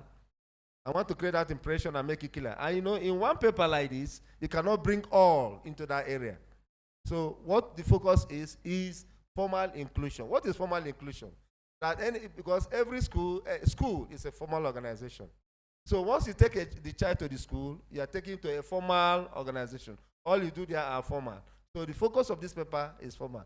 Does not mean that the parents, the siblings, the community has no role in ensuring civil conduct. No. Because when we do that, we are getting back to culture, we are getting back to values, we are getting back to norms. But this paper cannot accommodate all. Then my brother from Nigeria, none of us may have been there. I know Emeka may know part of the story he's telling. And that is why what suits the country now is not informal approach to civil education. So if the civics or civil education or peace education is treated formally to run from the east, south, north, and the western parts of that country, everybody will be at the same pedestrian and behave alike. Because what is civic going to tell you? It's going to tell you your neighbor is your brother, be your brother's keeper, and all that and all that. And if the child grows up that way, the kind of experience and story he's telling here wouldn't occur. Because this peace education or civil studies is no more in our schools. So the people operate more from what I told from the whole background. This is Igbo or my Igbo. This is Koro, Yoruba, what do they call them? Ofemanu. This is Yoruba man. Like that. So there's a kind of apathy among the major ethnic groups. Now, even in the north, that appears to control the power, there's also that apathy between the Hausa and the Fulani. You know, so if you look at all of this very well, one can try to bring in peace is the formal approach, not the informal. Why the informal is complementing that of the formal, but the formal need to be very strong. It is not strong now. That is the point, and that informed this proposal. You know, so I don't know whether there are still other areas of that of questions I didn't capture. Huh? Come in. Let me see if there are other questions here. Someone was talking about designing the curriculum. Normally, if I was allowed to come with some books, I would have come with my own curriculum model. When I talk about curriculum, a lot of factors are considered. I cannot propose a curriculum. An individual cannot propose a curriculum. In Nigeria, the issue of curriculum content, the Ministry of Education selects experts to come together. These experts will take the opinion of all the stakeholders, parents, market women, churches and all that, and they integrate into the curriculum. Curriculum is not, in my own place, it's not entirely a one-man show. Even an agency like the Aegis cannot even develop curriculum. They may play a role, push, so that the curriculum comes to be. But people must make input. The teacher will be involved, the parents will be involved, the pastors will be involved, the local leaders, the community leaders will be involved before the curriculum can come. Then while doing that, there are experts regulating, seeing that the steps or the procedures of curriculum development are being observed. You know. So what I will say, I have said that here we are not looking at only the formal. The informal is also doing its own job. Then somebody talked about the bottom to top approach. That parents do not have what? Role to play. No, parents still play a role. But the fear right now is that most parents are not those traditional parents who are steady. You know, the children hear more from the teachers. The children hear more from the teachers. And mind you, there's what we do in my area, which we call the open day. There are special days parents will come to interact with the teachers, share opinions together, know the problems of the child and so on. So these other issues of peace and all that can be discussed at that point. Well, I'm asked to stop so far, but there are more we can say. So let me stop in obedience to my moderator. Thank you.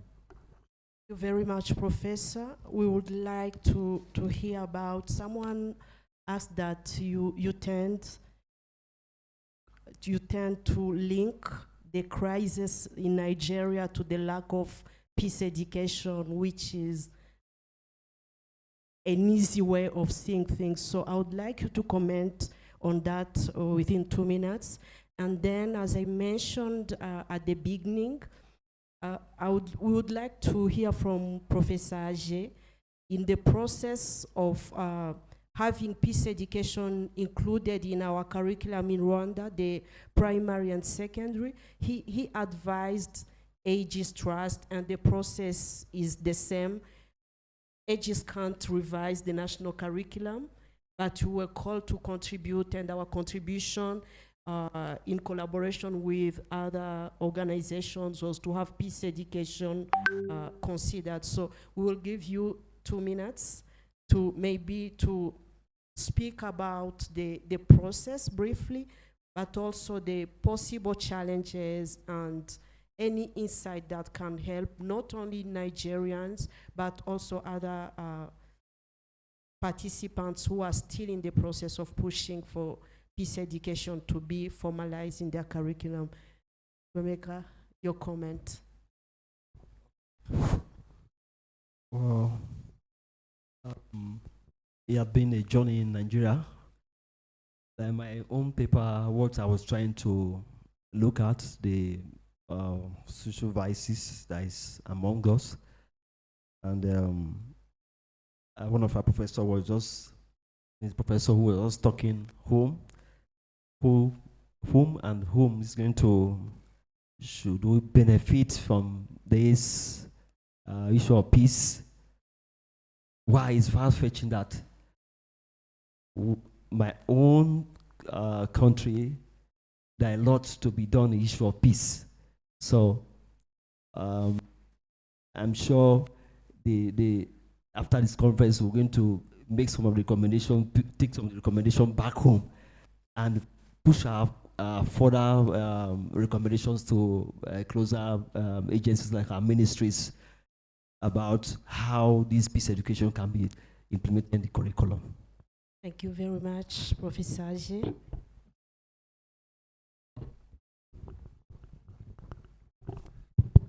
Thank you very much. I will keep my comment very brief because I know we still have another last panel before we go for networking evening. And very briefly, we were working as a consortium of organizations, which included Aegis Trust, IRDP. IRDP is the Institute for Research and Dialogue for Peace. La Benevolencia, if I do remember. The National Unity and Reconciliation, which was coming from the side of the government, Rwanda Education Board, and all those other key actors. So the objective was to get them involved from the very early stage so that they can own the process. Our struggle was to make sure peace education is included in the national curriculum that was being revised, and if possible, if it can be a standalone subject, to give it due importance. But then, however much we advocated for it, we ended up having it included under social sciences at the primary level and the secondary level, and it was not upgraded to a how do we call it, an exam subject at the end of the secondary school. But still, it's part of social sciences, and it is being taught throughout the subjects: sciences, humanities, social sciences, all these domains. Those peace education is being taught throughout those subjects. At the university level, which is a separate process, we now have what we call citizenship and transformative education. It's being taught to all first-year students, regardless of the college and regardless of the school. So it's part of reinforcing what's being taught at the primary and the secondary level. But what I can say is that when there is political will, it's very easy to have this topic incorporated into existing modules, but also the approaches of delivery that changed from the traditional one to more innovative one, including extracurricular activity, such as a lecture of opportunities that take place every Wednesday around topics contributing to peace. I think my colleague, yes, was that the case? Yeah, yes. Freddie is going to add the experience Mugume. of Friday's Trust. Mugume. And Mugume. No, it's Freddie. Okay. Maybe you prefer Mugume, but it was Fred that was. Thank you, Ajay. I think he explained more about what I was about to say, or add actually that what he said, that the political will is very, very important. We had that support from the Minister of Education, the Rwanda Education Board. He mentioned actually all the organization that involved in. We're lucky that Aegis was actually leading on the committee that actually was in charge of integrating the peace and value education into the national curriculum.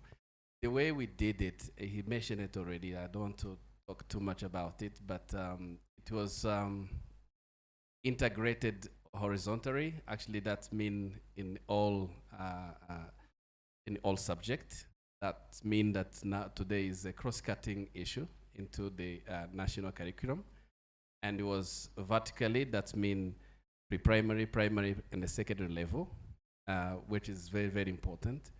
And the way it was done, actually, it was a content and methodology, which actually been one part integrated into the school program as specific school program, but at the same time, the methodology that was integrated much more on learner-centered methodology, which actually we introduced as a team, as a committee. Thank you.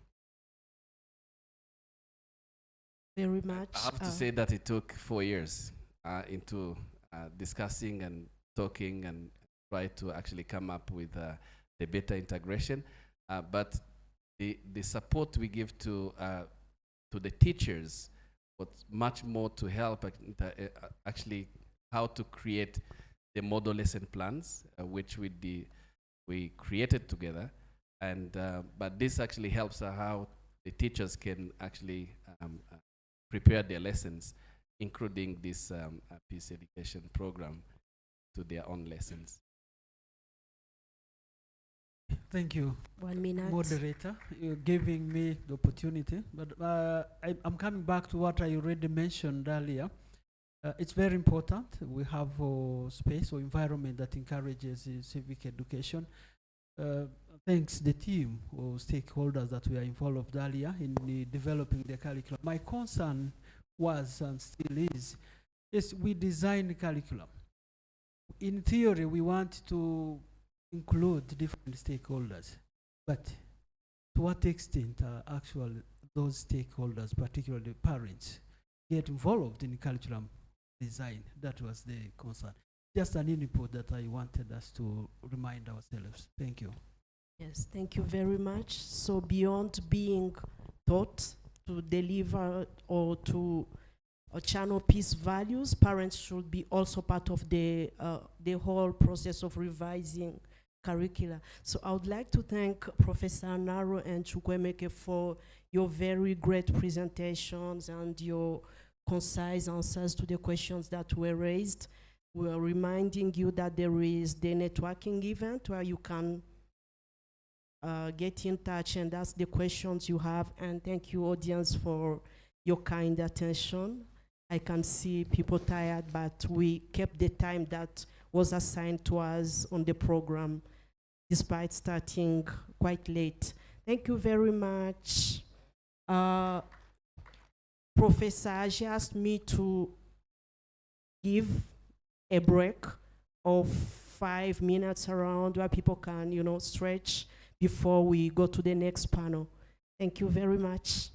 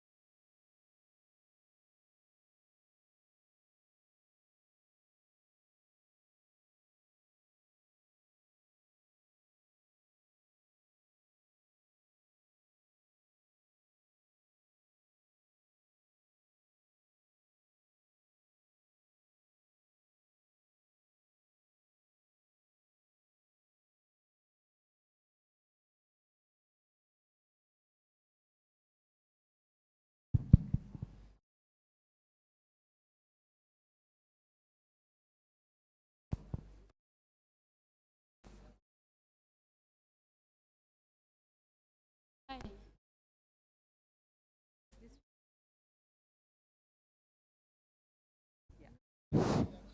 Oh, there. Yeah. So then you can. I think this one is okay. This one? Oh, yes. Okay. Testing.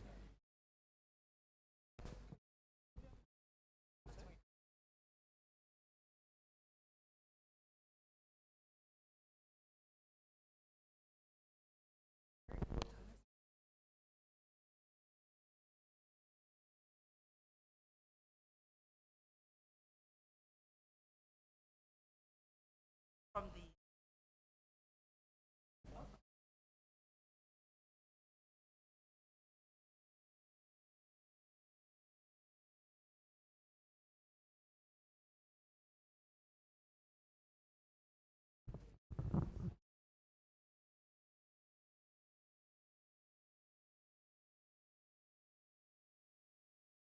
yeah, I'll come.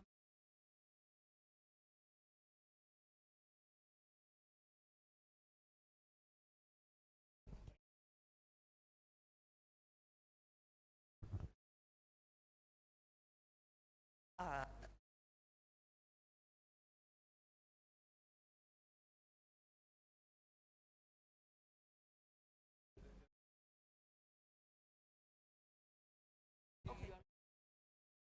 oh, I don't know. Oh, but everybody's here. We'll be starting in a minute, right?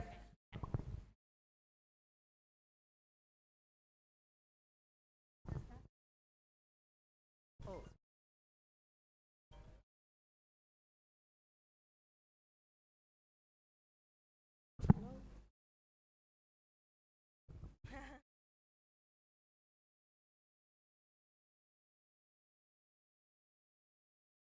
Oh, Evan?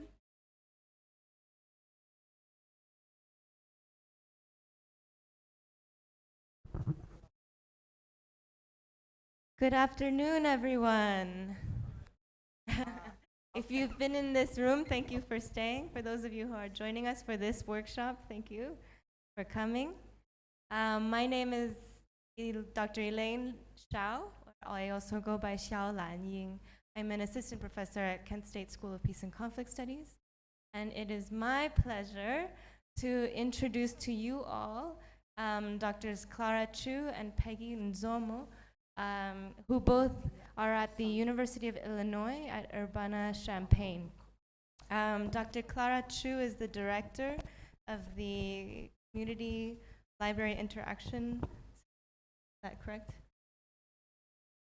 Oh, I'm so sorry. The Center for International Library Studies. And Dr. Peggy Nzomo also is a part of the center. They will be leading this workshop on community library interaction, a process to advance peaceful and sustainable community. I'll hand over them. Thank you so much, Dr. Chow. We'll have the slides. So thank you all for participating in this workshop. And this workshop is something that we developed for training librarians to work with community, not just for community. And so the two of us work at the Mortensen Center, as Dr. Chow has indicated. And because we have limited time, we want to make sure that we just get started and work on the content. And so it's okay to have the slides on the whole time, so then you can have it as a reference. The slides are also in your packet, so if you can look in your packet, there are two handouts there. There's the handout which indicates what the schedule is for this workshop, as well as the slides. Then also the other is the workbook. So if we're not able to finish, well, I know for sure we're not able to finish all the exercises, so then you have the workbook as a reference. And these materials are also online. So if you go to the librariesforpeace.org/CLIA, the website address is also on the handout. So if you can go to that, then you can get the materials there too. So with that, we'll get started. Next slide. So as we do this workshop, just remember that although we are talking about libraries, something that you can apply for your institution. So where we talk about libraries, feel free to place that with your institution or wherever you work out. You don't have to be a librarian to use this process. Next slide.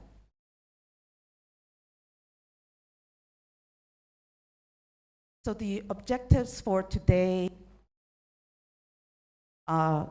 what you'll be able to do is to learn how we as organizations can facilitate dialogue and action of, by, and for the community. So not just doing it for them, but they have agency in doing work.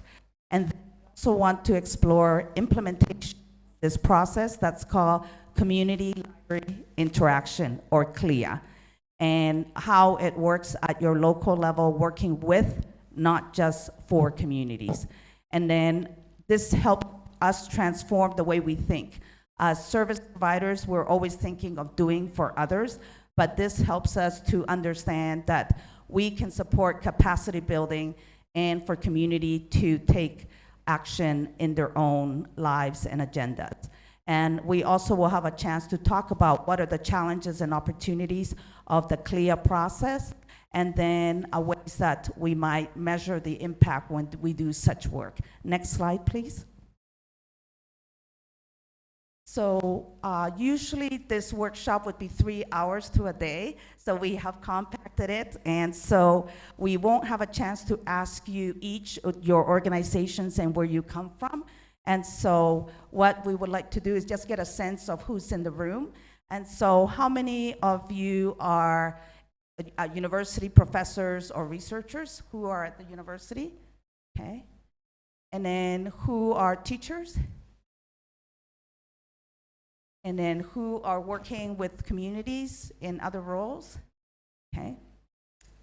And is there anyone else, policymakers? So is there anyone in terms of particular roles? Okay, so we've covered everybody. Wonderful. And so what we're going to be doing today is something quite informal. So if you do have questions, don't hesitate to raise your hand and ask questions. We're going to learn a little bit about this process, share information with each other, and experiences. Next slide. Some of you who have gone to libraries, you may find that these scenes are familiar, meaning that people are reading, using the computer, studying quietly or in groups, or maybe parents are reading to their children. But when we see situations like this, we may not know whether we're doing the best that we can for our user community. It gives us a sense of comfort that we are, but if we go to the next slide, we see that there are many people, unmet needs may not be addressed. We may not know whether they're jobless, and so until they tell us, then we may not really know, or unless we ask. Next slide. And so what we wanted to do was to answer this question, which is, what is the role of libraries or other organizations in communities which are disconnected or experiencing inequities or challenges? This question came about because my friend and I, we've always been thinking, how can we work together? And she is a former judge in Columbia and also now a professor at the University of Lincoln in the UK. And so a ceasefire was signed by the Colombian government. And at that point, there was news articles that indicated what the role of libraries were going to be. Libraries were going to be these places that would provide computer technology, would provide information, and so they would help their communities in this next step, this post-conflict step where there will be peace. However, Soraya and I knew that libraries will be places where who were rebels and people who were community members might interact. So what happens in a situation where you might not feel very safe? And felt that libraries needed to create a space where something else needed to happen, not just the provision of information technology. So that started our conversation of what may happen in libraries that would create and support a peace process. Next slide, please. Oh, I'll go back, sorry. So the two of us got together, us from the Mortensen Center, which we have an initiative that is called Libraries for Peace. And in this initiative, we map all the activities that libraries are doing to advance peace. We also celebrate on September 21st, Libraries for Peace Day. And so on this portal, there's an opportunity for actions by libraries to be mapped. There's an opportunity to learn, and there's an opportunity to share. So if we go to the next slide, then you'll see that Zoraida Mendiluelso Bende, who works at the UK, she also is doing this kind of work, engaging with community and capacity building. And through her research team, Take Part UK, then we came together, next slide, to develop this process called CLIA. Next slide. So the CLIA process is one where we as organizations or libraries are responding to community needs by supporting what we do in libraries to facilitate local dialogue and community action. And so by capacity building, then we engage these three core values. One is democratic dialogue. Second is social cohesion, inclusion, equality, and diversity. And then lastly, informed and civic action. So the emphasis on the civil part is that we can agree to disagree. What we need to do is to be able to come together and have that dialogue. Next, so then the dialogue leads to action by communities, and then that leads to social transformation. Next slide. So the work that we do at the Mortensen Center is internationally focused. So we want to make sure that when we develop anything, we co-develop it internationally. And so the work started at the University of Illinois, where we brought teams together, not just librarians talking to each other, but teams of librarians who are managers with frontline librarians, volunteers of the library, as well as community members. So there were teams that came together. So we had the workshops to develop the initial idea, the framework in Illinois. Then we took Colombia. And then in Colombia, we translated the materials into Spanish, and then we had further discussions and refined the process. And so that at the time that we were, that week, we were in Colombia. That's also when all the rebels were turning in their guns. And so it kind of connected a lot of what we were trying to think about regarding advancing peace. Next slide. And so I wanted to read this particular quote just to give us a sense of a place like a library or our organizations, what they could be if we break down the typical box that we find ourselves in. So the public library or other organization is a space that allows the community to learn, to know, to do, act, to live together, and to be in the role of citizens, protagonists of their own reality, able to define their life projects, to manage and decide each one of the aspects that they experience in everyday life. Thus, the organization transcends the concept, the public library transcends from being a book warehouse or a temple of knowledge and place for school children to become an active and sensitive part of the community and an agent of change, based on new ways of relating with neighbors, with awakened civic engagement, encourages citizen participation, and fosters a degree of intervention in the decision-making processes and community problems. Next steps. So as you can see, what we want to do is not just this wonderful space that provides technology and information, but a more active space where community feels that they can come and connect with each other. And so the process that we co-develop is international in scope. It's not prescriptive. We're not saying this is the way you need to do it. It's a framework.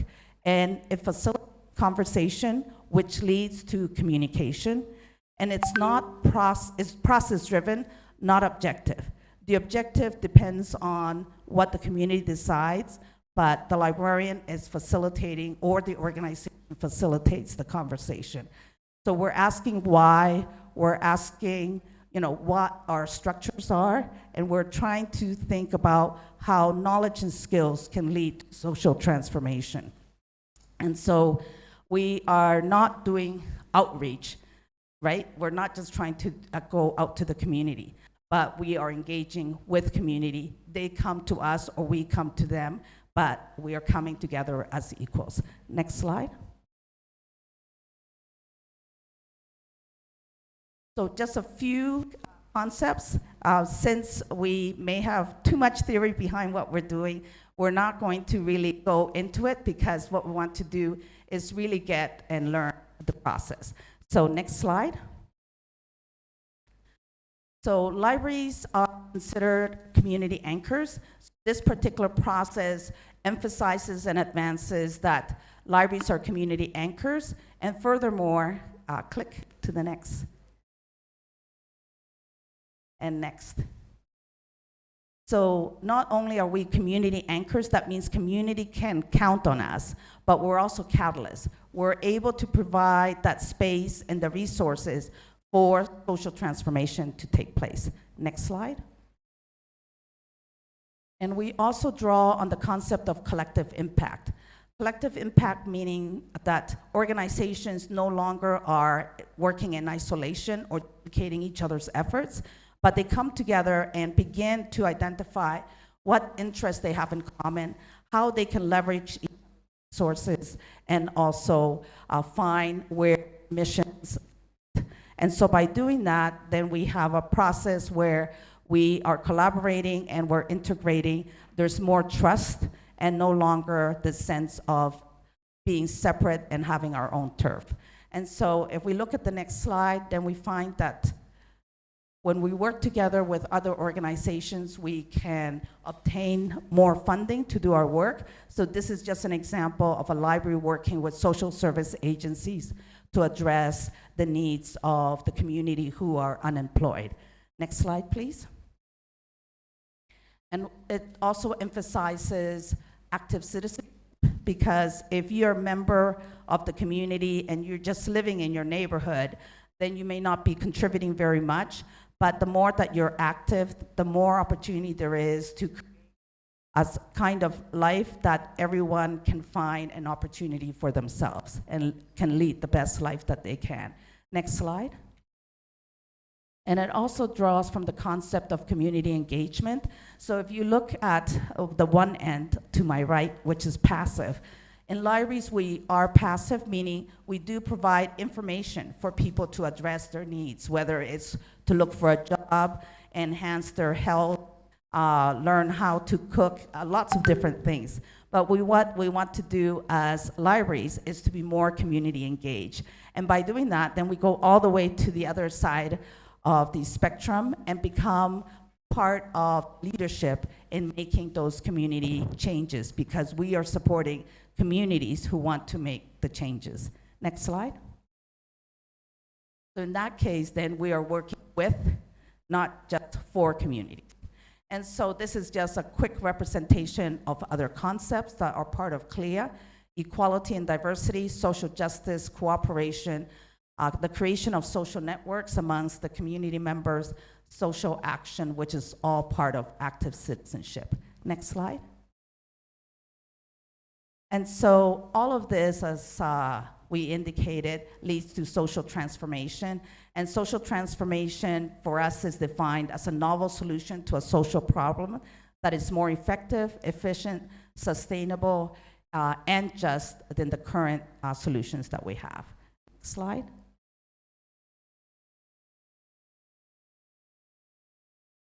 So now we turn to CLIA in practice.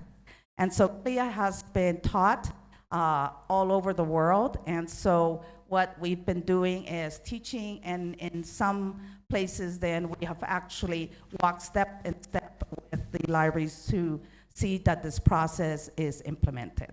Next slide. Give you an example of a particular case.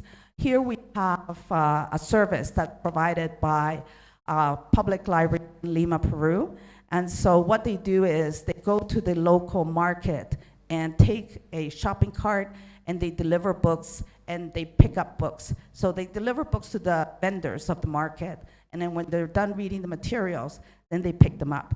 And this market is only 1 block away from the library. So they're providing a special service, but instead of the library always going to them, they can think about what the library might be like if they go there. And so, the next slide. With the CLIA process, we invited the vendors to come and have a conversation at the library. And so you can see that that happened in 2017. And so in this particular conversation, then we had individuals who said they wanted to learn more and they wanted to know whether there are free classes. You know, can you take free classes to learn, to learn more things? And then there were others who indicated that they were having family conflicts and how can they develop better relationships with other family members. Then there was one vendor who indicated that he and others had trouble deciding which credit card system to purchase because different people had come to the market and wanted to purchase using credit cards, but they hadn't gone ahead and bought any system because they didn't trust anyone. And so they wanted to know, you know, what kind of credit card system should we buy? And then, so there was conversation amongst everybody, except for that young woman in the pink shirt. And the young lady, she wasn't really saying anything. So I said, you know, how about you? Is there something that could change in your life? You know, what would it be? And so she said, no, no, no. And then, so we went around, we kept the conversation going. And then I wanted to really get back to her and have her talk about what her concerns were. And I said, okay, you know, let's get back to you.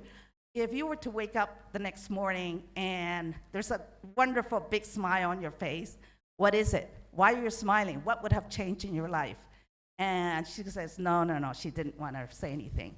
Then the lady who's next to her, she said, tell them what your needs are, because if you don't tell them, who's going to help you? And so what she said was that she doesn't have her national ID card. Without her national ID card, she can't get a job and she can't finish high school. And so that means that this created a very challenging barrier in her life.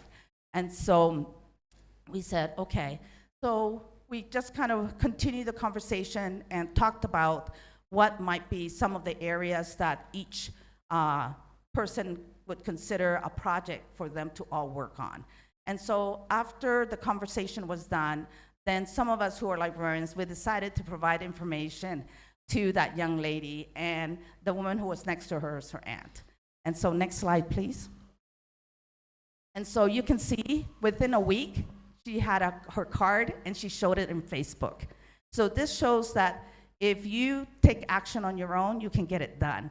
What had happened is that the family had hired a lawyer, and the lawyer had not been able to help them because her name did not match the birth registry, the National Birth Registry. So if you don't match the name to a birth date, then you can't get your birth record and you can't get your national ID. But they did it on their own, just by going to this conversation. Next slide. So the following year, we get a grant. And so we go back to the countries that we've been doing these workshops in. So we worked in Colombia, we worked in Peru, and we worked in Costa Rica with the libraries, you know, doing the work. And so what you can see to the left is that particular community of vendors. They decided that they really wanted that credit card system. And so they decided that what they would do with the $200 seed funding that they received is a financial literacy class, and 11 of the vendors got a credit card system. So that was 2019, and the pandemic hit the following year, right? So what a perfect time for them to get the credit card system. So next slide. So now let us begin with the process. So now we are going to get you a little bit more engaged. You can work on your tables. We are going to go through a little bit of the CLIA timeline, just depends on how much time we have, but we'll start with the first week, which is where you prepare the terrain. This is where you prepare your organization or your institution to get involved into the conversation about change. And remember that if you're a library or the institution, you are just facilitating the conversation. You are not telling the community what to do. So we're going to start by, next slide.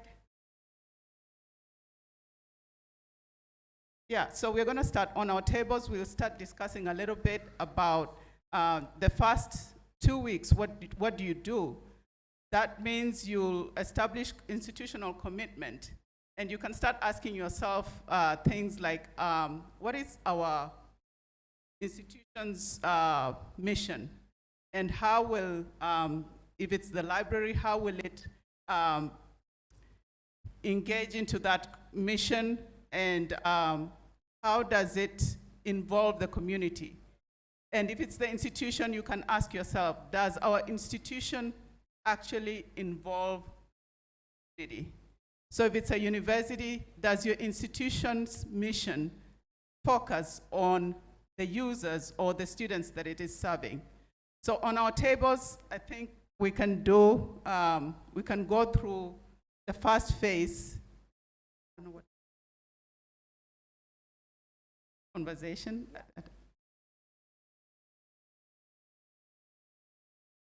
Okay, one slide before. Since we don't have time to do this on our tables, I think we'll just discuss maybe our mission statements from our institutions. If you see whether they're mentioning anything about the community or they look like they're serving the users that they're supposed to serve. So an example of this mission statement, for instance, is we empower people and communities by providing spaces, connections, and resources that enrich lives, inspire discovery, foster creativity, and expand possibilities. Our business is ensuring free access to informational, educational, cultural, and recreational resources and services. Our passion is in encouraging reading for leisure and lifelong learning. As you can see, that's a good example of our mission statement. Why? Because it talks about empowering the communities and the people that it serves. All right, and then the next mission statement is from UCT Libraries, and it says, the mission of UCT Libraries is to provide the best academic information services in support of UCT's institutional goals and strategies. Now, I'll give it back to you. What do you think about that mission statement? Does it seek to engage the users or seek to engage students? Anybody?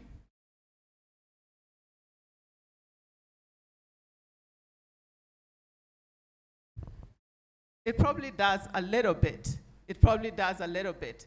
We're going to continue. Go back a little bit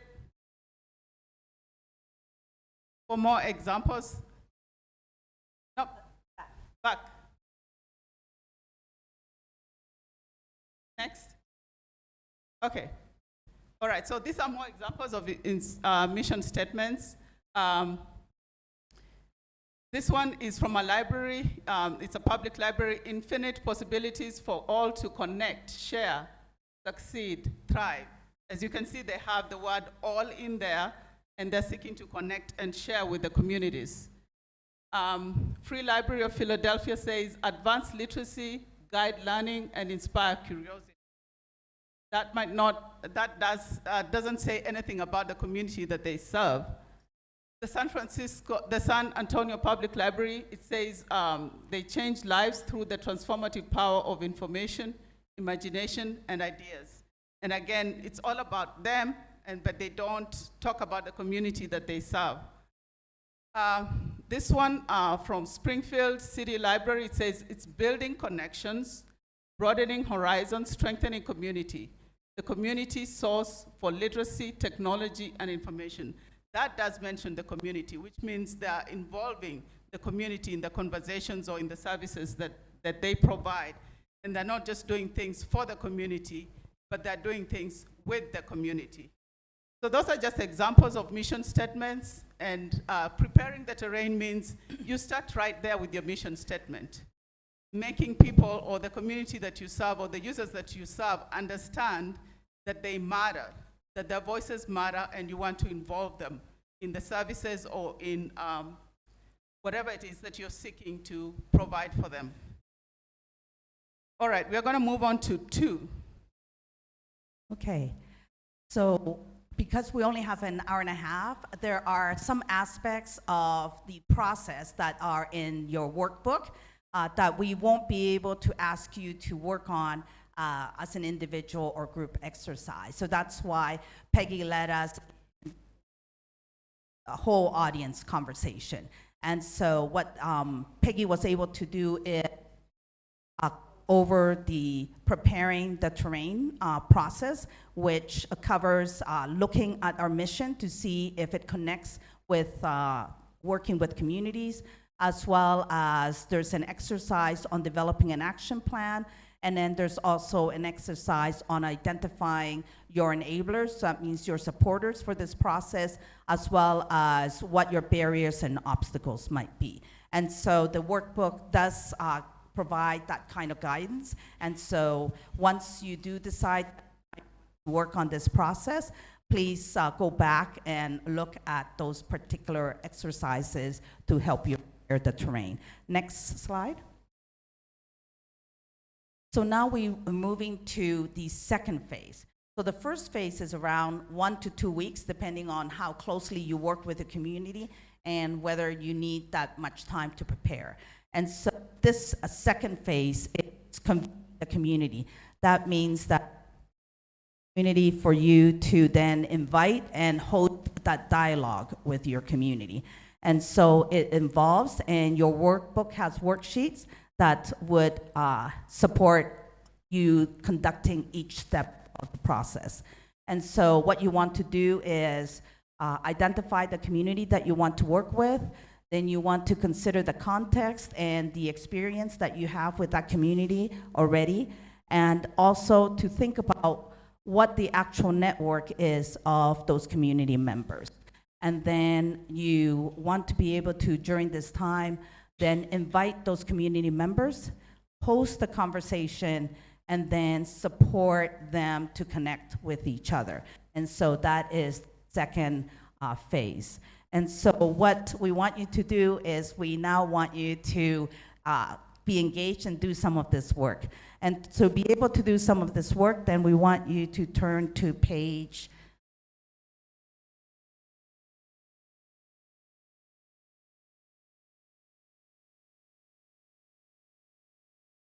6 of your workbook. And so page 6 of your workbook looks like this.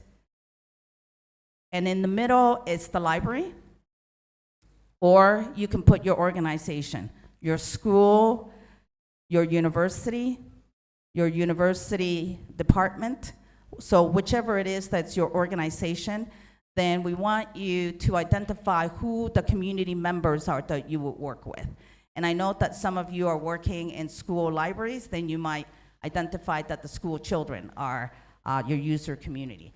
And so you see different circles because you probably have different members who constitute your community. And so we want you to put in the circles that have a solid line to the organization. So that's the solid lines. If you are putting a community member in the circle that has the solid lines, that means that you have a strong relationship with those users. So in a public library, then there is the seniors who may not go as much to the public library, and if they don't, then that's a weak tie. And so that weak tie would be the circles that have the dashed line. And then the circles that have no line linked to the library, those are the users that you don't really serve that much. And so that might be children with disabilities, for example. And so please, what you will do is spend the next 15 minutes doing three parts, 3 different exercises. And what we want you to do is focus on the first and second one. So in this one, your organization and who your users are, and whether you can identify the ones that you serve really well, the ones that you somewhat serve, and then the ones that are your user community but you don't serve that well. Then the next page, which is page 7, then that helps you to, you won't have a chance to do this exercise in the 15 minutes, but this is where you have this particular guideline to help you identify first who your community sector is. So it might be single women, head of households, and then you might, and we also ask you to identify what relationship you have with them already. The stronger of a relationship you have, then the more easier it might be to reconnect back with them. If you don't have much of a relationship, then it might take a bit of work to connect with them and invite them to come to the library or you to go out to their community.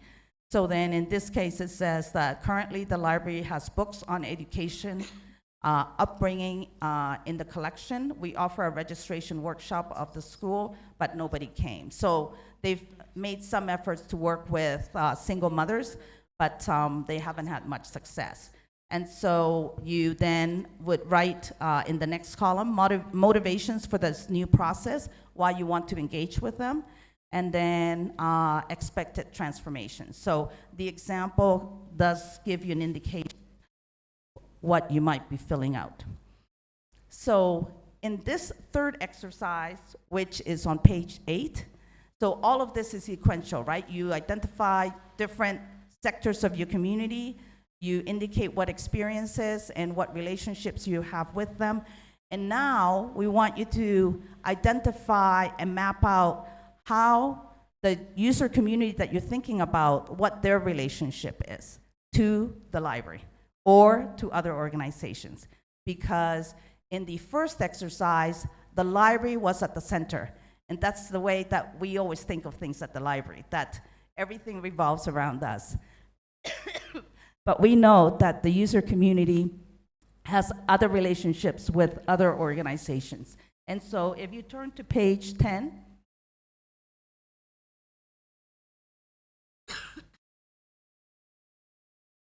then there's a diagram on page 10. And that diagram on page 10 gives you a sense of a particular network of a category of user. And so this one is an ethnic immigrant woman. And so I kind of modeled it after my mother. And so my mother has relationships with her family, but it's her family that uses the library. She doesn't use the library. Then she also has relationships with ethnic, retail, or commercial. So she goes to Chinese, to banks that speak Chinese. And she also goes to other stores and so forth where there may be Chinese products or services in Chinese language. Then she also goes to ethnic social services. So she might go to the doctor who speaks Chinese. And then she also listens to ethnic media or reads ethnic media. And she also has a relationship with the church. And why is it that she has a relationship to the church?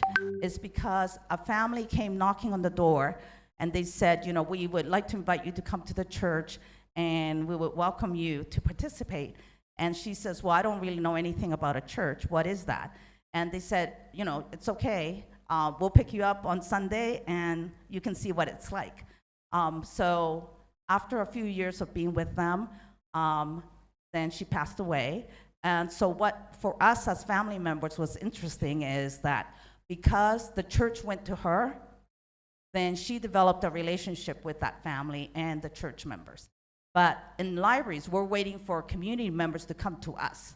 And so that's why the only way that the library might reach my mother would be through family members, right? Because the library has a relationship with us, but not with my mother.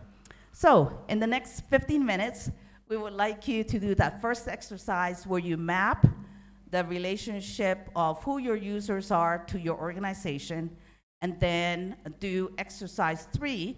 So if you identify that there are school children, then what is that network for the school children? Who do the school children talk to? Who do they see? Who might they trust? And so that will help us to understand if we're going to have a community conversation, then who are these community members and what kind of outreach invitation we'll do. Okay, next 15 minutes. Oh, sorry, everyone. I know that Dr. Chu said that we're going to take 15 minutes to do that activity. But I think those who want to go to the networking event, there's a bus coming at 5:30, and I don't want to create a situation where there's a competing workshop and networking event. So we can maybe just try to make this little activity a bit brief. Maybe just think about conceptually the 3 different steps of the process, how you might apply it to your own organization.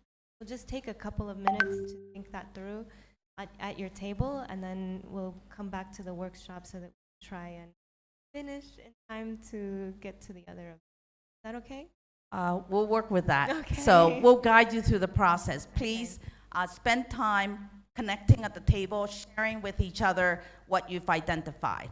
And I think that that's part of the process of learning this, how you think about the process and the sharing of your own experiences. And for some of you who might be just 2 of you, if you'd like to join another table, that's okay.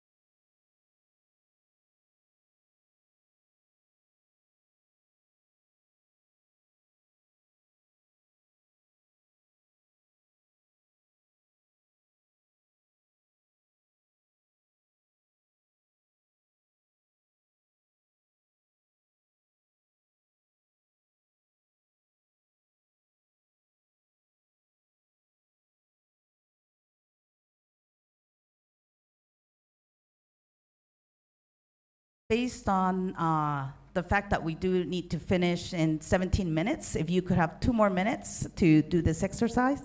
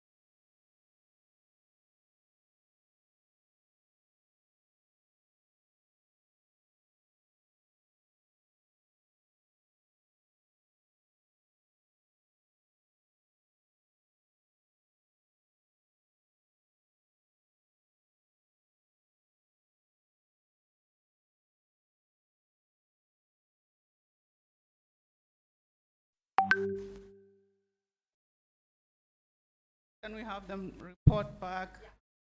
We shall have, just on your tables, you can report back briefly what you discussed. Maybe one table or a couple, maybe. Okay. We don't know how much time we have, but you can report back at least on that first page what you did. What did you identify as your strong ties?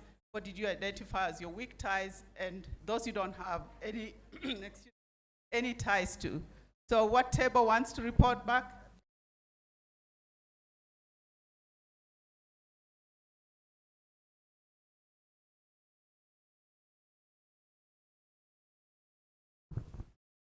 Thank you very much. Here we are looking at the university community. So the group of persons who have the strong ties are the students. Then next are the colleagues or the lecturers. And the third one is the other university staff, you know. Then those are the people who have the strong ties with. Then those who don't have strong ties are people within the neighborhood. Because a university is accommodated in a community. It's from that community. We also have less ties with the parents of the students. Sometimes they are forced to come to the university to interact with us. Ties are not strong. We also have, we don't have strong ties with service providers within the university, like those who own shops, business centers, food vendors, and all that are there. Then we don't have, as individuals or as a group, we don't have strong ties with companies that operate within the university. We don't also have strong ties with state-based organizations. That's our. Thank you very much. Thank you very much. Anybody else? We also tried to see how we connect with our boundary partners as Aegis Trust in Aspire project. We found that we are connected with the TTC tutors. Those are teacher training colleges. They are able to read what we give them. And also we have pre-service teachers. We train them, and we also have the online platform, they access it. And also have the in-service teachers, those who are in the teaching, they also access what we give them. But we have seen that the parents, we train them, those who are in a parent-teacher association. But because of our culture of storytelling, even though we give them the handouts, they are not really interested in reading. And at the same time, we train the parents living in conflict. Most of them, we find that they're illiterate, so reading is not really something to give them. So another thing we have seen is that youth, as I told you, of our culture in Rwanda of storytelling, we have been raised like not interested in reading. So if we give them this platform, they are not really interested. So we need like some other approaches so that they can get really interested in reading. And we're still trying to connect with the community leaders. We have seen that we need to really try to connect with community leaders and also church leaders and decision makers. Thank you. Great. Thank you so much for sharing. And as you can tell, this exercise helps you to identify those sectors, and then you can make a decision. Do you want to host a community conversation to get to know a community that you already work well with, or do you want to reach out to one that you might not have strong relationships with? So with the 10 minutes that we have, our workshop has been cut by half an hour. And so what we want to do is just to walk you through all the different parts of the workbook. So then when you take it home with you, whether you use this copy or download a new copy online, you'll be able to use this work. And so if we go to page 9, then on page 9, then you see that we might want to connect with hard-to-reach groups. We might want to connect with those store owners at a university community. And so how do we reach those people? And so this particular page provides some resources. Where do you gather information about them, whether you connect with other organizations that are working well with them, or whether you might read the literature and find out research on where do they like, what are the things that they like to do, who they are connected with, and so forth. And so page 9 is information on, and page 9 and 10 actually, is information on how to work with hard-to-reach communities. Then on page 11, if you have not made contact with that community, then how do you invite them? You know, do you say community members, you know, students or senior citizens who are interested in coming to study at the university, we'd like to connect with you, come for a coffee. Whatever it is, then you need to create a kind of communication that reaches that community, and to use the kind of language and the tone that's inviting.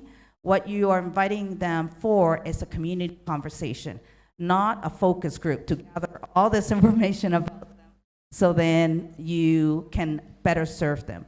You are inviting them so then they get acquainted with each other and with you. And so that is page 11.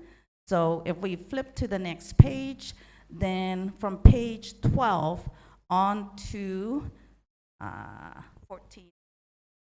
Yes, so from page 12 to 14, then guidelines on how to host a community conversation.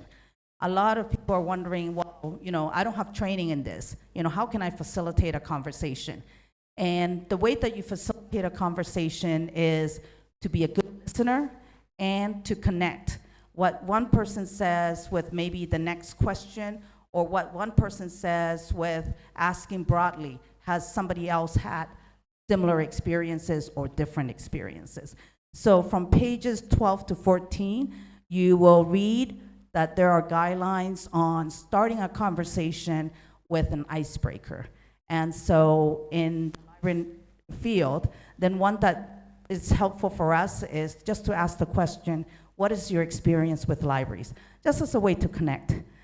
If you're working with children, you might ask, what is your favorite sport, or what do you like to do with your parents? So anything just to get them connected and started and feeling comfortable. Then, after that icebreaker, you want to start that conversation to get to know them and for them to get to know each other. And so the question is open-ended. It's not, what do you need from us, right? Is what's going on in your lives that are challenges, or what things are going well? And then apart from those things that are going well, then what could be improved? And so if you don't necessarily have, if it doesn't seem like they're responding, then you might ask them, as indicated on page 13, to complete the sentence. My life could be improved with, and then let them finish the sentence. Or my environment could be improved if, right? Because with climate change, insecurity in certain neighborhoods, then talking about the environment would be a good place to start to identify concerns. And so this conversation that you have can be an hour or an hour and a half.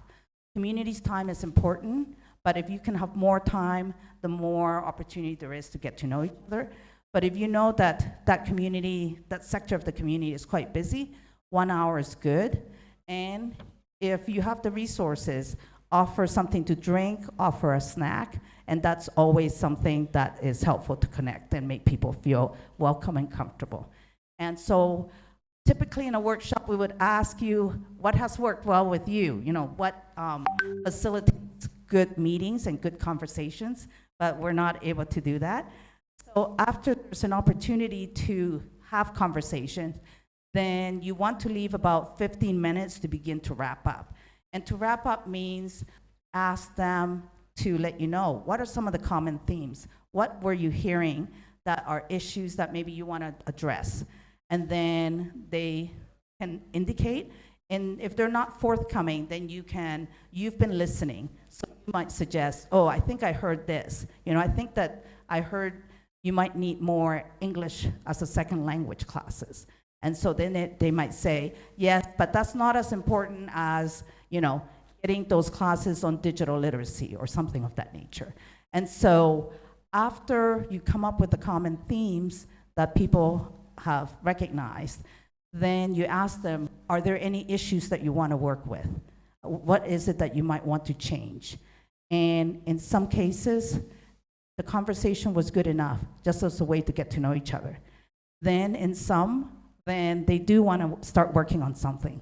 Maybe they all would like to connect and better improve their health. And so a sheet of paper can go around, somebody can identify themselves as the organizer or co-organizers, and then there's a way to follow up and connect with each other. And I think Barbara had a question.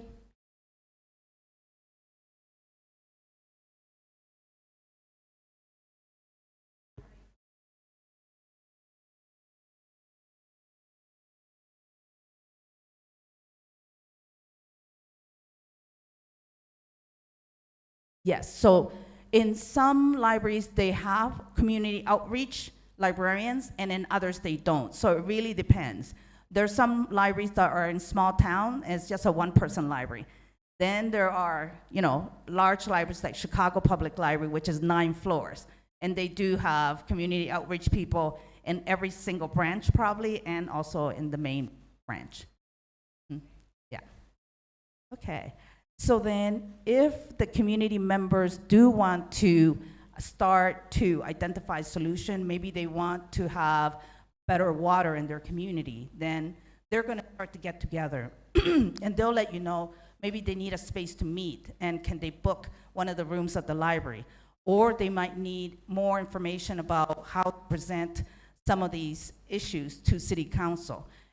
So they might need your help in trying to do this research. And so as the librarian, you're there to support, you work with, for the community. And so if you go to page 15, before you start to develop that relationship and support any community action, you might have a situation during your community conversation on page 15 where we've identified actual experiences that we had with issues that might really stop you on your tracks. Something might come up in that conversation and you don't know what to do. And so someone might start crying because they start talking about things that have really, been upsetting and bothering them. And so how do you deal with that? And so I don't have time to react and respond and give these issues. And so what is part of our invitation is that if any of you and your organization want to have a CLIA workshop, we would be able to do this online, or if you want to invite us to your organization, we're able to do this. So we would be very happy to elaborate on all of the different aspects of the workbook. But as I indicated, these are experiences that we've had. And so, for example, where somebody started to cry, it was because they were being bullied at school, but they were able to express it in front of their other teens, classmates. And so we just asked them, to please just take a moment and then just rejoin the group. And so that's what happened. So anything that stops the conversation, all you need to do is acknowledge and then have them maybe take a quiet moment or say, that's a really good question, or I can see you're quite concerned. Let's address this after the conversation. So you're not brushing anyone away or their issues. You are going to address them, but not at that moment. And then, if you look at page 16 to 17, then this is where, as an organization, there are particular items that allow you to recognize whether you are working with rather than for. So if you start doing everything for the community member, if you start to offer a lot of suggestions and solutions on how it should be done, then that means that you are continuing to be a service provider and not providing agency, not allowing the community member to do for themselves. As we indicated earlier, the philosophy is, or the principle is, teach to fish. We don't want as libraries to do everything for our communities. We're here to support as appropriate. And then on page 18 to 19, then something that's important is for community members and you as libraries to learn from this process. So on pages 18 to 19 are questions that allow you to describe the process that you've undergone, what you've learned in the process, how the community has changed or not changed. And so there are lessons to be learned. It's not just an activity where you're providing and saying, I serve this community. So it's not about counting how many members you've served, but it's about understanding that how that relationship has changed. So we're going to ask you to bring back the slides for a second. I don't know if they're listening. Okay. Oh, have you closed up already? Oh, okay, it's okay. What we want to do is, Peggy's going to run through one. That's fine. Thank you very much for for attending the workshop. We hope that you'll go out there and engage your communities and facilitate conversations that will lead to societal transformation. Thank you again.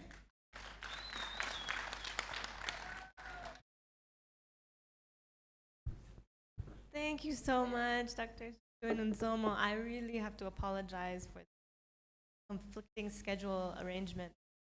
But thank you so much for walking us all through that incredible learning experience. I picked up some things I would love to take home and apply in the work. Are there any announcements?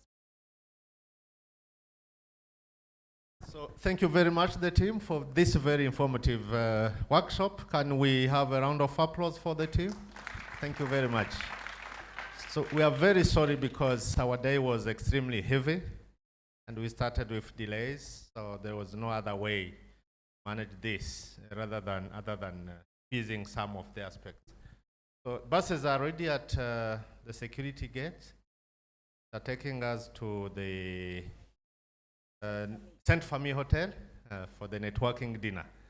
So if we can rush very quickly and then go for this evening. Remember to have your business cards, and this won't be moderated. It will be a free session where you can move and discuss with people. Thank you very much for today's participation. Let's be there tomorrow morning at 8 o'clock.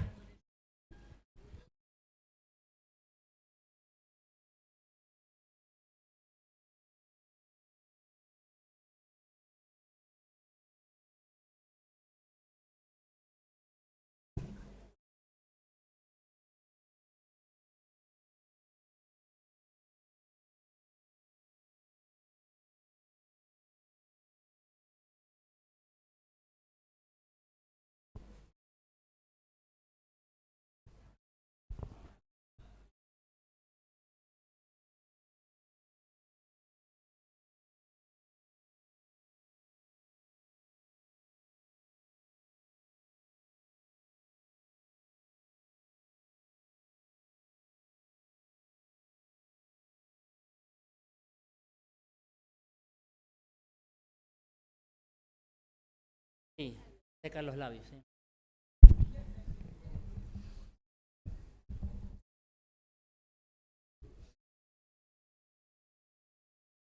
Cárgalo. Con el...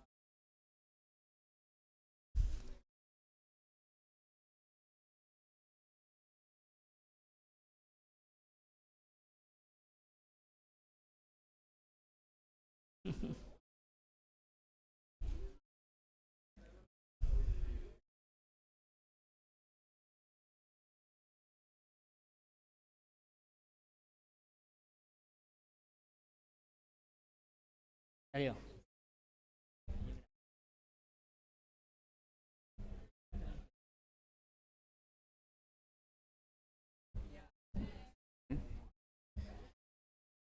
Mfata impande zose.